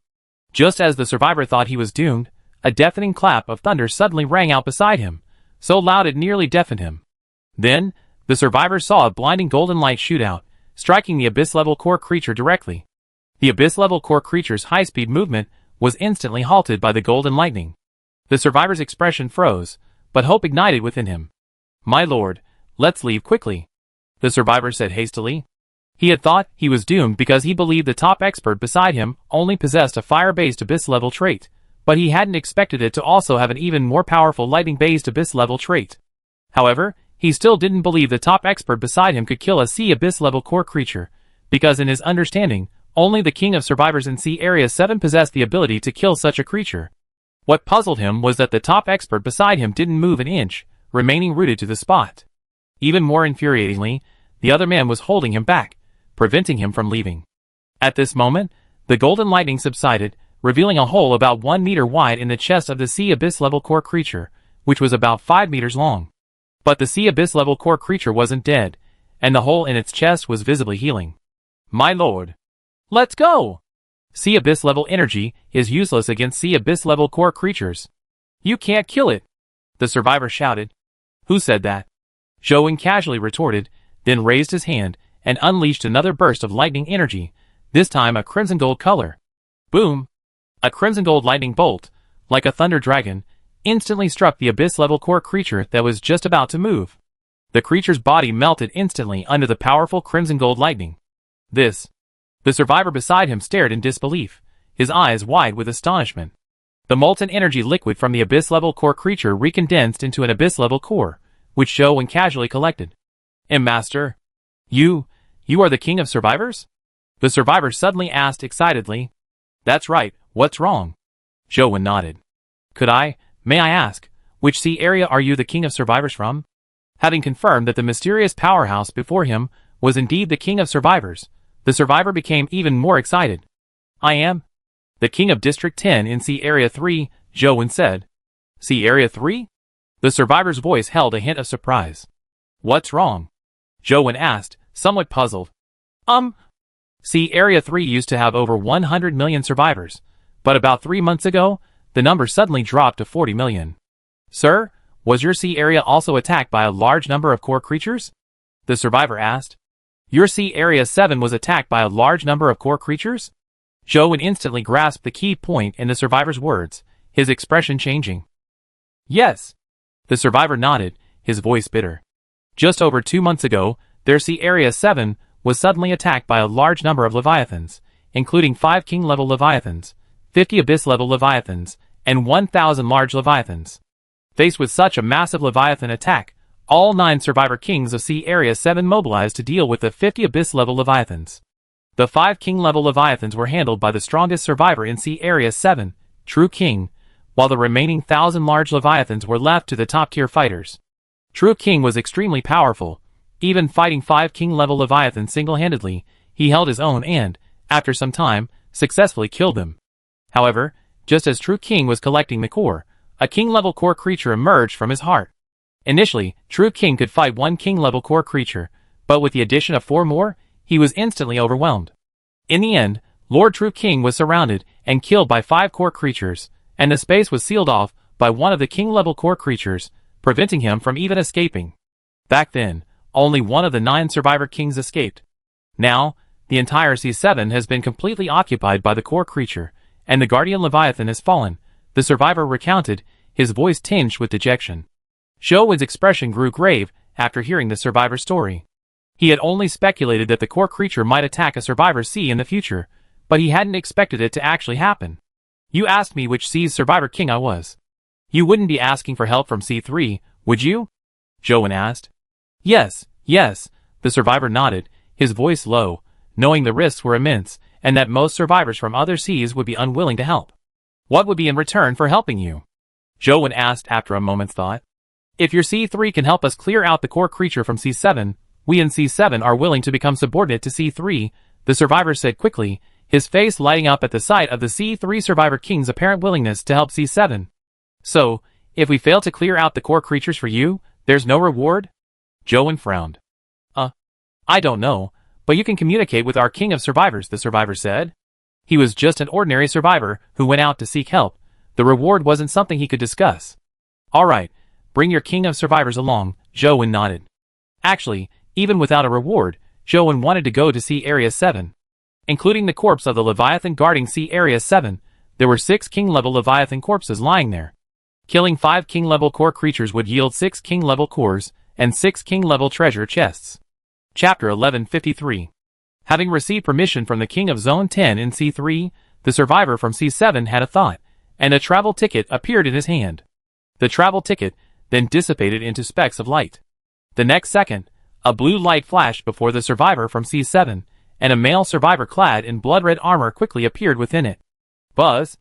Out of caution, the blood-armored male survivor immediately released his mental energy to probe his surroundings upon appearing. But his mental energy was blocked by another mental energy as soon as it spread. The blood-armored man's expression shifted, and when his figure fully emerged from the blue light, he turned to look behind him.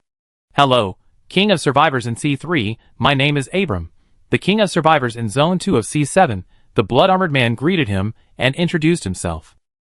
Hello, my name is Zhou Wen. Zhou Wen nodded and stated his name. The two didn't exchange a polite handshake. It was their first meeting, and it was difficult to judge each other's character. Maintaining a certain distance was the safest course of action. If Lord Zhou Wen Sea Area 3 is willing to help our Sea Area 7, even if we fail, there will still be a reward, Abram said directly. He had already learned of Zhou Wen's request through a private message from his subordinate. What is the reward? Could you tell me? Zhou Wen inquired. 1 Berserk Factor, Abram replied. Our Guardian Leviathan is called Berserk Leviathan, and it can condense 1 Berserk Factor every 60 days. Berserk Factor has 2 uses.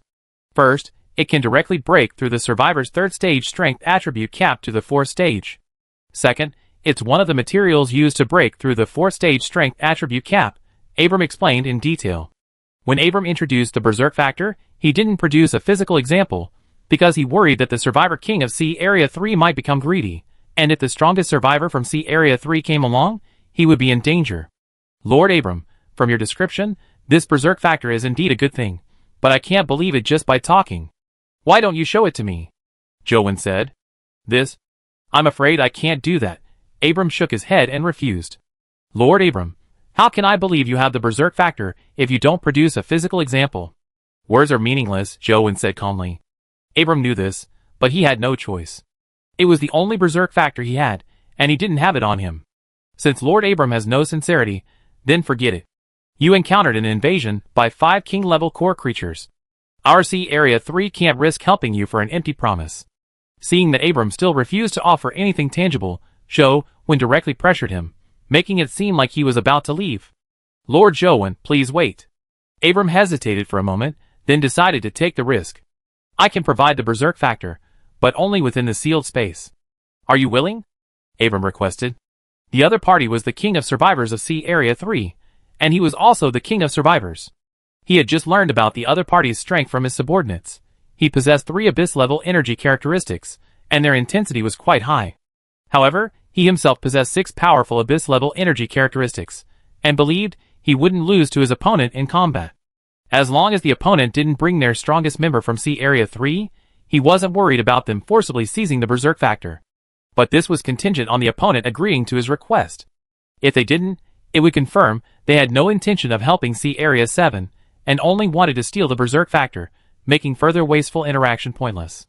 Okay, Zhou Wen nodded in agreement. Actually, Zhou Wen simply wanted to confirm whether Abram truly possessed the berserk factor, as it was one of the materials recorded in his 4-stage strength attribute limit breakthrough recipe. This was why Zhou Wen insisted on seeing the actual item. He didn't want to be disappointed. In that case, I bring some men with me to build an island here, Abram said, taking out a travel ticket to accompany his men. No need for all that trouble. Zhou Wen interrupted Abram's actions, then pointed to the Abyss-class Leviathan corpse not far away. Just use the spatial lockdown ticket directly in the stomach wall space of that Abyss-class Leviathan corpse, Zhou Wen said. Oh, right. Abram nodded, then looked at his subordinate beside him. George, you take Lord Zhou Wen into the stomach wall space of that Abyss-class Leviathan, then use the spatial lockdown ticket directly, Abram said, handing a spatial lockdown ticket to his subordinate. Lord Zhou Wen, please don't overthink it. The berserk factor isn't on me right now, so I need to have my subordinate send it to me. Therefore, we can't enter the locked space for the time being, Abram explained. Besides this, Abram also wanted to prevent Zhou Wen from using the travel ticket while he was using the spatial lockdown ticket. Let's go then, Zhou Wen said nonchalantly. He didn't care anyway, even if it was a trap in Sea Area 7, he wasn't afraid with his current strength. Then, the 3 entered the esophagus of the charred Abyss-class Leviathan. Beyond the esophagus was the stomach wall space. After Zhou Wen and George reached the center of the stomach wall space, George immediately used the spatial lockdown ticket. Abram, standing at the entrance of the stomach wall space, had been watching closely. Only after confirming that Zhou Wen hadn't done anything excessive did he have his subordinate send over the berserk factor, and then he entered the stomach wall space, which had already been sealed off. Lord Zhou Wen, this is the berserk factor. As Abram approached Zhou Wen, a blood-red energy sphere with a diameter of 1 meter suddenly appeared in his hand. May I touch it to get some information? Zhou Wen asked. This is fine. Abram nodded after a moment's thought. Zhou Wen then walked up to Abram, raised his hand, and touched the blood-red energy sphere. The next second, a system notification sounded in his mind. Ding! Berserk factor, formed from a berserk leviathan. Using it will directly break through the 3rd stage of the strength attribute limit, and can also be used as material for breaking through the 4th stage of the strength attribute limit. Whoosh! Suddenly, Zhou Wen's arm flashed, snatching the berserk factor from Abram's hand, and then, with a thought, stored it in the system interface. Chapter 1154. You? Abram was stunned, then his face instantly turned cold. Lord Zhou Wen, what do you mean by this? Abram suppressed his anger, and said in a deep voice. Isn't this my reward? I promised to help your Sea Area 7, so there's nothing wrong with receiving the reward in advance, is there? Zhou Wen said. Then how can I be sure that after the spatial blockade is lifted, you won't teleport away directly, or travel with the other survivor kings of your Sea Area 3? Abram said, releasing bursts of energy from his body. He was already preparing to make his move. Regardless of whether the other party would keep their promise, he had to get the berserk factor back first. Boom! But just as Abram was about to make his move, a golden bolt of lightning suddenly struck him. Abram was startled and quickly used his powerful defensive energy to defend himself. After easily deflecting the golden lightning, Abram was about to launch an attack when another bolt of lightning shot towards him, this time a crimson gold bolt. Boom! The crimson gold lightning was incredibly powerful, but Abram's defensive energy was equally strong, and he withstood it once more. However, before the energy of this crimson gold lightning bolt dissipated, another bolt shot out, pinning him to the spot. Such high-intensity abyss-level lightning energy must be their trump card. They probably won't be able to unleash it many times, Abram reasoned. But Abram was wrong. Zhou possessed over 1,000 bolts of crimson gold lightning energy, all compressed using his energy compression ability when he was at leisure. Boom! Boom! Crimson gold lightning flashed continuously, releasing hundreds of bolts of crimson gold lightning. Abram's defensive energy was almost completely depleted. George, release the spatial seal. Zhou continuously released crimson gold lightning with one hand, suppressing Abram, then turned to the trembling George beside him and said. George swallowed hard, glanced at Abram being bombarded by crimson lightning, then at Zhou who was staring at him, hesitated for a moment, and then released the spatial seal. How could he condense so much energy of this intensity? Abram asked, puzzled. His powerful defensive energy was almost exhausted. Should we use Berserk energy cores? As the king of survivors in Zone 2 of Sea Area 7, Abram originally had many Berserk energy cores, which could grant him a king-level energy upon use. However, in the previous battle with the core creature, the raging energy cores were almost completely used up, leaving only 9.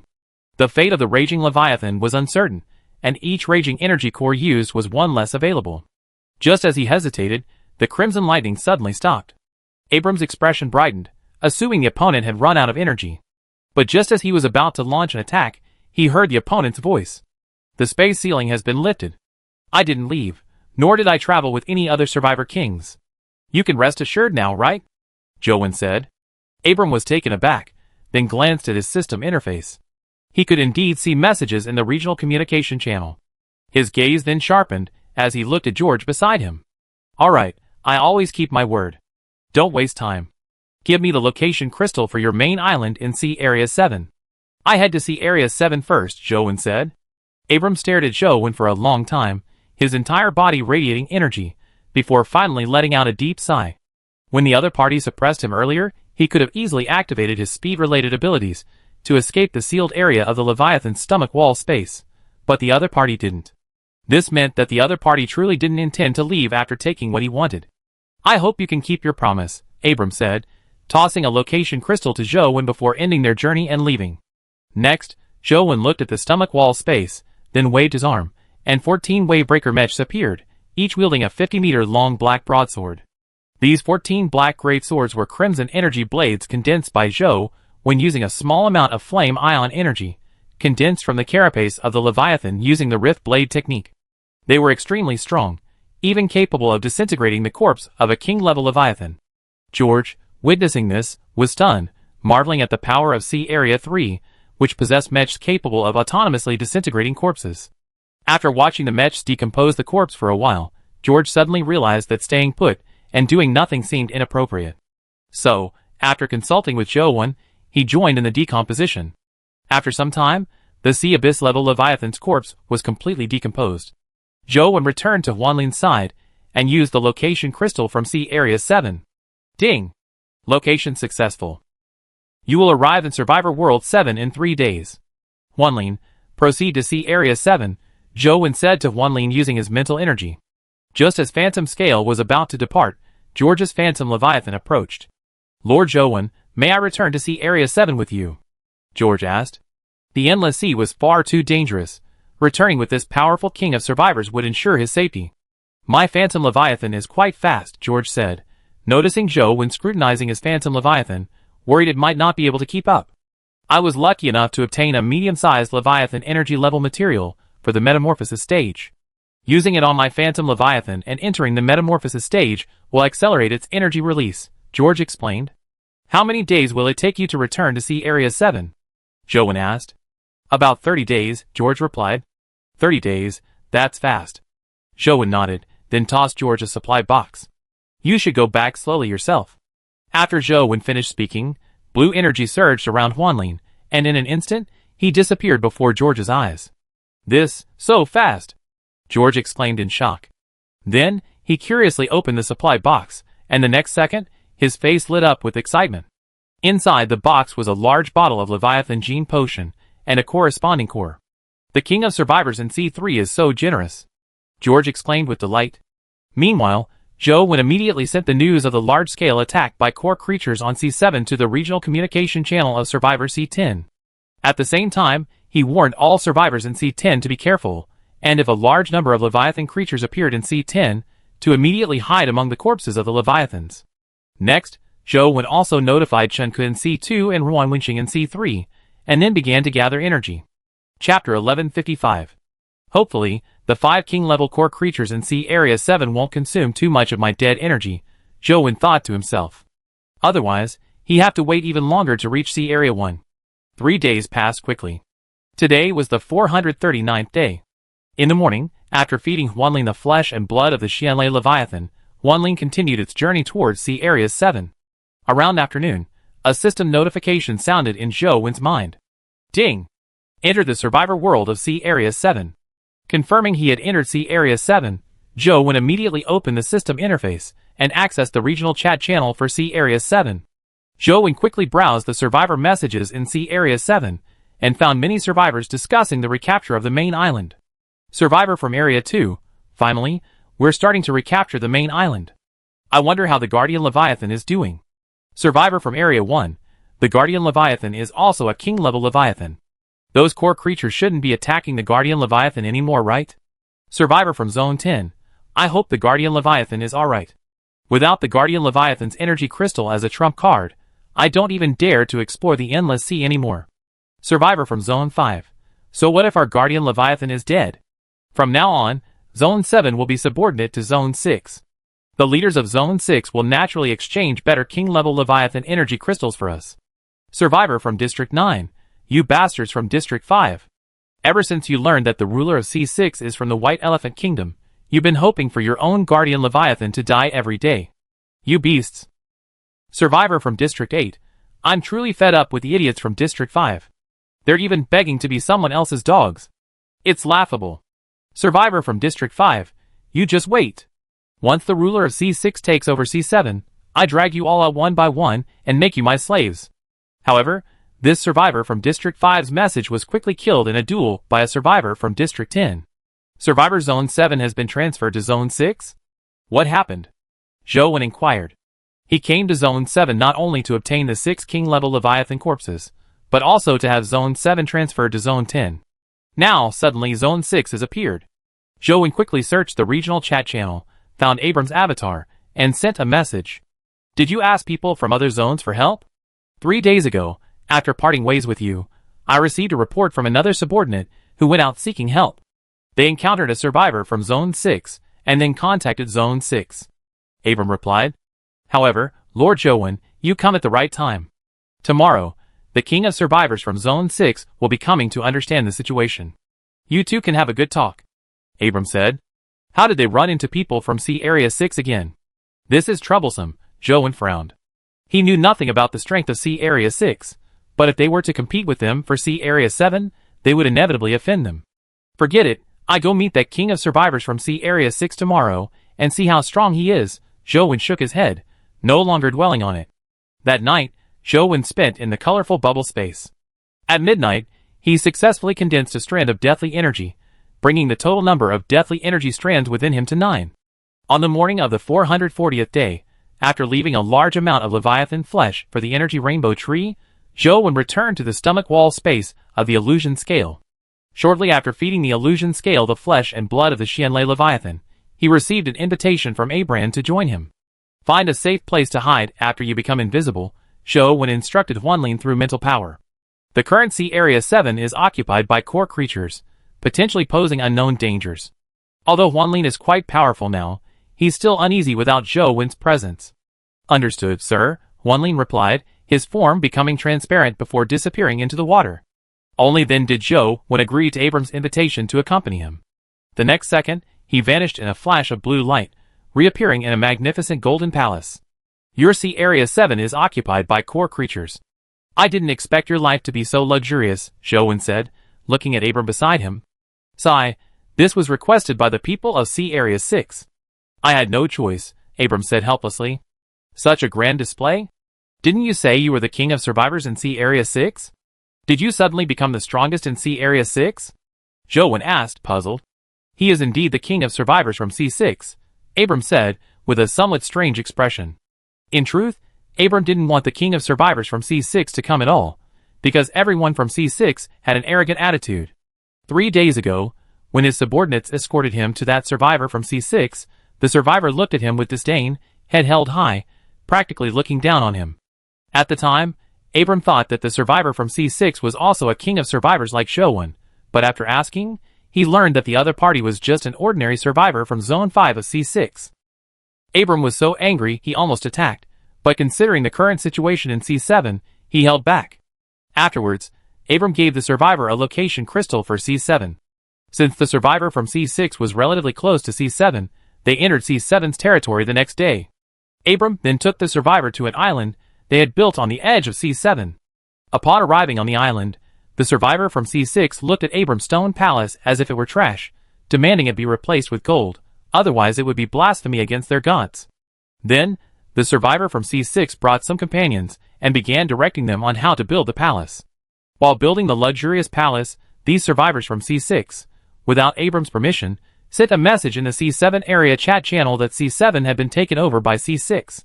Therefore, compared to these arrogant survivors from C6, Abram actually preferred to communicate with Jowan. However, he had no choice at all, because he could sense that the people from C6 didn't take him seriously at all, or rather, in their eyes, C7 already belonged to C6. By the way, Lord Jowan, aren't you traveling with your companions from C3? Abram asked, looking at the motionless Jowan. No need, I'm fine on my own, Jowan shook his head. Chapter 1156. Aren't you going to bring your companions from C3? Abram's eyes widened, his face turning grim. He gave Jowan the last berserk factor not just to get Jowan to help C7, but to get all the survivor kings from C3 to participate, especially the strongest from C3. After all 10 survivor kings from C7, except for him, had died in battle. Even the strongest, a true king with 4-stage character attributes and king-level certification, died under the siege of 5 king-level core creatures. Jowan was just an ordinary survivor king, and would be of no use in the operation to reclaim C7. Lord Jowan, I already given you the reward, yet C3 is being so perfunctory. Isn't that incredibly untrustworthy? Abram said, his eyes blazing with anger. Abram had initially hoped that relying on the strongest member of C Area 3 would force back the arrogant group from C Area 6, making things easier for C Area 7 after it came under their control. However, he hadn't expected C Area 3 to be so utterly shameless, sending only one person without any real commitment. Abram naturally didn't believe Jowan hadn't informed the strongest member of C Area 3 about C Area 7. Their operation to reclaim C Area 7 was no small matter. And Jowan, as the king of survivors, was a crucial fighting force for C Area 3, they couldn't possibly send him alone to risk his life. But Jowan still came. Therefore, there was only one possibility. Jowan was merely there to fulfill a promise, and wouldn't actually participate in the operation to reclaim C Area 7. Damn it! A bunch of bastards. Abram gritted his teeth, cursing inwardly. What? You're breaking your promise. Didn't I come? Jowan was unaware of Abram's suspicions. He had come to help clear out the core creatures in C7, and reclaim the main island. However, Jowan's words only fueled Abram's anger, as they confirmed his suspicions. You? Abram glared at Jowan, preparing to subdue him, and use him to blackmail the strongest survivor in C3, when the arrogant voice of a survivor from C6 rang out. Lord Yama has descended. You lowly commoners, why don't you come out and greet him? Yama? Isn't Yama some kind of god? Jowan murmured. Does the king of survivors in C6 consider himself a god? Jowan curled his lip, thinking the people of C6 were far too arrogant. Abram frowned. They were all kings of survivors, with no inherent hierarchy. Why deliberately teleport them outside the palace, making him greet them, when they could have been directly inside? This was clearly intentional. But now that C3 was unreliable, he could only rely on C6. Therefore, he adjusted his mindset, quickly left the palace, and went to greet the king of survivors from C6. Jowan also wanted to observe the king of survivors from C6, so he followed them outside. Outside the palace, there was a golden road paved with gold, lined with a group of survivors from C6 clad in golden armor. At this moment, a survivor from C6, wearing black patterned golden armor, produced a travel ticket. He was a subordinate of Lord Yama, and the leader of the Azura Legion. After the travel ticket disappeared, a blue teleportation light appeared, and then a figure emerged. This person was not wearing armor, in fact, their upper body was bare, while their lower body wore loose orange-yellow trousers. They were also barefoot, their feet resting on the golden paved ground. "Welcome, Lord Yama." As soon as the figure appeared, all the survivors from Sea Area 6 knelt in worship. The leader of the Azura Legion quickly stepped forward and, in a prostration, carefully kissed the figure's toes. "This must be what they call high caste," Zhou remarked after a brief examination of the Lord Yama. His skin was fair, his features were defined, and he looked extremely noble. His appearance was indeed that of a high caste from the White Elephant Kingdom. However, what puzzled Zhou was that this Lord Yama continuously emitted a golden light, like holy light. Moreover, its skin was incredibly smooth, like jade, and coupled with the surrounding golden light, it truly possessed a sacred aura. What kind of special physique is this, or has it activated some kind of special ability? Zhou speculated. He didn't believe that gods truly existed in this survival world. Insolence! Lord Yama has descended. You lowly commoners, why don't you kneel before him? At this moment, the leader of the Azura Legion, who had kissed Lord Yama's toes, stood up and arrogantly commanded Abram and Zhou. Abram glanced at the Azura Legion leader, his eyes filled with anger. How dare an ordinary survivor order him around? In the past, he would have killed him outright, but now, he had no choice but to bow his head under someone else's roof. A smile appeared on Abram's face as he stepped forward and extended his hand, preparing to shake hands with Lord Yama. Insolence! You lowly commoners have no right to touch Lord Yama. Kneel! The Azura Legion commander roared, then delivered a powerful whip kick to Abram's knees, attempting to force him to his knees. You're courting death. This time, Abram truly couldn't tolerate it and activated his kingly might. Buzz! The moment his kingly might spread, Abram swung his fist, intending to teach the Azura Legion commander a lesson. However, just as he released his kingly might, another kingly might spread out, directly counteracting the Azura Legion commander's oppressive power.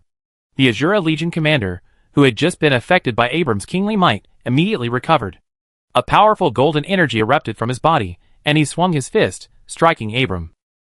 Abram's expression changed drastically, for he could sense that the golden energy released by the Azura Legion commander was quite powerful. He dared not be careless, and immediately activated his strongest abyss-level defensive ability to defend himself. Bang! The next second, a deafening roar of energy exploded. Abram's abyss-level defensive energy was nearly shattered by the Azura Legion commander's golden energy. However, although Abram blocked the energy attack, the opponent's strength was immense, and the golden energy also carried a shockwave effect. Therefore, Abram's body was sent flying. Bang! With a loud crash, Abram slammed heavily into the golden palace behind him, creating a dent. Chapter 1157. The strongest in C7 is so weak. It seems there's no need for further testing. From today onwards, everyone in C7 is a slave of C6, the Azura Legion leader said disdainfully. C6 had no intention of helping C7 reclaim its main island. They came here simply to ascertain C7's current strength, so they could send troops to attack. C6 didn't need vassals, only slaves. Abram wasn't seriously injured, but he was completely shocked because the opponent's strength far surpassed his own. You see, thanks to the berserk factor of the Berserk Leviathan, his strength attribute had reached stage 4, and with various items that increased his strength cap, his strength value was 1,500 points. Has CSIX's strength reached this level? If a Legion leader is this strong, what about the King of Survivors? Abram's gaze was somewhat dazed, and he suddenly lost all will to resist. Hurry up and kowtow, the Azura Legion commander said contemptuously to Abram. Abram dared not say anything this time. His expression dejected, he slowly walked towards the Yama Lord. Just as he was about to kneel and kowtow, the Azura Legion commander suddenly pointed behind him and shouted. And you lowly commoner, didn't you hear what I said? The Azura Legion commander said, pointing at Zhou. At this moment, Zhou was speculating about the strength of the 6th Sea area. The power the Azura Legion commander had just displayed had surprised him. Its power level might have reached 2,400 points. Is the strength of Sea Area 6 really that strong? Zhou frowned. Damn lowly commoner. The Azura Legion leader was furious. How dare a mere commoner ignore him? Die! The Azura Legion leader's body erupted with golden light again, instantly appearing before Zhou, a large blue blade appearing in his hand. Whoosh! The blue blade, enveloped in golden energy, slashed directly at Zhou's head. This time, the Azura Legion leader was going for the kill. He had never suffered such humiliation before. When he walked on the main island of Sea Area 6, those lowly commoners would kneel and kowtow before him. In Sea Area 6, apart from the 10 noble and great gods, No one dared to ignore him. The man just now, Abran, was the king of survivors of Sea Area 7, possessing the title of King of Survival. Naturally, he couldn't kill him without permission. Because the title of King of Survival can only be obtained by noble and great gods, he is not qualified. Even if he were to obtain the title of King of Survival first, and then pass it on to a god, it would still be blasphemy. But with this guy in front of him, he had no need to hold back. He had already inquired beforehand. Only one King of Survivors remained in Sea Area 7. Die! The Azura Legion leader roared, his blue greatsword, enveloped in golden energy, already close to Zhou Wen's neck. However, just as the blade of the blue greatsword was about to touch Zhou Wen, a gray-black energy appeared on Zhou Wen's body, and he raised his hand to grab the blade. The next second, the blue greatsword, enveloped in golden energy, gradually crumbled under the corrosive influence of the gray-black energy. You? The Azura Legion commander's face paled in shock, and he frantically drew his broadsword, but it wouldn't budge. You insolent wretch! Let go! The Azura Legion commander, oblivious to the danger, continued his furious shout. Then, the Azura Legion commander activated all his powerful abilities, and drew another weapon to slash at Zhou Wen. At that moment, Zhou Wen moved swiftly, lunging forward to the Azura Legion commander. He reached out and grabbed the commander's neck, instantly enveloping him in a gray-black energy. The Azura Legion commander's armor instantly turned to ash under the corrosive gray-black energy, leaving only his body to be consumed. Ah! The Azura Legion commander screamed in agony, struggling desperately, but he couldn't break free from the iron grip. How is this possible? The Azura Legion commander's eyes were filled with disbelief. All three of his attributes had reached the 4th stage, with his strength attribute at 1,200 points. Furthermore, he had now activated a powerful trait that quadrupled his strength attribute, bringing his strength to 6,000 points. Even so, he still couldn't break free from his opponent's grasp. Even more terrifying was that his opponent didn't seem to have activated the trait that increased his strength attribute. Zhou Wen naturally didn't need to activate the strength-increasing trait, because in his normal state, his strength attribute was already 6,080 points, just slightly higher than the Azura Legion leader's strength attribute after activating his trait. Lord Yama.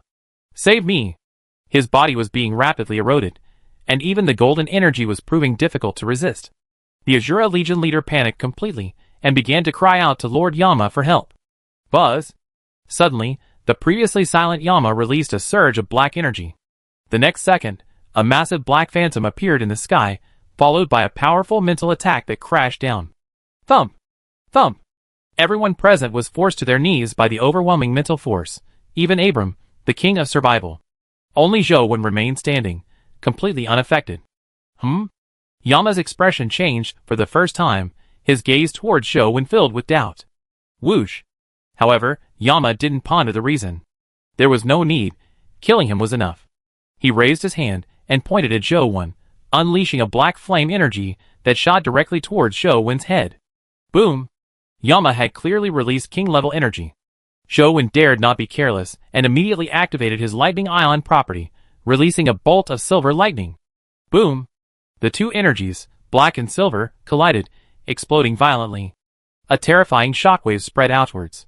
The survivors of Sea Area 6, clad in golden armor, were instantly obliterated by the spreading energy.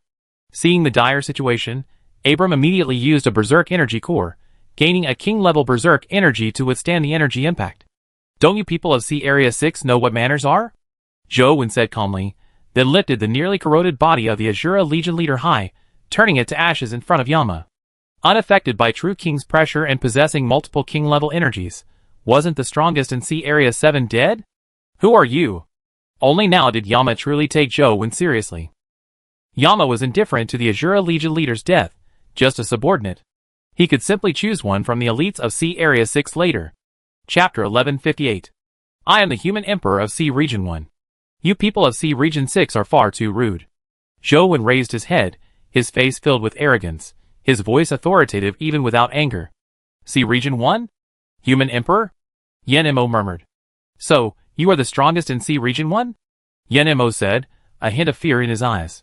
The strongest in a sea region often possess a king's domain. Even if he is a 4th stage survivor, facing a survivor with a king's domain, he is doomed. What do you say? Zhou Wen said coldly. In that case, I will pray for the great god Brahma to descend and discuss the ownership of Sea Region 7 with you. The great god Brahma is the strongest in Sea Region 6. But just as Yin Mo was about to send the message, he discovered that the space had been sealed off. Immediately afterwards, he sensed a terrifying aura. ZZZZ. As Yin Mo turned his attention away from the system interface, a 100-meter-long black lightning energy blade, crackling with intense lightning, was already upon him. Boom! Boom! Boom! The lightning energy blade struck Yin Mo directly, then exploded, countless black lightning bolts carrying terrifying energy scattering outwards, emitting a series of deafening roars. I have no intention of discussing anything with your Sea Area 6, Zhou Wen said calmly. The space on this island was naturally sealed off by Zhou Wen. Yin Mo's people had attacked him indiscriminately from the start, and he couldn't let them leave. Moreover, now that all the survivors from Sea Area 6 on Sea Area 7 were dead, if Yin Mo were killed as well, then the people from Sea Area 6 wouldn't be able to come to Sea Area 7 for the time being. Huh? It actually blocked it. A few seconds later, Zhou Wen was slightly surprised to find that the notification sound for obtaining the King of Survival title hadn't sounded in his mind. The intensity of the Xian Lei energy was already very high, and with the added bonus from the Xian Lei speed attribute box, it was definitely close to Emperor level energy, yet it hadn't killed the opponent. Auspicious Cloud Royal Domain. The lighting formed by the Xian Lei energy hadn't dissipated yet, but Zhou Wen didn't want to give the opponent a chance to breathe, so he directly released Auspicious Cloud Royal Domain to pull the opponent into his domain space first. The next second, Zhou Wen's pale golden character attribute panel automatically popped up, directly charging towards the direction of Yin Mo, with 7 colored lights shining in its path. Boom! But just as the character attribute panel rushed into the still undissipated black lightning, suddenly a golden light spread out, directly dispersing the Xian Lei energy, and then Yin Mo, whose entire body was radiating golden light, appeared. Enma used the Divine Light energy core he had exchanged from the Leviathan of Divine Light, the guardian of their Sea Area 6. The intensity of the Divine Light energy was also close to that of an Emperor-level being, and it possessed extremely powerful effects. Not only was the Divine Light energy highly intense, but after use, it would also form a Divine Light halo behind his head. This halo had the effect of increasing the intensity of other king-level energies, lasting for 1 minute. However, although Enma could use the Divine Light energy to disperse the Xian Lei energy, his silver character attribute panel was no match for Zhou Wen's pale gold character attribute panel. Enma's silver character attribute panel was shattered in just 1 second when it clashed with Zhou Wen's pale gold character attribute panel, and then continued charging towards Enma. Boom! Yama sensed something was wrong. If he were pulled into the king's domain, he would surely die. He used another Divine Light energy core, releasing enhanced Divine Light energy in an attempt to block the pale gold character attribute panel. Bang! The pale gold character attribute panel crashed heavily into the Divine Light energy released by Yama, producing a violent collision sound. The colorful auspicious energy clashed with the golden Divine Light energy. In normal circumstances, the strength of auspicious energy would definitely be inferior to the enhanced Divine Light energy. However, Yama's character attribute panel had just been shattered, causing its energy strength to decrease, which allowed for a brief struggle. However, the strength of the auspicious energy was ultimately too great. After a period of struggle, the pale gold character attribute panel began to show signs of decline. Although the auspicious energy of the auspicious cloud Leviathan had increased significantly after such a long period of cultivation, it still couldn't compare to the top-tier Divine Light energy. Roar! Just as Zhou Wen thought his character attribute panel was about to be bounced back, the blazing flame pattern that had been moving autonomously on the panel suddenly roared.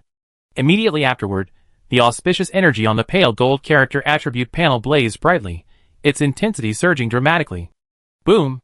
The blinding auspicious energy directly shattered Yinma's Divine Light energy, and the pale gold character attribute panel swiftly crashed into Yinma, then passed right through his body. The next second, Yinmo appeared in a space filled with colorful clouds, as if he were above the clouds. Not good.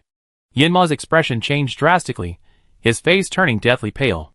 At this moment, he noticed something unusual. His body was slowly releasing a colored energy, and as this energy dissipated, the various king-level energies within him were steadily decreasing. This king-level domain is draining my energy. Fear flashed across Yama's face. His previous arrogance and haughtiness vanished completely. Human Emperor, Great Human Emperor, please spare me. I can tell you about the 6th sea domain. Yama pleaded hastily. Yama had only been trained into a 4th-stage powerhouse by Brahma, the strongest being in the 6th sea domain, because of his high caste. Aside from using his strength to attack slaves, he had virtually no combat experience.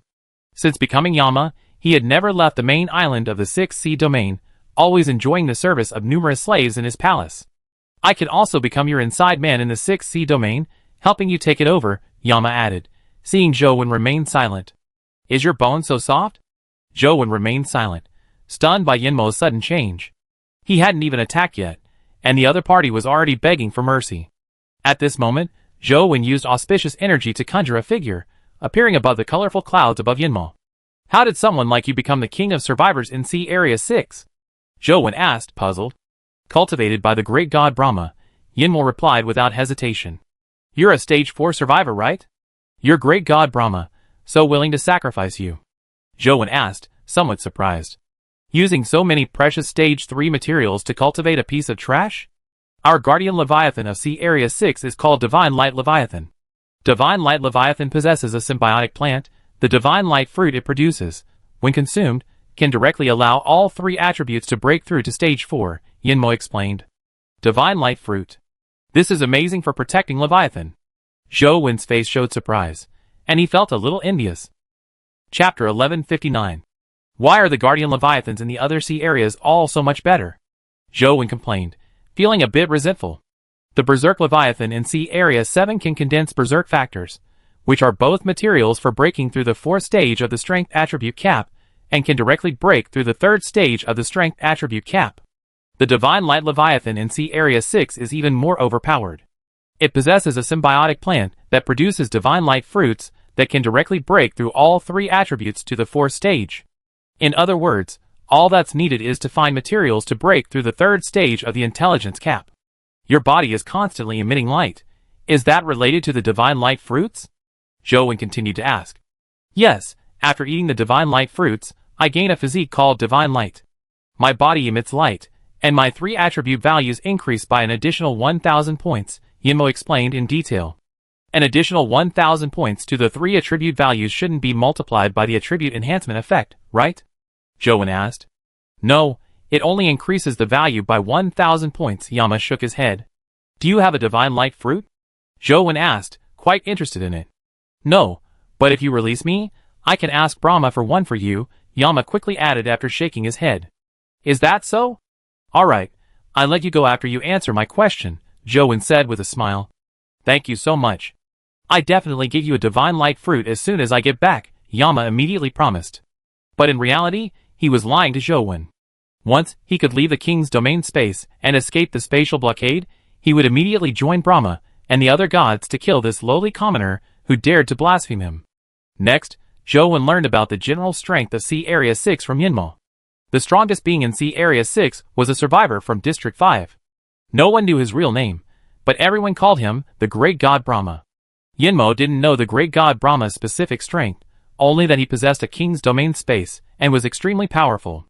Below the Great God Brahma were 9 other gods, divided into 2 ranks, upper gods and lower gods. The upper gods were survivor kings, who had reached the 4th stage and possessed king-level characteristics. There were 4 of them, and Yinmo was one of them. The lower gods were survivor kings, who had reached the 4th stage in 3 attributes and transformed into Leviathan, reaching the king-level devouring transformation stage. There were 5 of them. The entire Sea Area 6 was ruled by the people of the White Elephant Kingdom from District 5. The White Elephant Kingdom had over 30 million people, while the remaining nearly 170 million survivors from other districts were all slaves. Even the people of White Elephant Kingdom were divided into 4 classes, from highest to lowest: Brahmins, Kshatriyas, Vaishyas, and Shudras. The Shudra class used to be considered the lowest of the low, but now, with survivors from other districts serving as slaves, they are no longer the lowest class.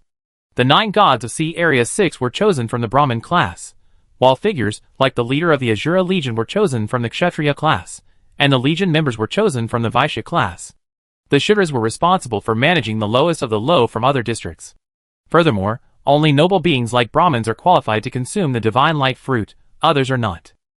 The Azura Legion leader, whom Zhou killed earlier, although all 3 of his attributes had reached the 4th stage, did not achieve this by consuming the divine light fruit, but rather by using 3 different 3rd stage breakthrough formulas. Therefore, the Azura Legion leader's 3 attributes did not receive any additional boosts, and no divine light emanated from his body. So, In Sea Area 6, apart from that Brahma god, the other survivor kings shouldn't be too difficult to deal with, Zhou Wen thought to himself.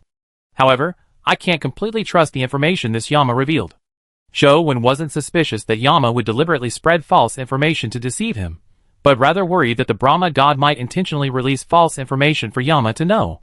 Yama, a guy who became a survivor king based solely on his status, certainly wouldn't have the brains for that, but the Brahma god's position as the strongest in Sea Area 6 was definitely not solely based on his status. I told you all the information. Can you let me leave now? Yama asked. Of course, I see you off, Zhou Wen said with a smile. No need, no need. I can leave on my own. Yama dared not let the other party see him off. If the other party discovered that he was traveling with the Brahma god, he would be in danger. Zzz. However, the next moment, a series of lightning bolts suddenly rang out, and a black lightning energy blade shot down from above, instantly heading towards Yinmo. You damn lowly commoner, you broke your promise. Yinmo's smug expression instantly turned to terror, and he cursed. Keep calling yourself this god all you want. Even though you're already a prisoner, you still won't lower your stance. Do you think I'm a fool? Zhou Wen sneered. Boom! The powerful Xian Lei energy blade struck Yinmo directly. Yinmo used his divine light energy again, but this time his divine light energy couldn't withstand the Xian Lei energy. Because within the auspicious Cloud Royal domain, Yama's divine light energy was weakened again, while Zhou Wen's profound lightning energy was further enhanced. With this shift in power, the gap between the two energies widened instantly. Boom! Boom! The profound lightning energy blade directly shattered the divine light energy, and terrifying black lightning suddenly spread out, directly engulfing Yama. Ding! Successfully killed a holder of the King of Survival title, gaining the King of Survival title X1. At this moment, on the island near C7, Abram's expression of shock lingered. What had just happened far exceeded his expectations. He had thought that the survivors of C7 would only be slaves of C6 from now on, but it turned out that Zhou Wen, who had previously claimed to be the king of survivors of C3, was actually the strongest in C1. Thinking about this, Abram felt a chill run down his spine. He had been trying to snatch the berserk factor back from the other side, but thankfully, he was interrupted by the survivors in Sea Area 6, otherwise, he might already be a corpse. Bang! At that moment, a space on the island shattered. The next second, a dazzling seven-colored light burst forth from the shattered space, and Zhou Wen's figure appeared from within. In Zhou Wen's hand was an energy crystal radiating golden light, the Divine Light Energy Core. Chapter 1160. Ding! Divine Light Crystal, King level after use, you gain a wisp of Divine Light Energy. Releasing this energy will create a Divine Light Halo behind your head, lasting 1 minute. Ding! Divine Light Halo increases the intensity of all King level energies by 50%. This Divine Light Energy is really strong, Zhou Wen explained after reading the information on the Divine Light Energy Core. Sea Area 6 should be near Sea Area 7. After dealing with the alien brain in Sea Area 1, I go to Sea Area 6 and see if I can get a Divine Light Fruit. Zhou Wen thought to himself as he stored the Divine Light Energy Core in his system interface. Then, Zhou Wen turned his gaze to Abram, who was standing not far away. Respected Emperor of Sea Area 1, I am truly sorry for what happened earlier. Abram quickly stepped forward and apologized. Are there any survivors from Sea Area 6 among your friends? Zhou Wen asked, his eyes fixed on Abram. No. No. Those people all died in the battle just now, Abram hurriedly replied. He understood the implication in Zhou Wen's words perfectly. He was worried that Abram would tell the 6th Sea what had happened, and that the powerful figures from the 6th Sea would accompany him. Your Majesty, I never wanted the 7th Sea to become an appendage of the 6th Sea. Moreover, those survivors from the 6th Sea just now stated that they only wanted us to be their slaves. This is simply outrageous. Compared to them, the 1st Sea, belonging to you, is naturally the most correct choice, Abram quickly stated. In that case, I will trust you for now. After Zhou Wen finished speaking, he released the spatial blockade of the island with a thought. When are we going to retake the main island of Sea Area 7? Zhou Wen asked. About 3 days. After the core creatures captured the main island, I started gathering the scattered powerhouses. They should arrive gradually in the next few days, Abram replied. Alright, come with me when you're ready to set off. Zhou Wen nodded, then ended the journey and disappeared in a flash of blue light. Back in the stomach space of the illusion scale, Zhou Wen briefly checked the loot mail from killing Yama. The loot mail was pitifully small. Besides 10 Divine Light Energy Cores, 2 King-level Steel Seals, and 5 King-level Energy Crystals, there was nothing of value. So poor, Joan said disdainfully. The two king-level steel seals didn't have corresponding king-level Leviathan corpses, so they couldn't be used to make gene potions, and were therefore useless. Zhou would directly use the core restorer to restore them into two king-level cores. These 5 king-level energy crystals must be what Yama left behind to exchange for divine light energy cores with the divine light Leviathan, Zhou guessed. It just so happens to be the day to trade vitality factors with the vitality Leviathan. Zhou had originally planned to scare the vitality Leviathan a bit, making it hand over the vitality factors first, and then return them once he had enough king-level energy crystals. Now, with these extra 5, he had a total of 8, which was enough for the trade. That night, Zhou teleported to Sunset Island, crossed the 1,000-flower vase plain, and arrived at the area where the giant lake was located. He then saw a huge leaf protruding from the lake surface. Here you go! As soon as Zhou reached the giant leaf, the Vitality Leviathan immediately surfaced and promptly handed over 2 portions of Vitality Factors to Zhou. Last time it dawdled, resulting in the loss of a king-level energy crystal. This time it dared not do that again. You learned your lesson, not bad. Zhou nodded approvingly, tossing 6 king-level energy crystals to the Life Leviathan with a flick of his wrist. The Life Leviathan happily swallowed the 6 king-level energy crystals in one gulp, then began to sink into the water, seemingly not wanting to stay with Zhou for even a second longer. Don't rush off. Given your good performance this time, I give you another chance to obtain an extra king-level energy crystal, Zhou said, a king-level energy crystal appearing in his hand. What else do you want me to do? The Life Leviathan stopped sinking and asked telepathically, sensing it wouldn't be anything good. Follow me. Zhou pointed towards the 1,000-flower vase plain and flew directly there. Soon, Zhou, leading the Leviathan, whose body had reached a length of 200,000 meters, arrived at the outer edge of the 1,000-flower vase plain. The Leviathan's size was so enormous that entering the plain would crush the 1,000-flower vase. Can your energy make the plants on this plain grow quickly? Zhou asked. Buzz. The Leviathan released its spiritual power, enveloping the entire 1,000-flower vase plain, then shook its ear like antennae. Yes, but I want 100 king-level energy crystals, the Leviathan demanded exorbitantly. Never mind then, Zhou said, flying away immediately. No. 50 will do, the Leviathan quickly said. 10, Zhou countered. No, 10 is too few. For such a large area, I will need at least 700,000 units of energy. I was originally going to ask for 70 king-level energy crystals, but I already reduced it by 20, the Leviathan said. Alright, you make the plants in this plain bloom once every 30 days, and I give you 30 king-level energy crystals, Zhou said, not bothering to haggle with the Life Leviathan. Zhou didn't have any extra king-level energy crystals for Life Leviathan. He definitely needed to focus on nurturing the auspicious Cloud Leviathan, with the king-level energy crystals he obtained from the trial. Otherwise, his auspicious Cloud Royal Domain would always be at a disadvantage.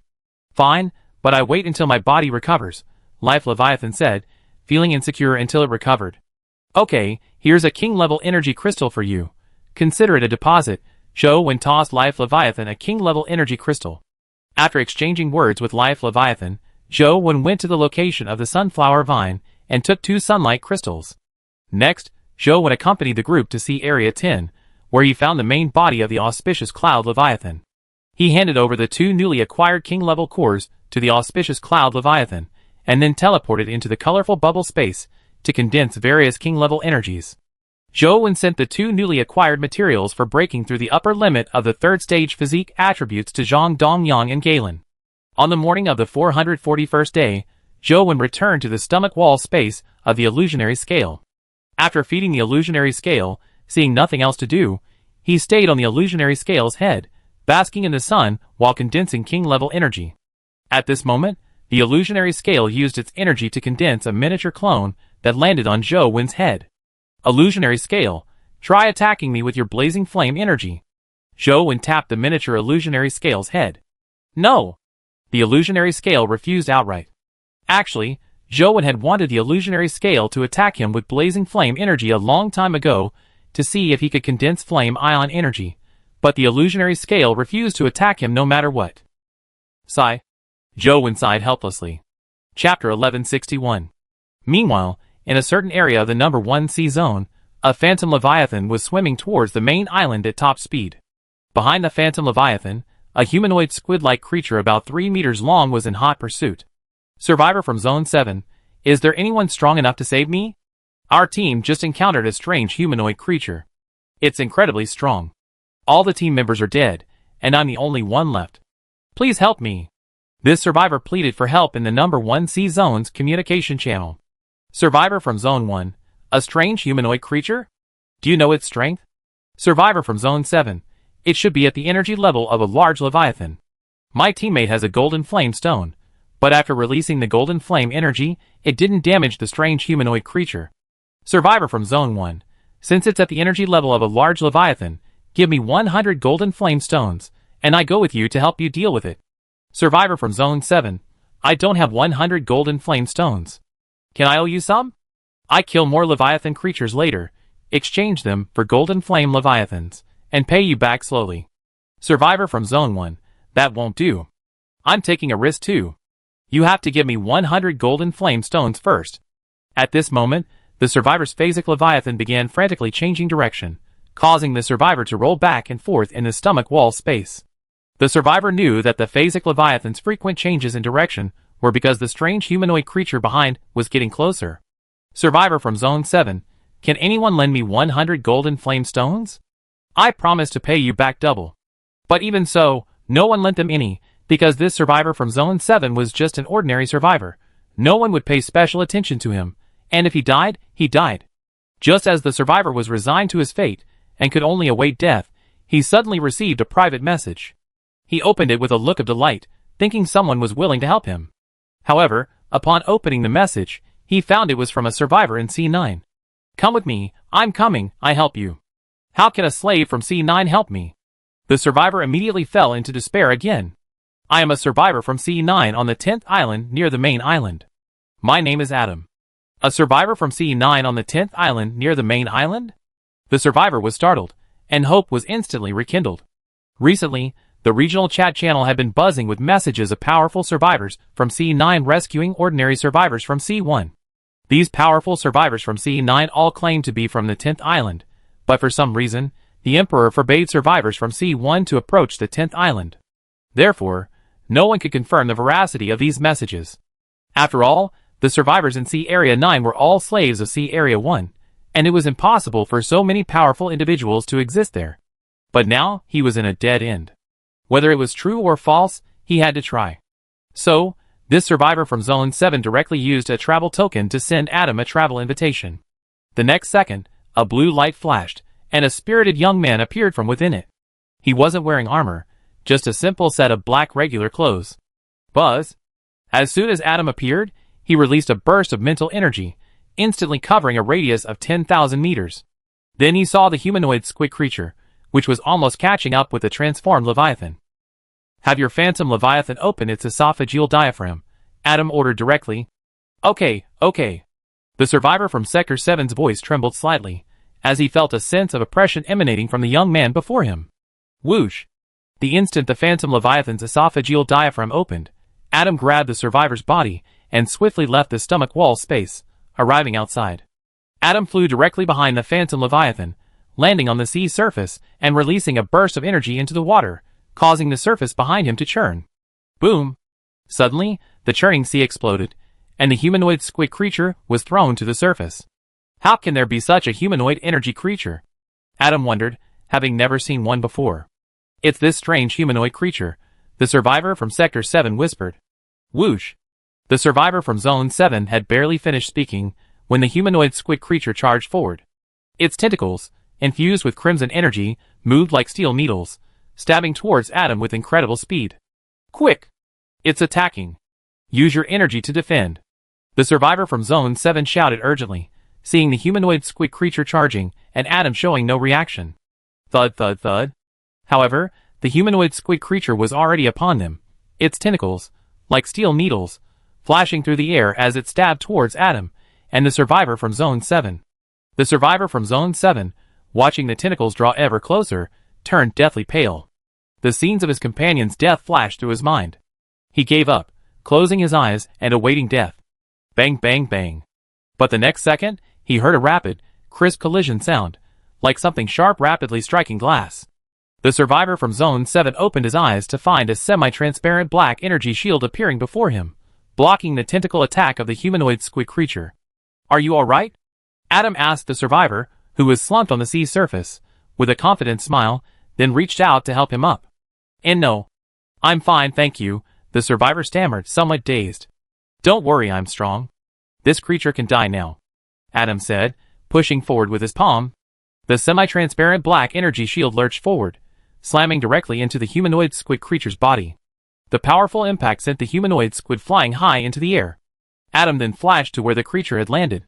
Boom! A powerful burst of dark energy erupted from Adam's body, spreading a terrifying aura that sent chills down one's spine. Adam gathered his dark energy in his fist, and just as the humanoid squid creature was about to fall, he swung his fist, striking its body. Bang! With a deafening roar, the humanoid squid creature's body exploded into countless fragments. The fragments coalesced into a sphere as they fell, which Adam caught, discovering it contained a core and a set of materials for the devouring stage. "Here you go." Adam approached the survivor from Sector 7 and handed over the items. This for me." The survivor from Sector 7 recognized the items. They were a core of a large leviathan and materials for the devouring stage. "Thank you, Lord Adam," the survivor from Sector 7 said emotionally. "You shouldn't thank me, you should thank the great Lord Miles," Adam said reverently. Chapter 1162. Miles, Lord? The survivor from District 7 looked bewildered, as he had never heard of this name before. "Yes, as you know, I am a survivor from Sea Area 9. Just over 20 days ago, I was just an ordinary person like you. After meeting Lord Miles, he bestowed upon me immense power." Adam recounted Lord Miles's greatness. "And now, almost all the survivors from Sea Area 9 on that 10th island possess power similar to mine," Adam said, turning his gaze to the survivor from District 7. "You can too. Just drink this potion, and you will gain immense power." Adam's thoughts flickered, and a colorful potion appeared in his hand, which he then handed to the survivor from District 7. The survivor from District 7 looked at the potion, radiating 10 different lights, and hesitated, a sense of unease rising within him. There's no such thing as a free lunch. Such a powerful potion, given away for nothing, is simply unrealistic. There must be some unknown price to pay. But he's just an ordinary survivor from Sea Area 1. What could the other party possibly want from him? Since you don't want to become stronger, then forget it. Seeing that the other hadn't reached out to take the potion, Adam didn't insist, and simply stored it in his system interface. "Master, such a powerful potion, will there be any side effects after drinking it?" The survivor from Zone 7, seeing Adam put the potion away, felt his initial wariness turn into hesitation.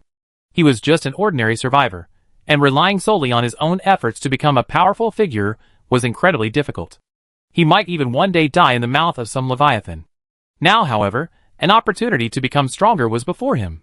Even if it was a lie, even if it came at a great cost, he wanted to try, as long as the potion wouldn't kill him. Drinking the potion will cause a brief period of pain, but there will be no other side effects, Adam said with a faint smile, then handed the potion back to the survivor. This time, the survivor from District 7 didn't hesitate. He respectfully accepted the potion with both hands, hesitated slightly, then opened the stopper, and poured the potion into his mouth. The potion entered his stomach, followed immediately by a sharp pain. The survivor from District 7 felt as if his body was being torn apart. However, this pain didn't last long and quickly subsided. Then, the survivor from District 7 felt his physical strength increase, and 10 powerful energies appeared within him. He had seen this energy aura released by some powerful figures from Sea Area 1 before. It was the aura of Abyss-level energy. I actually possessed 10 types of Abyss-level energy all at once. The survivor from District 7's eyes widened, his face filled with disbelief. This was simply unbelievable, because even the king of survivors didn't possess so much Abyss-level energy. "Thank you for your grace, Lord Adam." At this moment, the survivor from District 7 suddenly realized what was happening and knelt excitedly on the sea's surface to thank Adam. Who are you thanking?" Adam frowned, asking with displeasure. Thank you for Lord Miles's grace." The survivor from District 7 paused, then quickly corrected himself. "That's right, you should thank Lord Miles. The power you gained is all thanks to Lord Miles." Adam nodded in satisfaction. "Yes. Thank you for Lord Miles's grace." The survivor from District 7 hurriedly replied. I wonder, what does Lord Miles need me to do?" The survivor from District 7 asked hesitantly. After all, the other party wouldn't enhance his strength for no reason. There must be some purpose. But upon hearing this, Adam's expression immediately darkened, and a terrifying aura emanated from his body, making it difficult for the survivor from District 7 to breathe. You mean, the great Lord Miles bestowed power upon you in order to obtain something in return? Adam, enveloped in dark energy, stared intently at the survivor before him with crimson eyes, questioning him angrily. No, what I meant was, I wanted to do something for the great Lord Miles to repay his kindness, the survivor from District 7 quickly said. He felt as if he were being stared at by a king-level Leviathan. His clothes were soaked with cold sweat. Lord Miles doesn't need your repayment. Just survive on your own. Adam's expression softened. After ceasing to release energy, he left these words and disappeared. Really? Nothing I need to do? The survivor from District 7 murmured in surprise, then stretched his body, which had been numb from the terrifying energy, and slowly stood up from the sea. I never thought I'd have such a lucky day. The survivor from District 7, feeling the powerful abyss-level energy within him, once again beamed with ecstasy. Meanwhile, inside the palace on the 10th sub-island of Sea Area 1, Adam reported to Miles about recently bestowing the 10 Kings potion upon an ordinary survivor from Sea Area 1. Miles nodded, then gave Adam another bottle of the 10 Kings potion, instructing him to distribute it to some suffering souls. Yes, Lord Miles. Adam reverently accepted the potion, his eyes filled with respect. While I won't actively target people from Sea Area 1, those survivors from Sea Area 1 that you yourself don't want are excluded, Miles said calmly.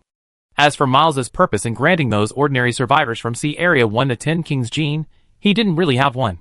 He wouldn't turn them into mutants, nor would he order them to do anything for him. Because there's simply no need. In this world of survivors, there are always far more ordinary survivors than strong ones, and it possesses the ability to transform ordinary people into strong ones. Once all ordinary people become strong, they will naturally support the one who gave them power. Therefore, it doesn't need to promote itself, it will happen naturally over time. This is Miles' initial plan to integrate the alien brain into the survivors.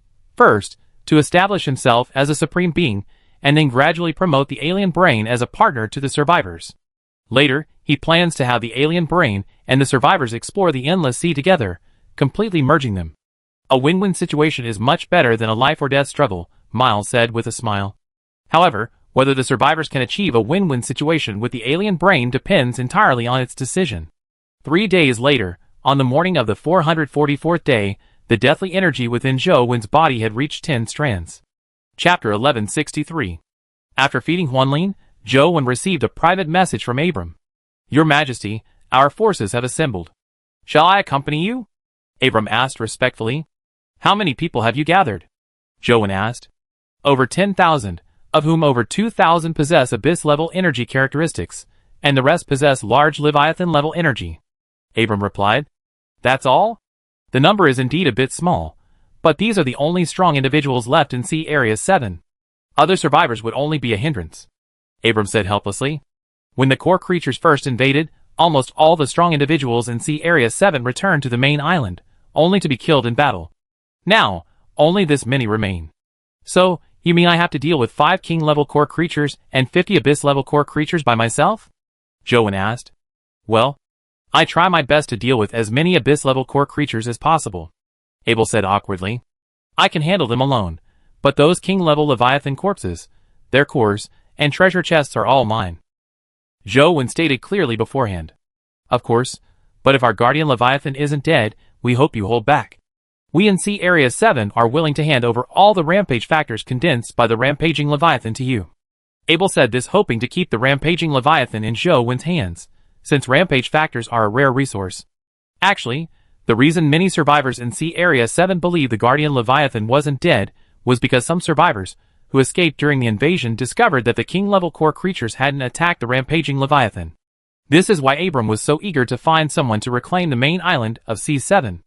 Although these reports might not be true, it was worth a try, because the Berserker Leviathan was crucial for the survivors of C7. Okay, come with me. The next second, Zhou Wen received an invitation from Abram to join him.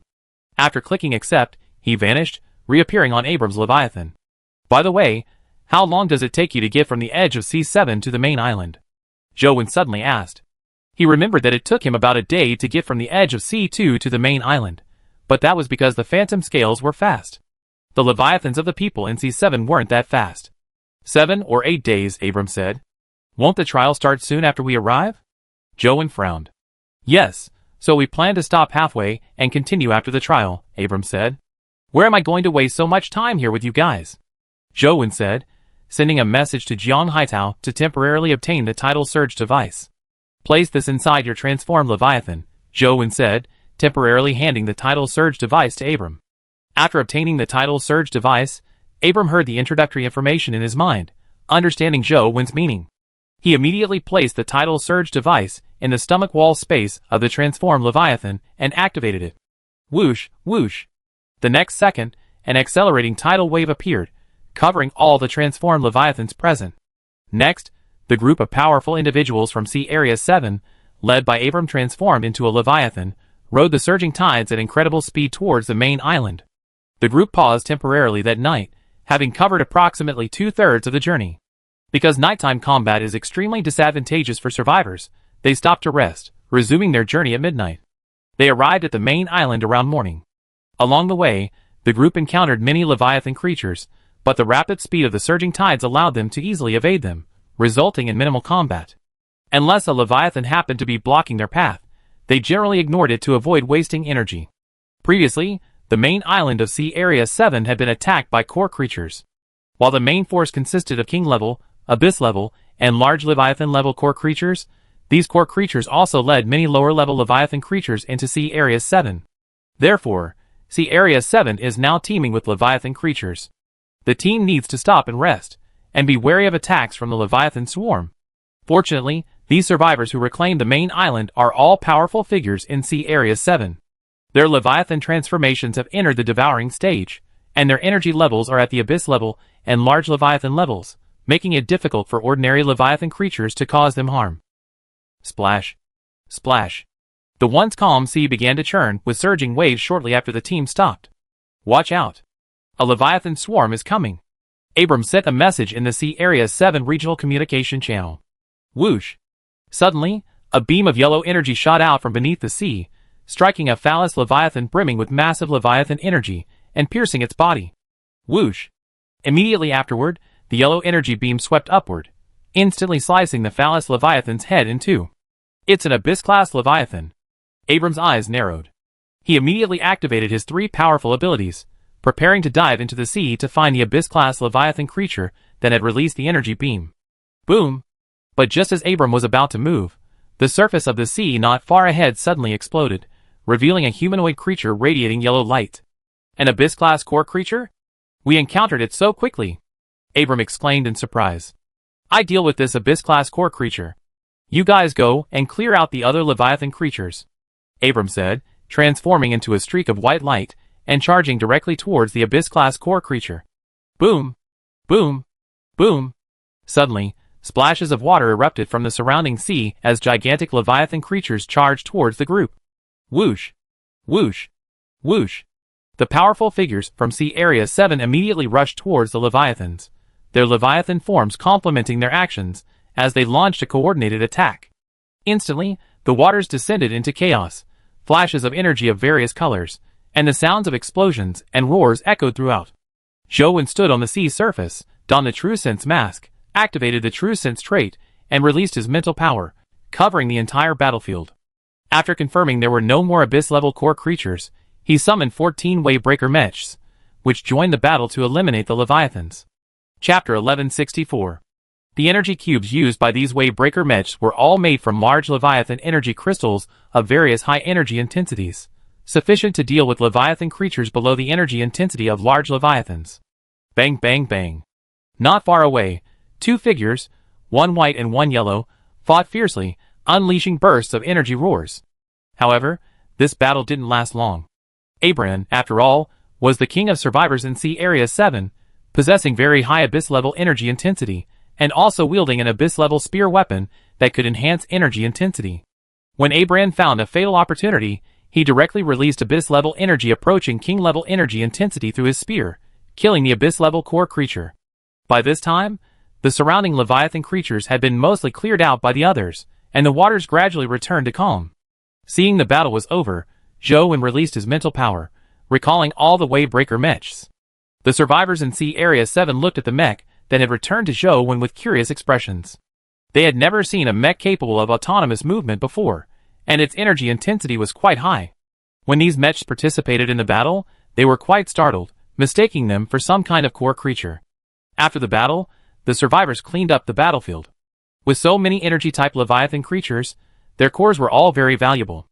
At this moment, Abram returned and handed the core of the Abyss-level core energy creature to Zhou Wen. You can keep it. Zhou Wen didn't even consider the Abyss-level core worth anything. If it were a piece of Abyss-level material for the metamorphosis stage, he might take it back for the survivors in Sea Area 10 to use. Thank you for your generous gift, Your Majesty. Abram thanked them respectfully. C7 was now essentially an appendage of C1, making the Emperor their ruler. Then, the group regrouped to rest, awaiting midnight. With nothing else to do, aside from the survivors patrolling the outer perimeter, the rest gathered in groups to chat, their conversation naturally revolving around Zhou Wen. That sir is the king of survivors from C6? He doesn't seem quite right, one survivor remarked. Yeah, those survivors from C6 were all so arrogant, even calling us commoners in the area chat. I thought the king of survivors from C6 would be even more haughty, but he's not bad, another survivor said. TCH. What C6 survivor? That guy isn't one at all. At that moment, an untimely voice rang out. Everyone turned to look, and judging from his appearance, they could tell that the speaker was a survivor from Zone 5. Not the king of survivors from Zone 6? Then who is it? The king of Zone 2 has invited other kings of survivors from other zones? The crowd wondered. Abraham hadn't revealed Zhou Wen's identity to anyone. This was at Zhou Wen's request. Previously, survivors from Zone 6 had sent messages in the Zone 7 regional chat channel, and Zhou Wen was worried that some of them might be in contact with Zone 6. He was keeping his information secret for the time being to keep those in Zone 6 confused. Zhou Wen's Zone 6 certainly knew about Yama's death immediately, but they didn't know the exact strength of the person who killed Yama. Unless the ruler of C6, the great god Brahma, is as foolish as his subordinates, he certainly wouldn't rashly come to C6 before understanding the situation. But it's good that he's not from C6. This unidentified king of survivors seems quite kind.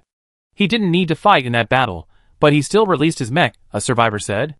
Heh, what's the use of being kind? How dangerous is our operation? Just some king of survivors from who knows which sea. He'd kill us. A survivor from District 5 scoffed. Don't you guys from District 5 use your brains? If that king of survivors wasn't confident, would he come here to his death? Besides, wouldn't he be accompanied by other kings of survivors from the same sea? A survivor from District 10 said disdainfully. So what if he's accompanied by companions? Are they stronger than the god of C6? A survivor from District 5 retorted angrily. Come on, a god, my foot. You white elephant people just love to brag.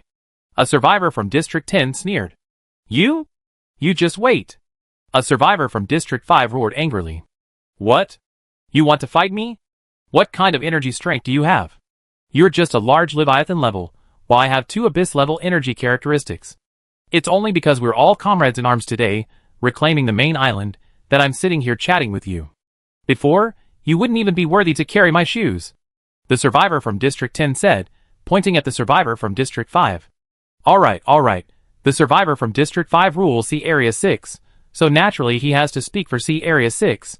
Someone stepped forward to smooth things over. Then, the survivor who had tried to smooth things over changed the subject, starting to discuss whether the Guardian Leviathan was dead. Time passed slowly, and soon it was midnight. Abram activated the tidal surge device, and continued towards the main island. On the morning of the 445th day, the group finally arrived near the main island. Abram deactivated the tidal surge device, and returned it to Zhou Wen. Then, the group cautiously made their way towards the main island. Soon afterward, they saw a huge island, the main island of Sea Area 7. To their great delight, they spotted a massive red figure on the island. The Berserker Leviathan is still alive. One survivor exclaimed excitedly. Don't shout. Watch your surroundings. Abram shouted, alerting the excited survivors. Their current location was extremely dangerous. Boom! Boom! Boom! Suddenly, a large spray of water erupted on the sea ahead. As the spray subsided, a group of humanoid creatures of various colors appeared on the surface, the core creatures. Among them, dozens emitted an exceptionally bright light, clearly distinguishing them from the other core creatures.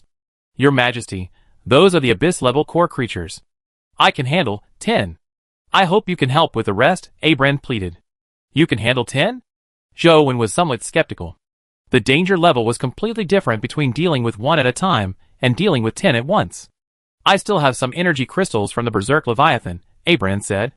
Since the Berserk Leviathan was still alive, there was no need for him to be stingy.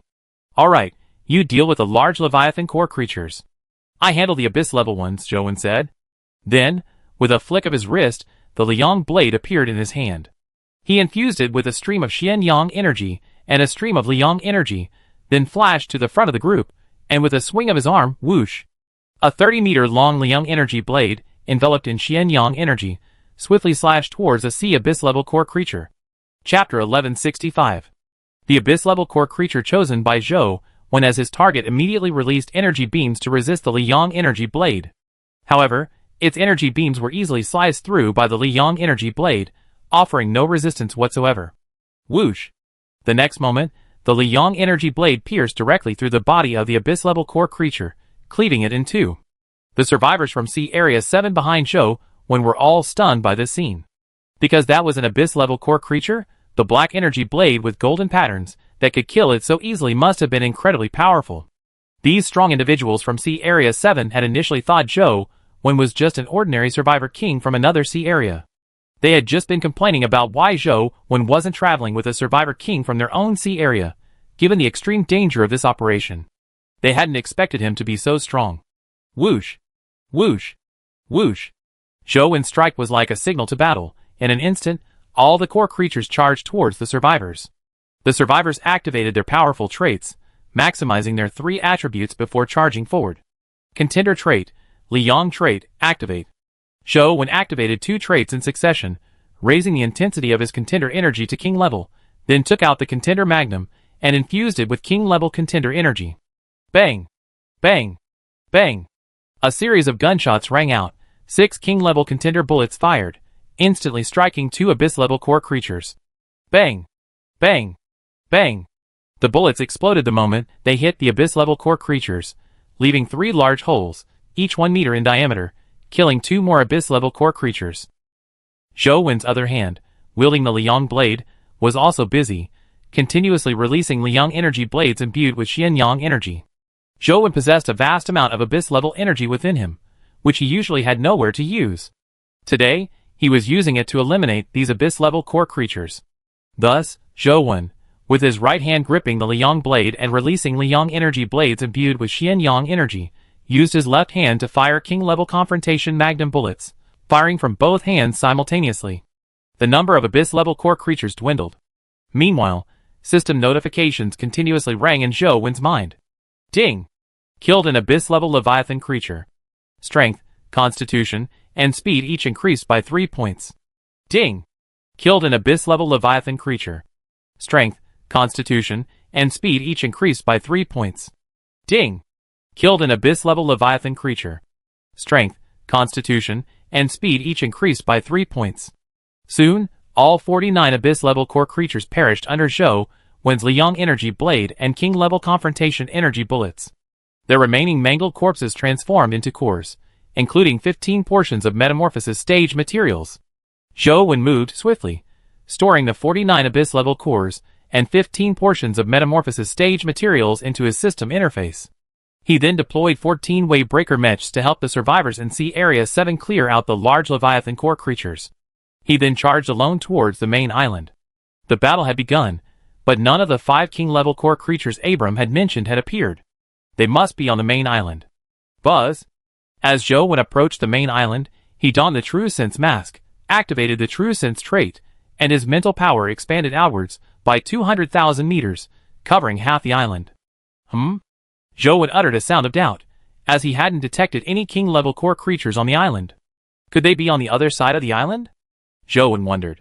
However, he didn't increase his mental energy output further. He was currently at risk of being attacked at any moment, and if his mental energy was severely depleted, those king-level core creatures might take advantage of the situation. A few seconds later, Zhou reached the edge of the main island and then entered its interior.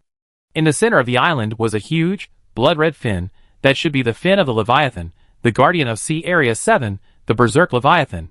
When he released his mental energy to probe earlier, Zhou Wen discovered that the berserk leviathan was indeed still alive, but it seemed to be in some kind of dormant state. Buzz. After arriving at the center of the main island, Zhou Wen activated his true sense trait again, scanning the entire island, but still found no trace of any king-level core creatures. Could it be that those king-level core creatures left directly after conquering the main island of Sea Area 7? Zhou Wen frowned. Or did he go to Abram's side? Thinking this, Zhou Wen immediately opened the system interface, wanting to contact Abram to check on his situation. However, to Zhou Wen's surprise, the message failed to send. His expression changed, and he quickly opened the regional communication channel for Sea Area 7, only to find it completely empty. The space is blocked? Zhou Wen immediately became alert and activated auspicious energy form. Whoosh! Suddenly, an invisible blade flashed across Zhou Wen's neck without warning, and his head was severed from his body. Fortunately, Zhou Wen's body was now fully in energy form, so even with his head severed, he wouldn't die. What was that? Zhou Wen was horrified. He had been suddenly attacked without even realizing what was attacking him. Whoosh! Zhou Wen flashed away, quickly leaving his original spot. His severed head had already reformed. What was that? My mental energy didn't detect it at all? Zhou Wen said gravely. If he hadn't cautiously activated auspicious energy form, he might already be dead.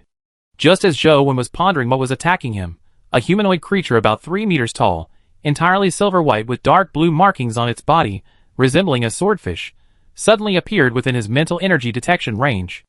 This swordfish-like humanoid creature appeared abruptly, as if it had flashed into existence. With a whoosh, a sound of wind breaking rang out as the swordfish-like humanoid creature swiftly swung its spiked slender sword. The sword drew a silver-blue line in the air, aiming directly at Zhou Wen's entire body, seemingly intending to cleave him in two. Universal Power Ability, activate.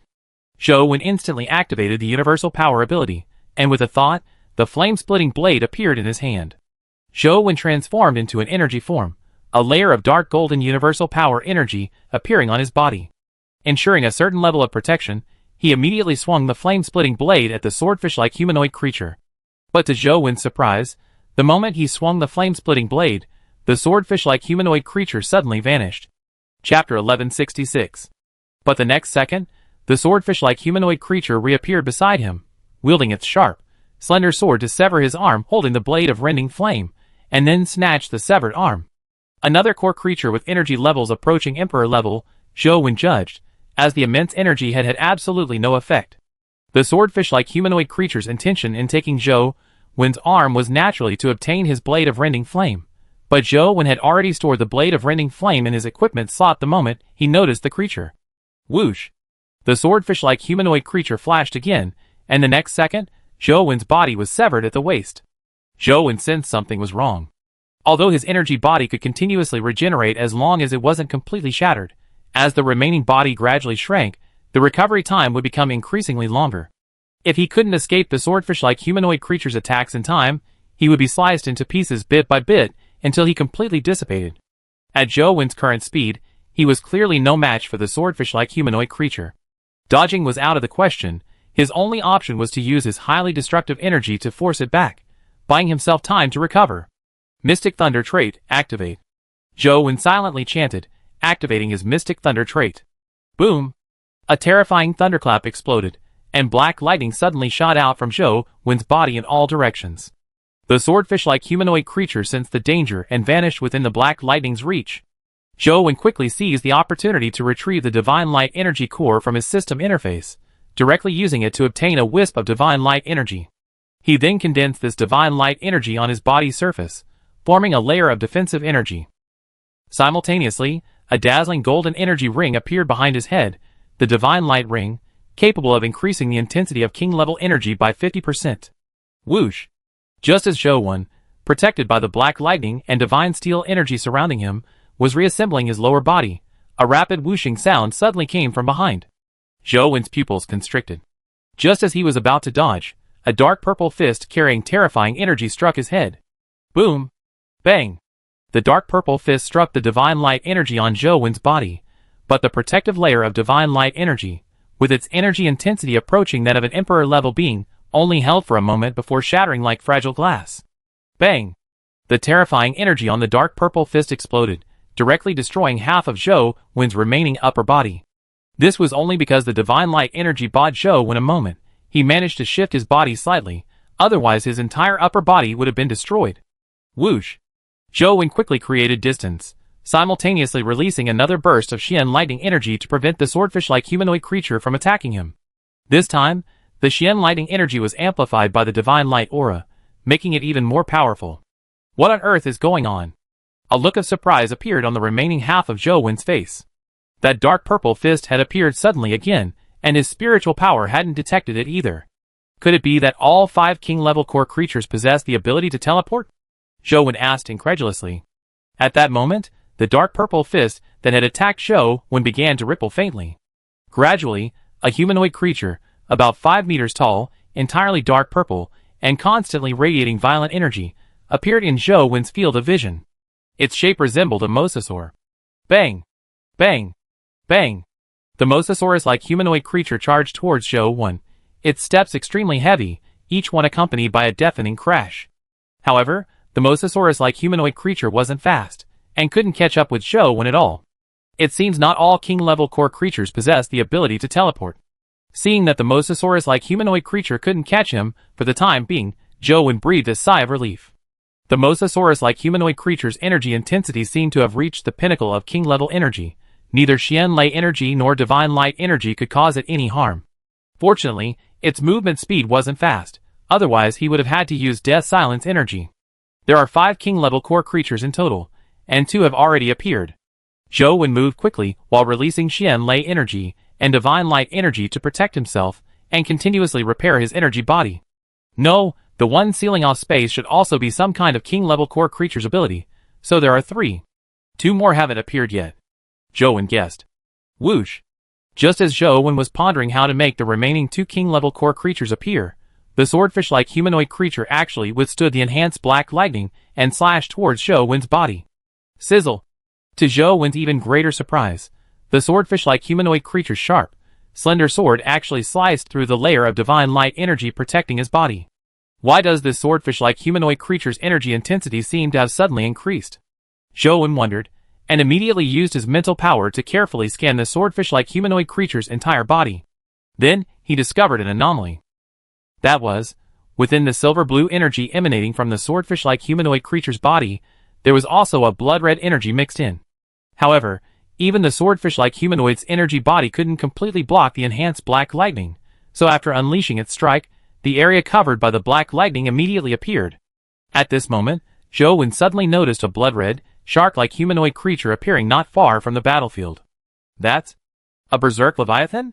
Zhou's brows furrowed involuntarily. Now, I won't be able to obtain the berserk factor anymore, Zhou said with some regret. Thump, thump, thump! The heavy footsteps suddenly quickened, and Zhou immediately looked in the direction of the sound. It was a mosasaur-like humanoid creature. The mosasaur's speed had suddenly increased significantly, and blood-red energy had appeared on its body. Is this the Berserk Leviathan's ability? If so, Zhou abruptly turned his gaze to the Berserk Leviathan's core creature, then activated the Moon Shuttle trait, increasing his base speed attribute by 20%. Whoosh! Zhou's speed increased dramatically, arriving before the Berserk Leviathan's core creature almost instantly. His flame-splitting blade appeared, and he slashed forward. Bang! However, just as the flame-splitting blade was about to strike the Berserk Leviathan's core creature, it was suddenly blocked by something. Buzz! The next second, energy fluctuations appeared where the flame-splitting blade had struck, and then a wall riddled with irregular holes appeared before Zhou. This wall resembled a sponge, radiating a platinum gold light. Chapter 1167. An immortal sponge? Zhou's expression changed. He immediately looked around, only to find himself trapped in a cage formed by an immortal sponge. Bang! Zhou swung his blade of rending flame again, striking the cage formed by the immortal sponge, but it couldn't cause any damage. At this moment, the mosasaurus humanoid creature, the swordfish humanoid creature, and the core creature of the rampaging leviathan all launched attacks on Zhou. Above the battlefield, after a surge of energy, a humanoid creature appeared, the very same king-level core creature that had sealed off the main island's space. These creatures all possess the ability to conceal themselves? However, Zhou immediately thought of the unknown creature that had severed his head earlier. Previously, Zhou had thought that unknown creature was a swordfish humanoid creature, but after seeing that these king-level core creatures could perfectly conceal themselves, He realized that this must be the ability of the unknown creature that had attacked him initially. However, judging from the current situation, while the unknown creature could conceal the other king-level core creatures, the invisibility effect would become ineffective once these creatures began to move rapidly. Auspicious Cloud Domain, activate. Zhou Wen immediately activated Auspicious Cloud Domain, and the next second, his character attribute panel popped up. But the moment the character attribute panel hit the immortal sponge, it was directly bounced back by the energy on its surface, then transformed into an auspicious cloud domain with a radius of 10,000 meters around Zhou Wen. The instant the auspicious cloud domain took shape, a faint colored energy appeared on the surface of all the king-level core creatures within it. Zhou Wen immediately noticed a transparent object radiating colorful energy, attacking him just like the other king-level core creatures. The instant these king-level core creatures entered within 100 meters of him, a smile appeared on Zhou Wen's face. 6 king-level creatures, finally all together, Zhou Wen murmured, and then a surge of dark energy erupted from his body. Deathly Silence trait, activate. Zhou Wen instantly activated the Deathly Silence trait. Buzz. In an instant, the Deathly Silence energy spread rapidly in all directions in the form of an energy shockwave. The immortal sponge sensed the Emperor-level energy and immediately contracted its cage-like body, then fled into the distance. The other king-level core creatures also changed their expressions, halting their approach to Zhou Wen and turning to run away. Heh, where do you think you're going? Zhou Wen had refrained from using Deathly Silence energy, enduring countless powerful energy attacks until now, all to gather the 6 king-level core creatures together, and then wipe them out in one fell swoop. At this moment, a 4-sided cone-shaped black ring device had appeared in Zhou Wen's hand, the Permanent Magnet Constraint. Buzz. After Zhou Wen input a stream of permanent magnet energy into the Permanent Magnet Constraint, an invisible energy was suddenly released, forming a magnetic confinement space with a diameter of 10,000 meters centered on Zhou Wen. Bang bang bang. The 6 king-level core creatures crashed directly into the wall of the magnetic confinement space. Their bodies were energy bodies, that is, elemental bodies, and they could not pass through the magnetic confinement space at all. However, they could release destructive energy to temporarily break through the magnetic confinement space wall, but they didn't have time to launch an attack at the moment, because the deathly energy shockwave behind them had already covered them. A deafening explosion erupted from the main island of Sea Area 7, startling the survivors, who had nearly eliminated the large Leviathan core creature. What happened on the island? A sense of dread crept into the survivors' hearts as they watched the dissipating black energy. Is that guy dead? A survivor from District 5, who had been arguing with the survivors from District 10, asked Sneer. Shut up. Don't let me hear you speak such disrespectful words again, Abram said coldly. What? You want to kill me? The survivor from District 5 looked at Abram arrogantly, his face filled with disdain. This survivor's unusual behavior surprised everyone present. Normally, this survivor from District 5 was meek and submissive towards those stronger than him. This was a complete departure from his usual self. Something's wrong. Only Abram realized something, his expression changing drastically. Bang! Abram immediately swung his spear, unleashing a piercing energy attack directly at the survivor from Zone 5. Bang! However, just as the piercing energy was about to strike the survivor, a blue light flashed before him, and 3 golden figures emerged, casually blocking the attack. After the blue light dissipated, the 3 golden figures were fully revealed. These 3 were the 3 deities from Sea Area 6, who had accompanied the survivor from Zone 5. They were Vishnu, Shiva, and Indra, the 3 strongest deities under Brahma, each possessing 3 king-level energy characteristics. Insolence! Indra roared in fury, unleashing his true king's pressure. A colossal phantom appeared in the sky, pressing everyone down onto the sea, making it difficult to breathe, even the survivor from Zone 5 who had accompanied them. Alright, don't waste time on these lowly people. Go and do what Brahma instructed, said Vishnu, the leader. These people are temporarily under your command, Indra said, pointing at the survivor from Zone 5. Whoosh whoosh whoosh. In the next second, the 3 transformed into streaks of golden light, heading towards the main island at incredible speed. The survivor from Zone 5, who had accompanied the 3 gods of C6, immediately stood up, head held high, looking down at the crowd with an air of superiority. Once the god of C6 kills that guy, you lowly people will be my slaves, ha ha ha. The survivor from Zone 5 said arrogantly, then burst into laughter. You just tried to kill me. The survivor from District 5 walked up to Abram, and slapped him across the face. Abram's face showed anger, but he dared not retaliate, because if he really killed the survivor from District 5, they would all die. And you? I'm not even worthy to carry your shoes? The survivor from District 5 then pointed at the survivor from District 10, who had argued with him earlier, walked up to him, and kicked him. You? The survivor from District 10 immediately sprang into action, ready to kill the survivor from District 5. The survivor from District 5 was terrified and retreated, but the survivor from District 10 was held back by those around them. They didn't want to die.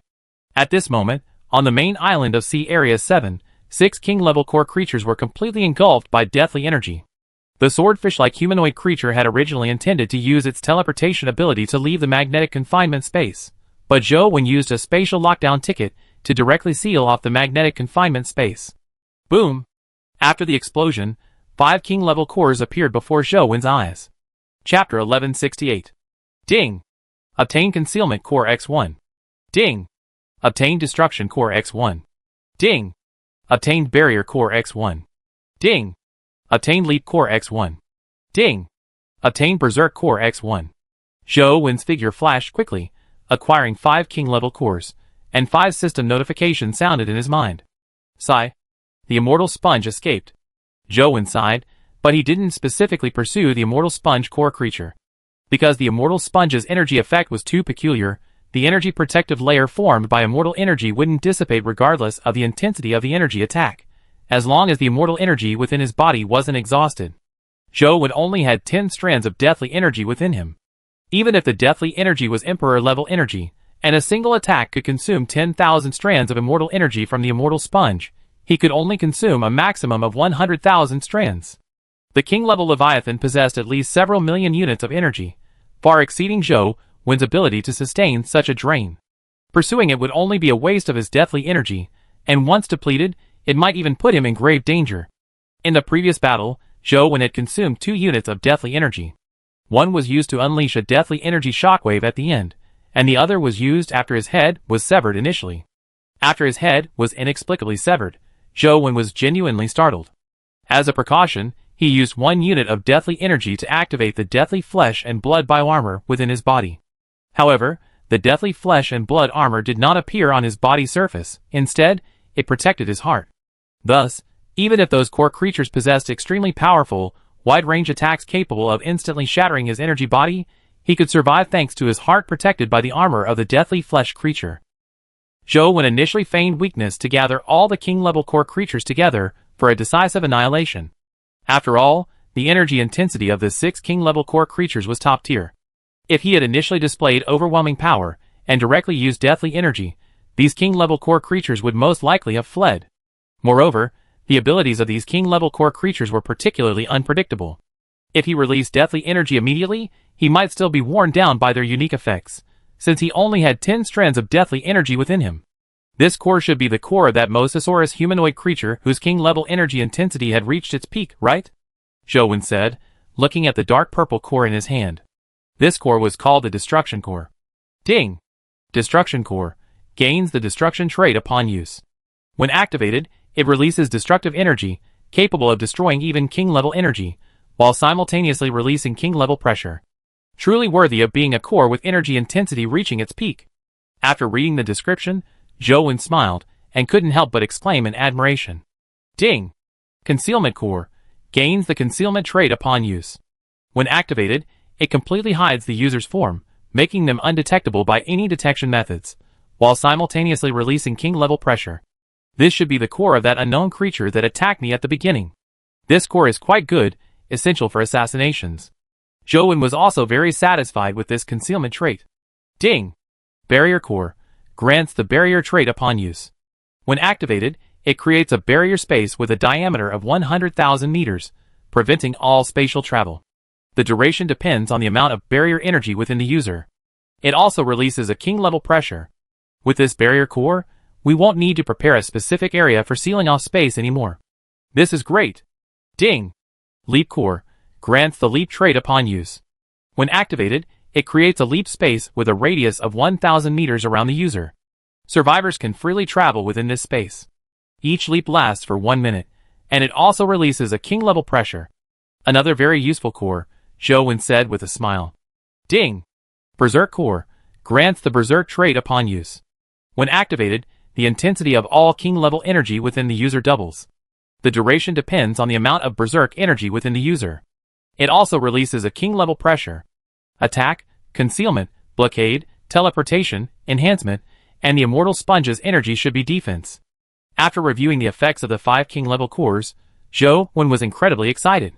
These king-level cores were extremely powerful, and concentrating all their effects on him would make him even stronger. This trip was truly worthwhile, Zhou Wen exclaimed, then stored the 5 powerful king-level cores in his system interface. Although the immortal sponge has escaped, my illusion scales can still condense immortal energy. I asked them for some later, Zhou Wen thought to himself.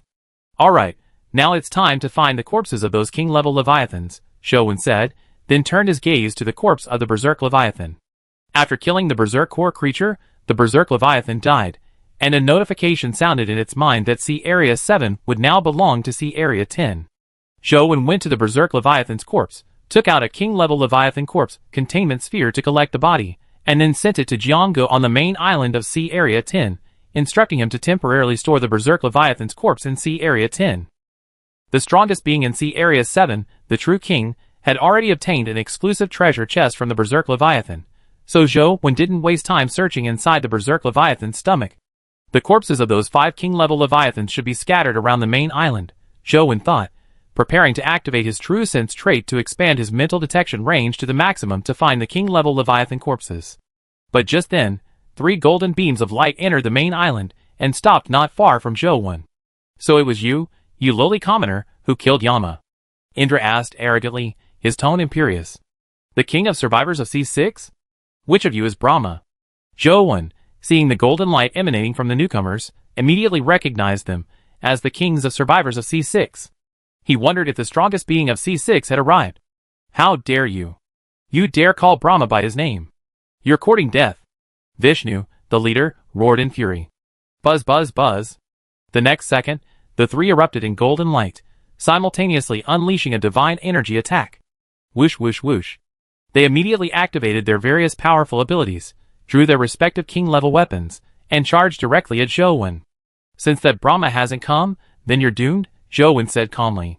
He didn't want to waste time with these trash, so he activated Auspicious Cloud Royal Domain, a pale golden character attribute panel popping up as it crashed into the 3. Chapter 1169. A King's Domain. The 3 from C6 all paled. Damn it! That lowly fellow deceived us, Indra said angrily. The lowly fellow Indra referred to was the survivor from Zone 5 and C7. Before they came together, they had learned about Zhou Wen's strength through that Zone 5 survivor, but that Zone 5 survivor deliberately portrayed Zhou Wen as weak in order to lure the king of survivors from C6 to C7. Therefore, in their minds, Zhou Wen was just a 4th-stage survivor king from another sea area possessing 2 weaker king-level energies. It turned out, he was a terrifying being with a king's domain. Just now, after they entered the main island, Shiva directly used a spatial lockdown ticket to seal off the space of the main island. Now, seeing that the other party was a sea lord with a king's domain, he quickly lifted the seal, wanting to end their journey and leave. However, while they lifted the spatial seal, Zhou Wen did not. Bang! Bang! Bang! Suddenly, their 3 silver character attribute panels popped up automatically, crashing into Zhou Wen's pale gold character attribute panel and shattering instantly. What do we do? Shiva looked at Vishnu with a panicked expression. I will kill that lowly commoner who dared to deceive us, Indra roared in fury. Don't worry, Brahma foresaw this, and before we left, he bestowed upon me divine power. Vishnu's face was filled with reverence for Brahma. Then, with a thought, a sphere of energy radiating dazzling golden light appeared in his hand. It's divine power. Indra and Shiva were shocked upon seeing the energy sphere in Vishnu's hand. Their panic and fear vanished, replaced by disdain for Zhou Wen's domain. Die! This is your punishment for blaspheming Brahma, Vishnu roared, unleashing the golden energy sphere in his hand. Boom! In an instant, an extremely powerful energy erupted from Vishnu's body, its dazzling light enveloping his entire being, as if a true god had descended. Bang! Zhou Wen's pale gold character attribute panel was directly destroyed by the powerful energy emanating from Vishnu's body. The shattered attribute panel returned to Zhou Wen, forming a cloud-like domain with a radius of 10,000 meters. Buzz! However, as soon as the cloud-like domain formed, Vishnu released a golden energy shockwave. Emperor-level energy.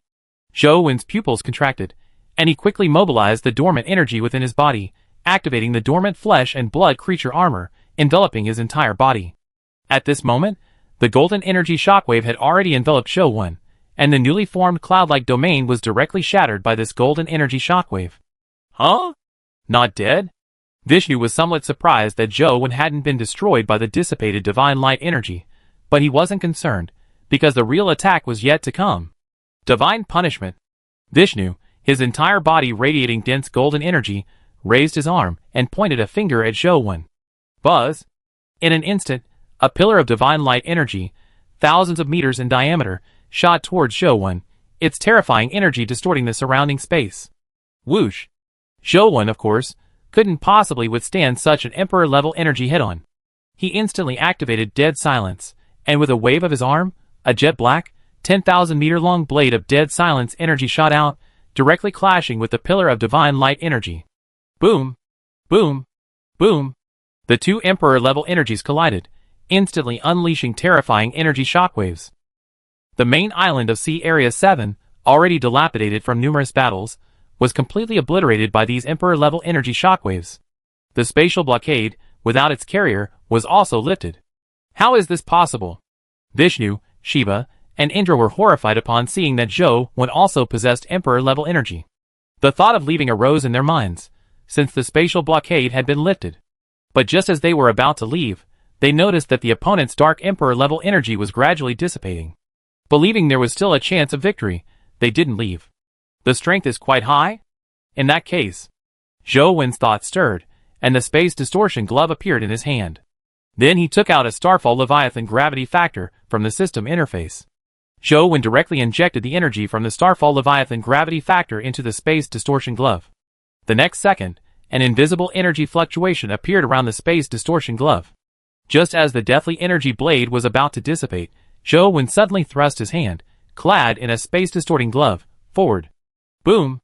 In an instant, a gigantic hand, 50,000 meters long, formed in the sky. The spatial hand directly shattered the nearly exhausted divine light pillar, then its 5 enormous, invisible fingers clenched tightly. Crack! The space at the center of the spatial hand, compressed to its limit, shattered. The 3 gods of Sea Area 6, before they even knew what had happened, were already crushed into a pulp by the spatial hand. Ding! Killed a King of Survival title holder, gain King of Survival title X1. Ding!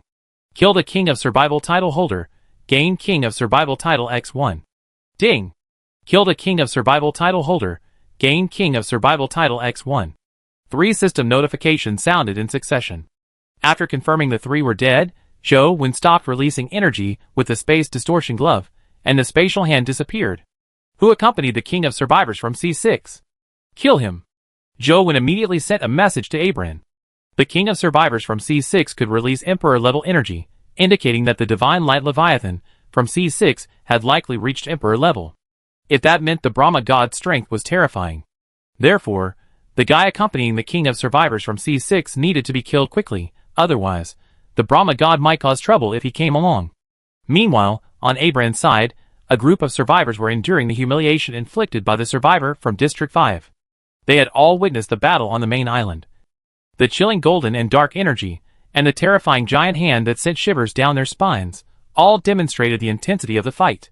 Although the battlefield had now returned to calm, none dared to make a move until they knew who had won.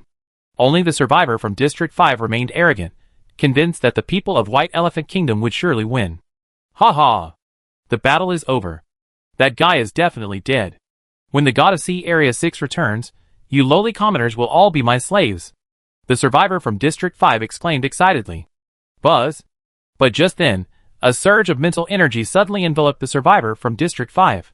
Chapter 1170. Splash. The survivor from Zone 5 was directly suppressed to his knees on the sea surface by this mental force. King! Might? You actually dare to use King's might on me, You're courting death. The survivor from Zone 5 struggled to raise his head, his gaze fixed on Abram. Wait. Wait until the God of Sea Area 6 returns, You're doomed. The survivor from Zone 5 threatened. But Abram remained unmoved. A flash of blue light appeared in his hand, and a Sea Abyss-class spear materialized. You guys, why? Why aren't you stopping him? Do you want to die with him? The survivor from Zone 5 panicked when he saw that Abram seemed genuinely about to attack him, and immediately shouted to the other survivors. "King of Zone 2, what are you doing?" One survivor stepped forward to try and stop him, but after only 2 steps, he was suppressed to the sea surface by King's might. Whoosh! The Abram Abyss-class spear burst forth with light, then thrust forward with a fierce strike. I was wrong, please spare me." The survivor from Zone 5 immediately formed a protective barrier around his body using his massive Leviathan energy, pleading incessantly. At the same time, he opened the system interface, attempting to seek help from the 3 gods of Zone 6. Suddenly, the survivor from Zone 5 froze, his eyes widening involuntarily, his face filled with disbelief, for he saw the black and white portraits of the 3 gods. "The 3 gods are dead," the survivor from Zone 5 exclaimed in terror. Whoosh! At that moment, an energy spear shadow about 3 meters in diameter appeared, directly engulfing the survivor from Zone 5. Boom! An explosion rang out, and the survivor from Zone 5 vanished completely. After killing the survivor from Zone 5, Abram withdrew his kingly might. The survivors who had been suppressed by it all looked at him with utter confusion. "King of Zone 2, you killed him directly. What are we supposed to do?" a survivor asked, his face pale. Although they might become slaves to that Zone 5 survivor, at least they could live. But killing him meant certain death. "Don't worry, everyone. The 3 survivor kings from Zone 6 have been killed by the Human Emperor," Abram said. "The Human Emperor? Was that the strongest survivor from the other survivor zones?" a survivor asked in surprise. "That's right. The Human Emperor was the strongest survivor from Zone 1. From now on, Zone 7 will be subordinate to Zone 1, Abram said. That one was from Zone 1, the first survivor zone to descend upon the endless sea. His strength must be terrifying," a survivor exclaimed excitedly. "I wonder what happened to the Berserk Leviathan." At this moment, a survivor looked towards the main island, only to find that the Berserk Leviathan was nowhere to be seen. "Let me ask the Human Emperor." Abram also noticed the Berserk Leviathan was missing, and a bad feeling immediately arose in his heart. "Human Emperor, what happened to the Berserk Leviathan?" Abram sent a private message to Jowen. "The Berserk Leviathan became a core creature and has been killed by me," Jowen replied. Abram sighed. Actually, he had guessed this outcome. Other king-level Leviathans could become core creatures, so the Berserk Leviathan could naturally do the same. "If your matter is resolved, have the others search for the corpses of the Abyss-class Leviathan and the large Leviathan," Jowen said. "Yes, your majesty," Abram replied quickly. Then, Abram told the other survivors that the Berserk Leviathan had become a core creature and was dead. The survivors were somewhat disappointed upon hearing this news, but they didn't suspect that Jowen had killed it intentionally, because the Berserk factor was very valuable. Unless someone was completely brainless, they wouldn't intentionally kill the Berserk Leviathan.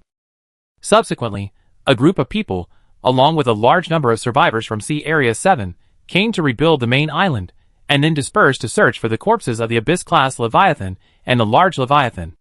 At this time, Jowen activated his True Sense trait and searched the vicinity of Sea Area 7, but found no corpse of a King-class Leviathan. "No, my mental energy is too depleted. I better send Phantom Scale to search," Jowen thought, rubbing his slightly dizzy head.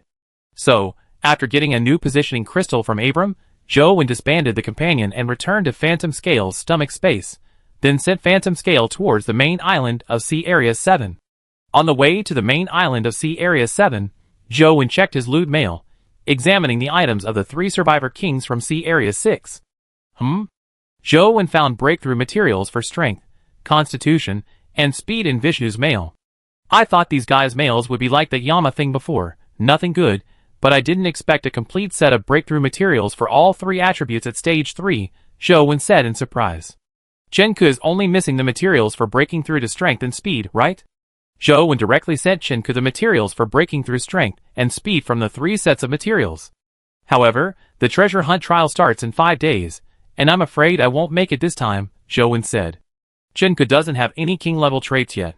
Even if she were given the flame-splitting blade, she wouldn't get many gold treasure chests in the trial." "Right, let Chen Xi and give the Divine Sense necklace to Chenku. That should get her more gold treasure chests," Jowen suddenly thought. Chenku's intelligence attribute is 25 points, and using the Divine Sense necklace can sustain her for a relatively long time. After doing this, Jowen continued to check the loot mail.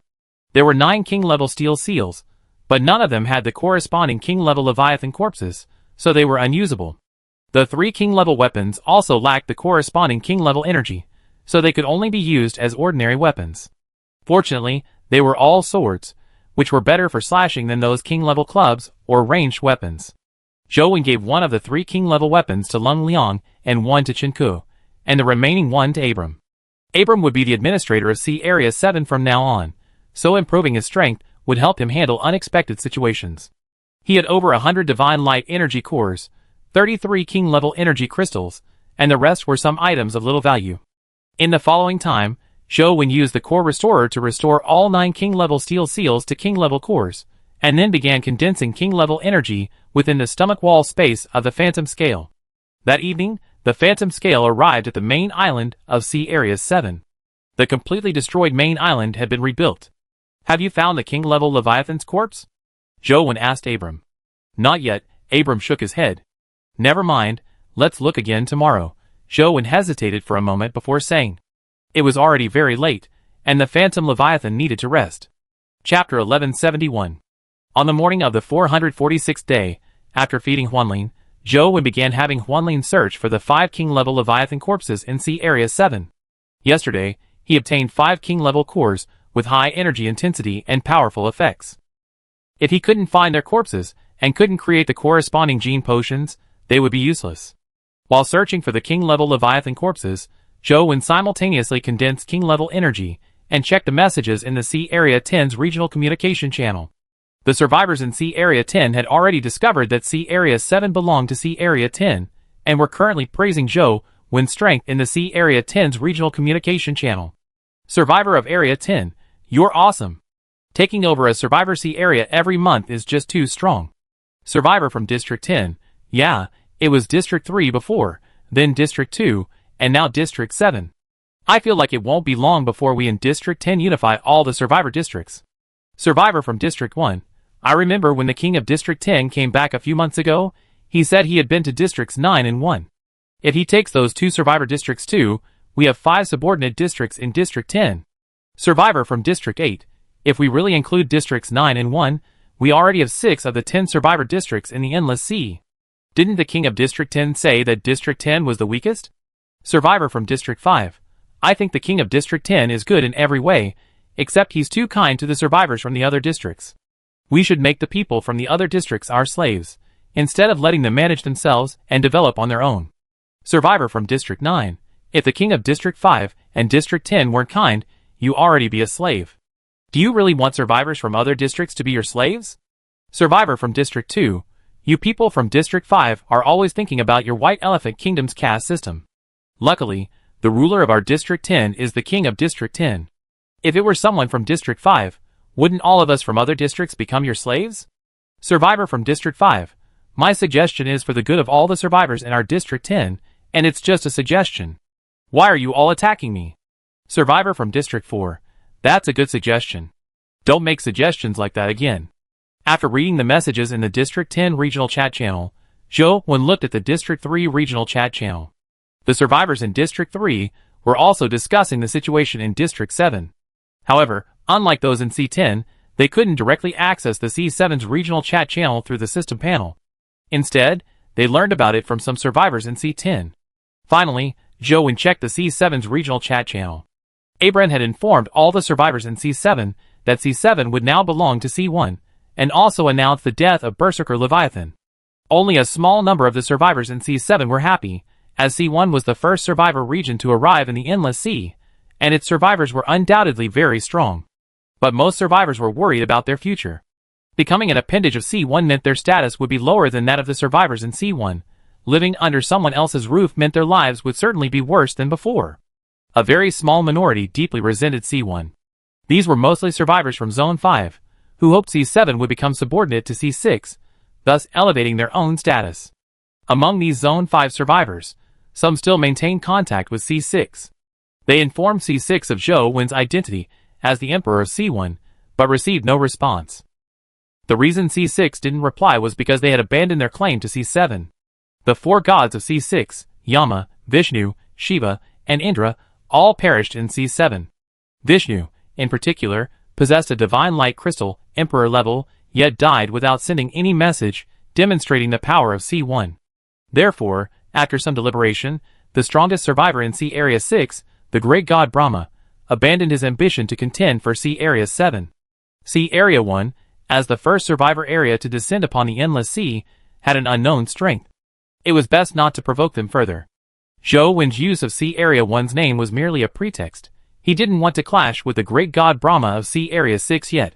To conceal his identity for longer, Zhou Wen also sent a message in the regional communication channel of Sea Area 10, temporarily prohibiting survivors from Sea Area 10 from sending messages in the regional communication channel of Sea Area 7 or contacting survivors from Sea Area 7 privately. My lord, I found a huge guy. Is it the king-level Leviathan corpse you mentioned? Around noon, Huan Lin's voice echoed in Zhou Wen's mind. His expression shifted, and he immediately commanded Huan Lin to swim towards the huge guy. Shortly after, Zhou Wen emerged from the stomach wall space and saw a massive, dark purple corpse. He touched it, and confirmed it was indeed the corpse of the destroyer Leviathan. It's good the corpse is still here, Zhou Wen exclaimed excitedly. He was genuinely worried about losing these corpses. After all, more than 2 months had passed since the core creature attacked Sea Area 7, and anything could have happened in that time. Then, Zhou Wen eagerly entered the destroyer Leviathan's stomach wall space and found a dark purple treasure chest. After storing the treasure chest in his system interface, Zhou Wen used his true sense trait to explore the entire stomach wall space. After confirming there was nothing special, he used the king-level Leviathan corpse containment sphere to collect the destroyer Leviathan's corpse. Using Django from Sea Area 10, he placed the destroyer Leviathan's corpse in Sea Area 10, suspending the king-level Leviathan corpse containment sphere in the air, ready to collect the next king-level Leviathan corpse. Huan Lin continued their search for the remaining king-level Leviathan corpses, while Zhou Wen retrieved a destruction treasure chest from the stomach wall space and examined its contents. Ding! Obtained Destruction Leviathan Gene Potion X1. Ding! Obtained Destruction Energy Crystal X1. Ding! Obtained Emperor Level Location Card Fragment X1. Ding! Obtained Transformation Leviathan Destruction Evolution Template X1. Ding! Obtained Survivor World Location Card X1. Ding! Obtained Area Annihilation Ticket X1. Ding! Obtained Evolution Factor X1, 000,000. Chapter 1172. Most of the items in the Destruction Treasure Chest were familiar to Zhou Wen. He directly checked the Gene Potion and Evolution Template. Ding! Destruction Leviathan Gene Potion. After use, you will obtain the Destruction Leviathan Gene. By consuming Leviathan flesh and blood, you can condense destructive energy within your body. This can only be used when your constitution reaches 1,000 points, and your character's attribute panel reaches the medium-sized Leviathan level. Ding! Transformation Leviathan Destruction Evolution Template. This can be used after the Transformation Leviathan enters the transformation stage. Upon successful use, the Transformation Leviathan will evolve into a Destruction Leviathan. The template has 9 evolution crystal slots, and comes with a limited energy gene source. Ding! Limited energy. All king-level energies can be continuously compressed to reach the limit intensity of king-level energy. This limited energy gene source is very powerful, Zhou Wen said. Unfortunately, this is only a king-level Leviathan transformation stage evolution template. Its upper limit is definitely not comparable to the Transformation Leviathan transformation stage Starfall evolution template. After examining all the items in the destroyed treasure chests, Zhou Wen stored all his belongings in the golden storage vault, and then waited for Huan Lin to find the next king-level Leviathan corpse. A dozen minutes later, Huan Lin found another king-level Leviathan corpse. Zhou Wen touched it, and obtained relevant information. It was a Leviathan of the Warp. After obtaining the Warp treasure chest from the Leviathan's stomach wall space, Zhou Wen sent the corpse to Sea Area 10. Huan Lin continued searching for other king-level Leviathan corpses, while Zhou Wen examined the items in the Warp treasure chests. Ding! Obtained Warp Leviathan Gene Potion X1. Ding! Obtained Warp Energy Crystal X1. Ding! Obtained Emperor Level Positioning Card Fragment X1. Ding! Obtained Dark Matter Collector X1. Ding! Obtained Character Attribute Panel Warp Pattern Plate X1. Ding! Obtained Evolution Factor X1, 000,000. Dark Matter Collector? Zhou Wen's eyes lit up, and he immediately took out the Dark Matter Collector to examine it. Ding! Dark Matter Collector. Input any king-level energy to activate. After activation, it can collect dark matter, collecting 1 unit of dark matter per day. It really is a device for collecting dark matter, Zhou Wen exclaimed with some surprise. But activating the device requires king-level energy, and it needs to be running continuously for at least a day. I wonder how long 1 unit of king-level energy can keep the device running.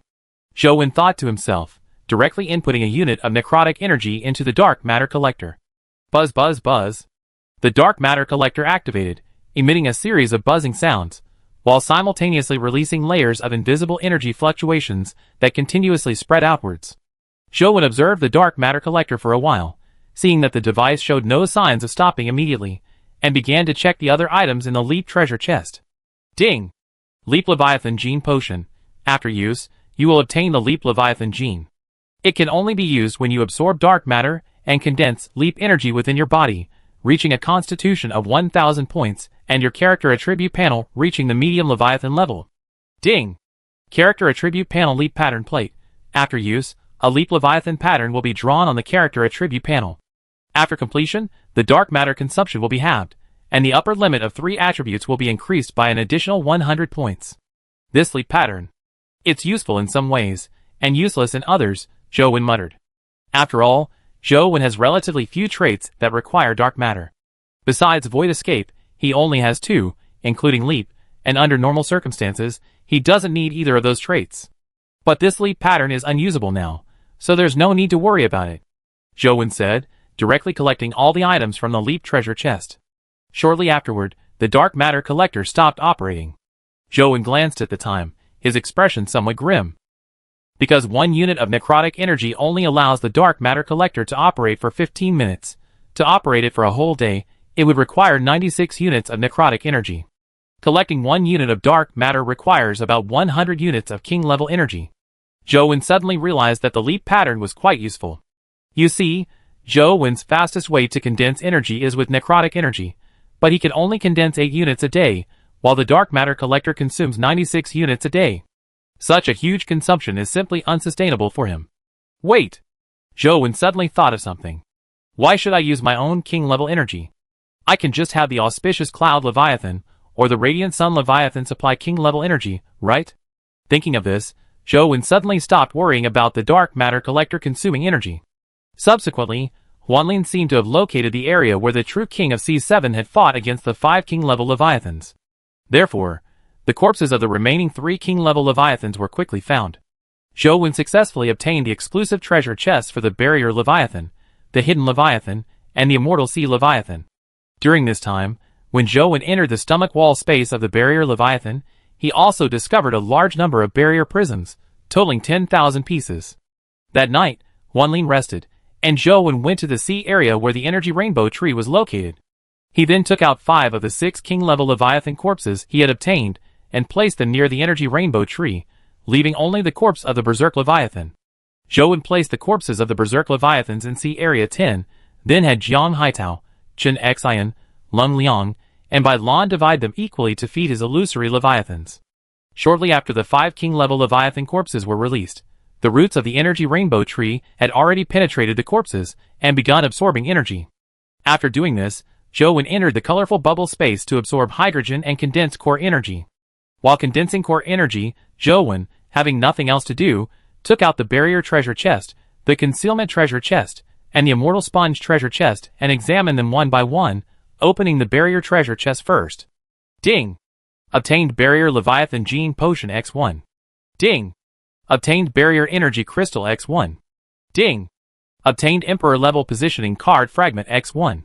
Ding! Obtained King Level Leviathan Corpse Containment Sphere X1. Ding! Obtained Equipment Slot Expansion Frame X1. Ding! Obtained 100 Barrier Prisms. Ding!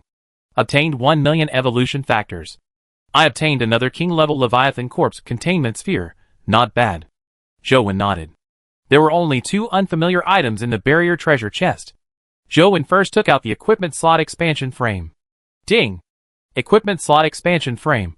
Adds 1 equipment slot for containing equipment after use.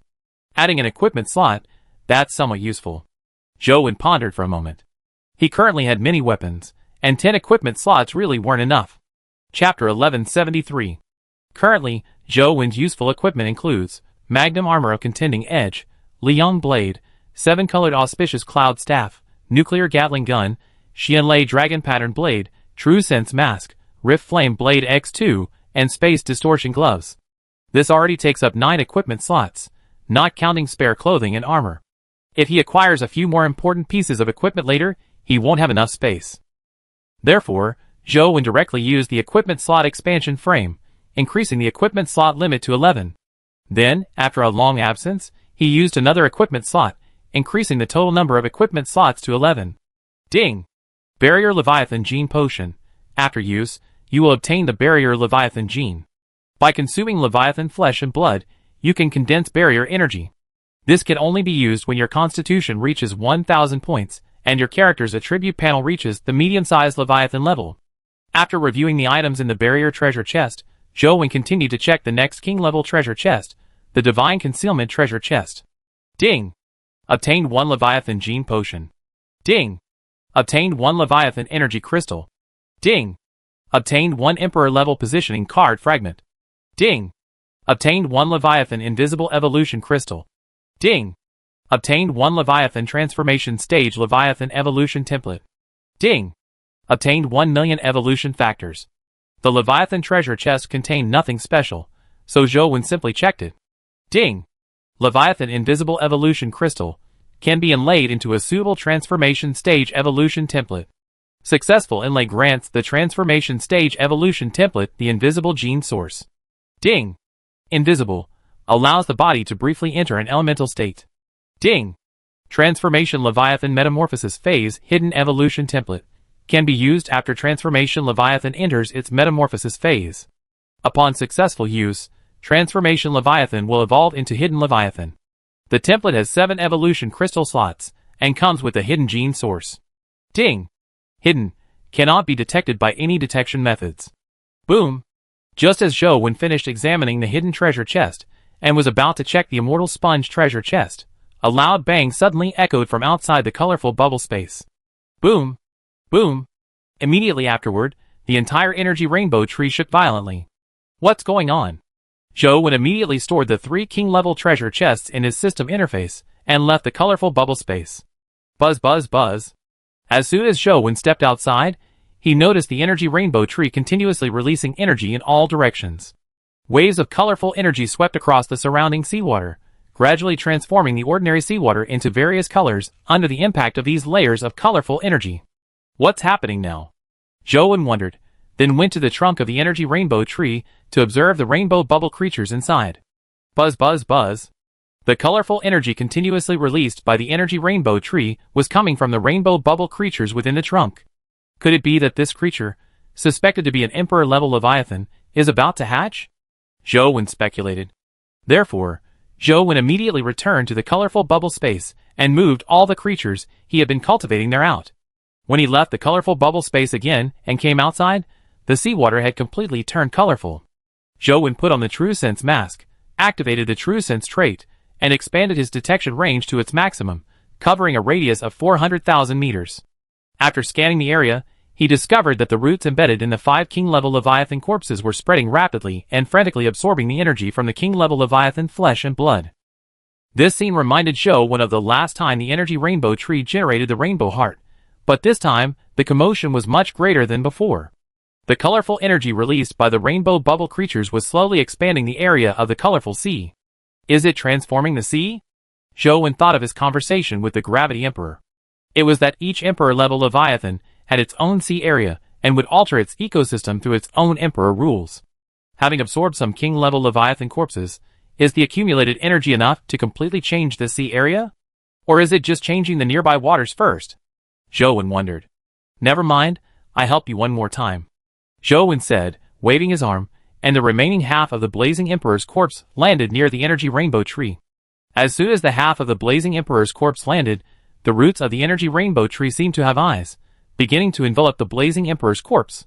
Buzz buzz buzz. The rainbow bubble creatures continuously released colorful energy outwards, a process that lasted for a long time. The phenomenon finally stopped on the morning of the 447th day. Zhou activated his True Sense trait and released his mental energy to probe the area, discovering that the seawater within a 400,000 meter radius had all turned colorful. As this colorful seawater flowed, it resembled rainbows. It should cover more than 800,000 meters of water, Zhou said.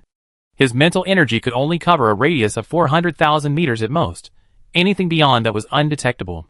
So Zhou surfaced and activated his Liang trait, speeding off in one direction. After some time, Zhou reached the edge of the colorful sea area and roughly calculated its radius to be around 500,000 meters. Is the transformation finished?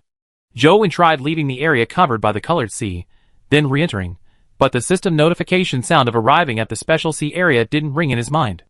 Boom! Just as Zhou was wondering, a huge beam of colored energy suddenly shot out from the direction of the energy rainbow tree. Buzz! The next second, the entire colored sea suddenly erupted with dazzling light. What's that?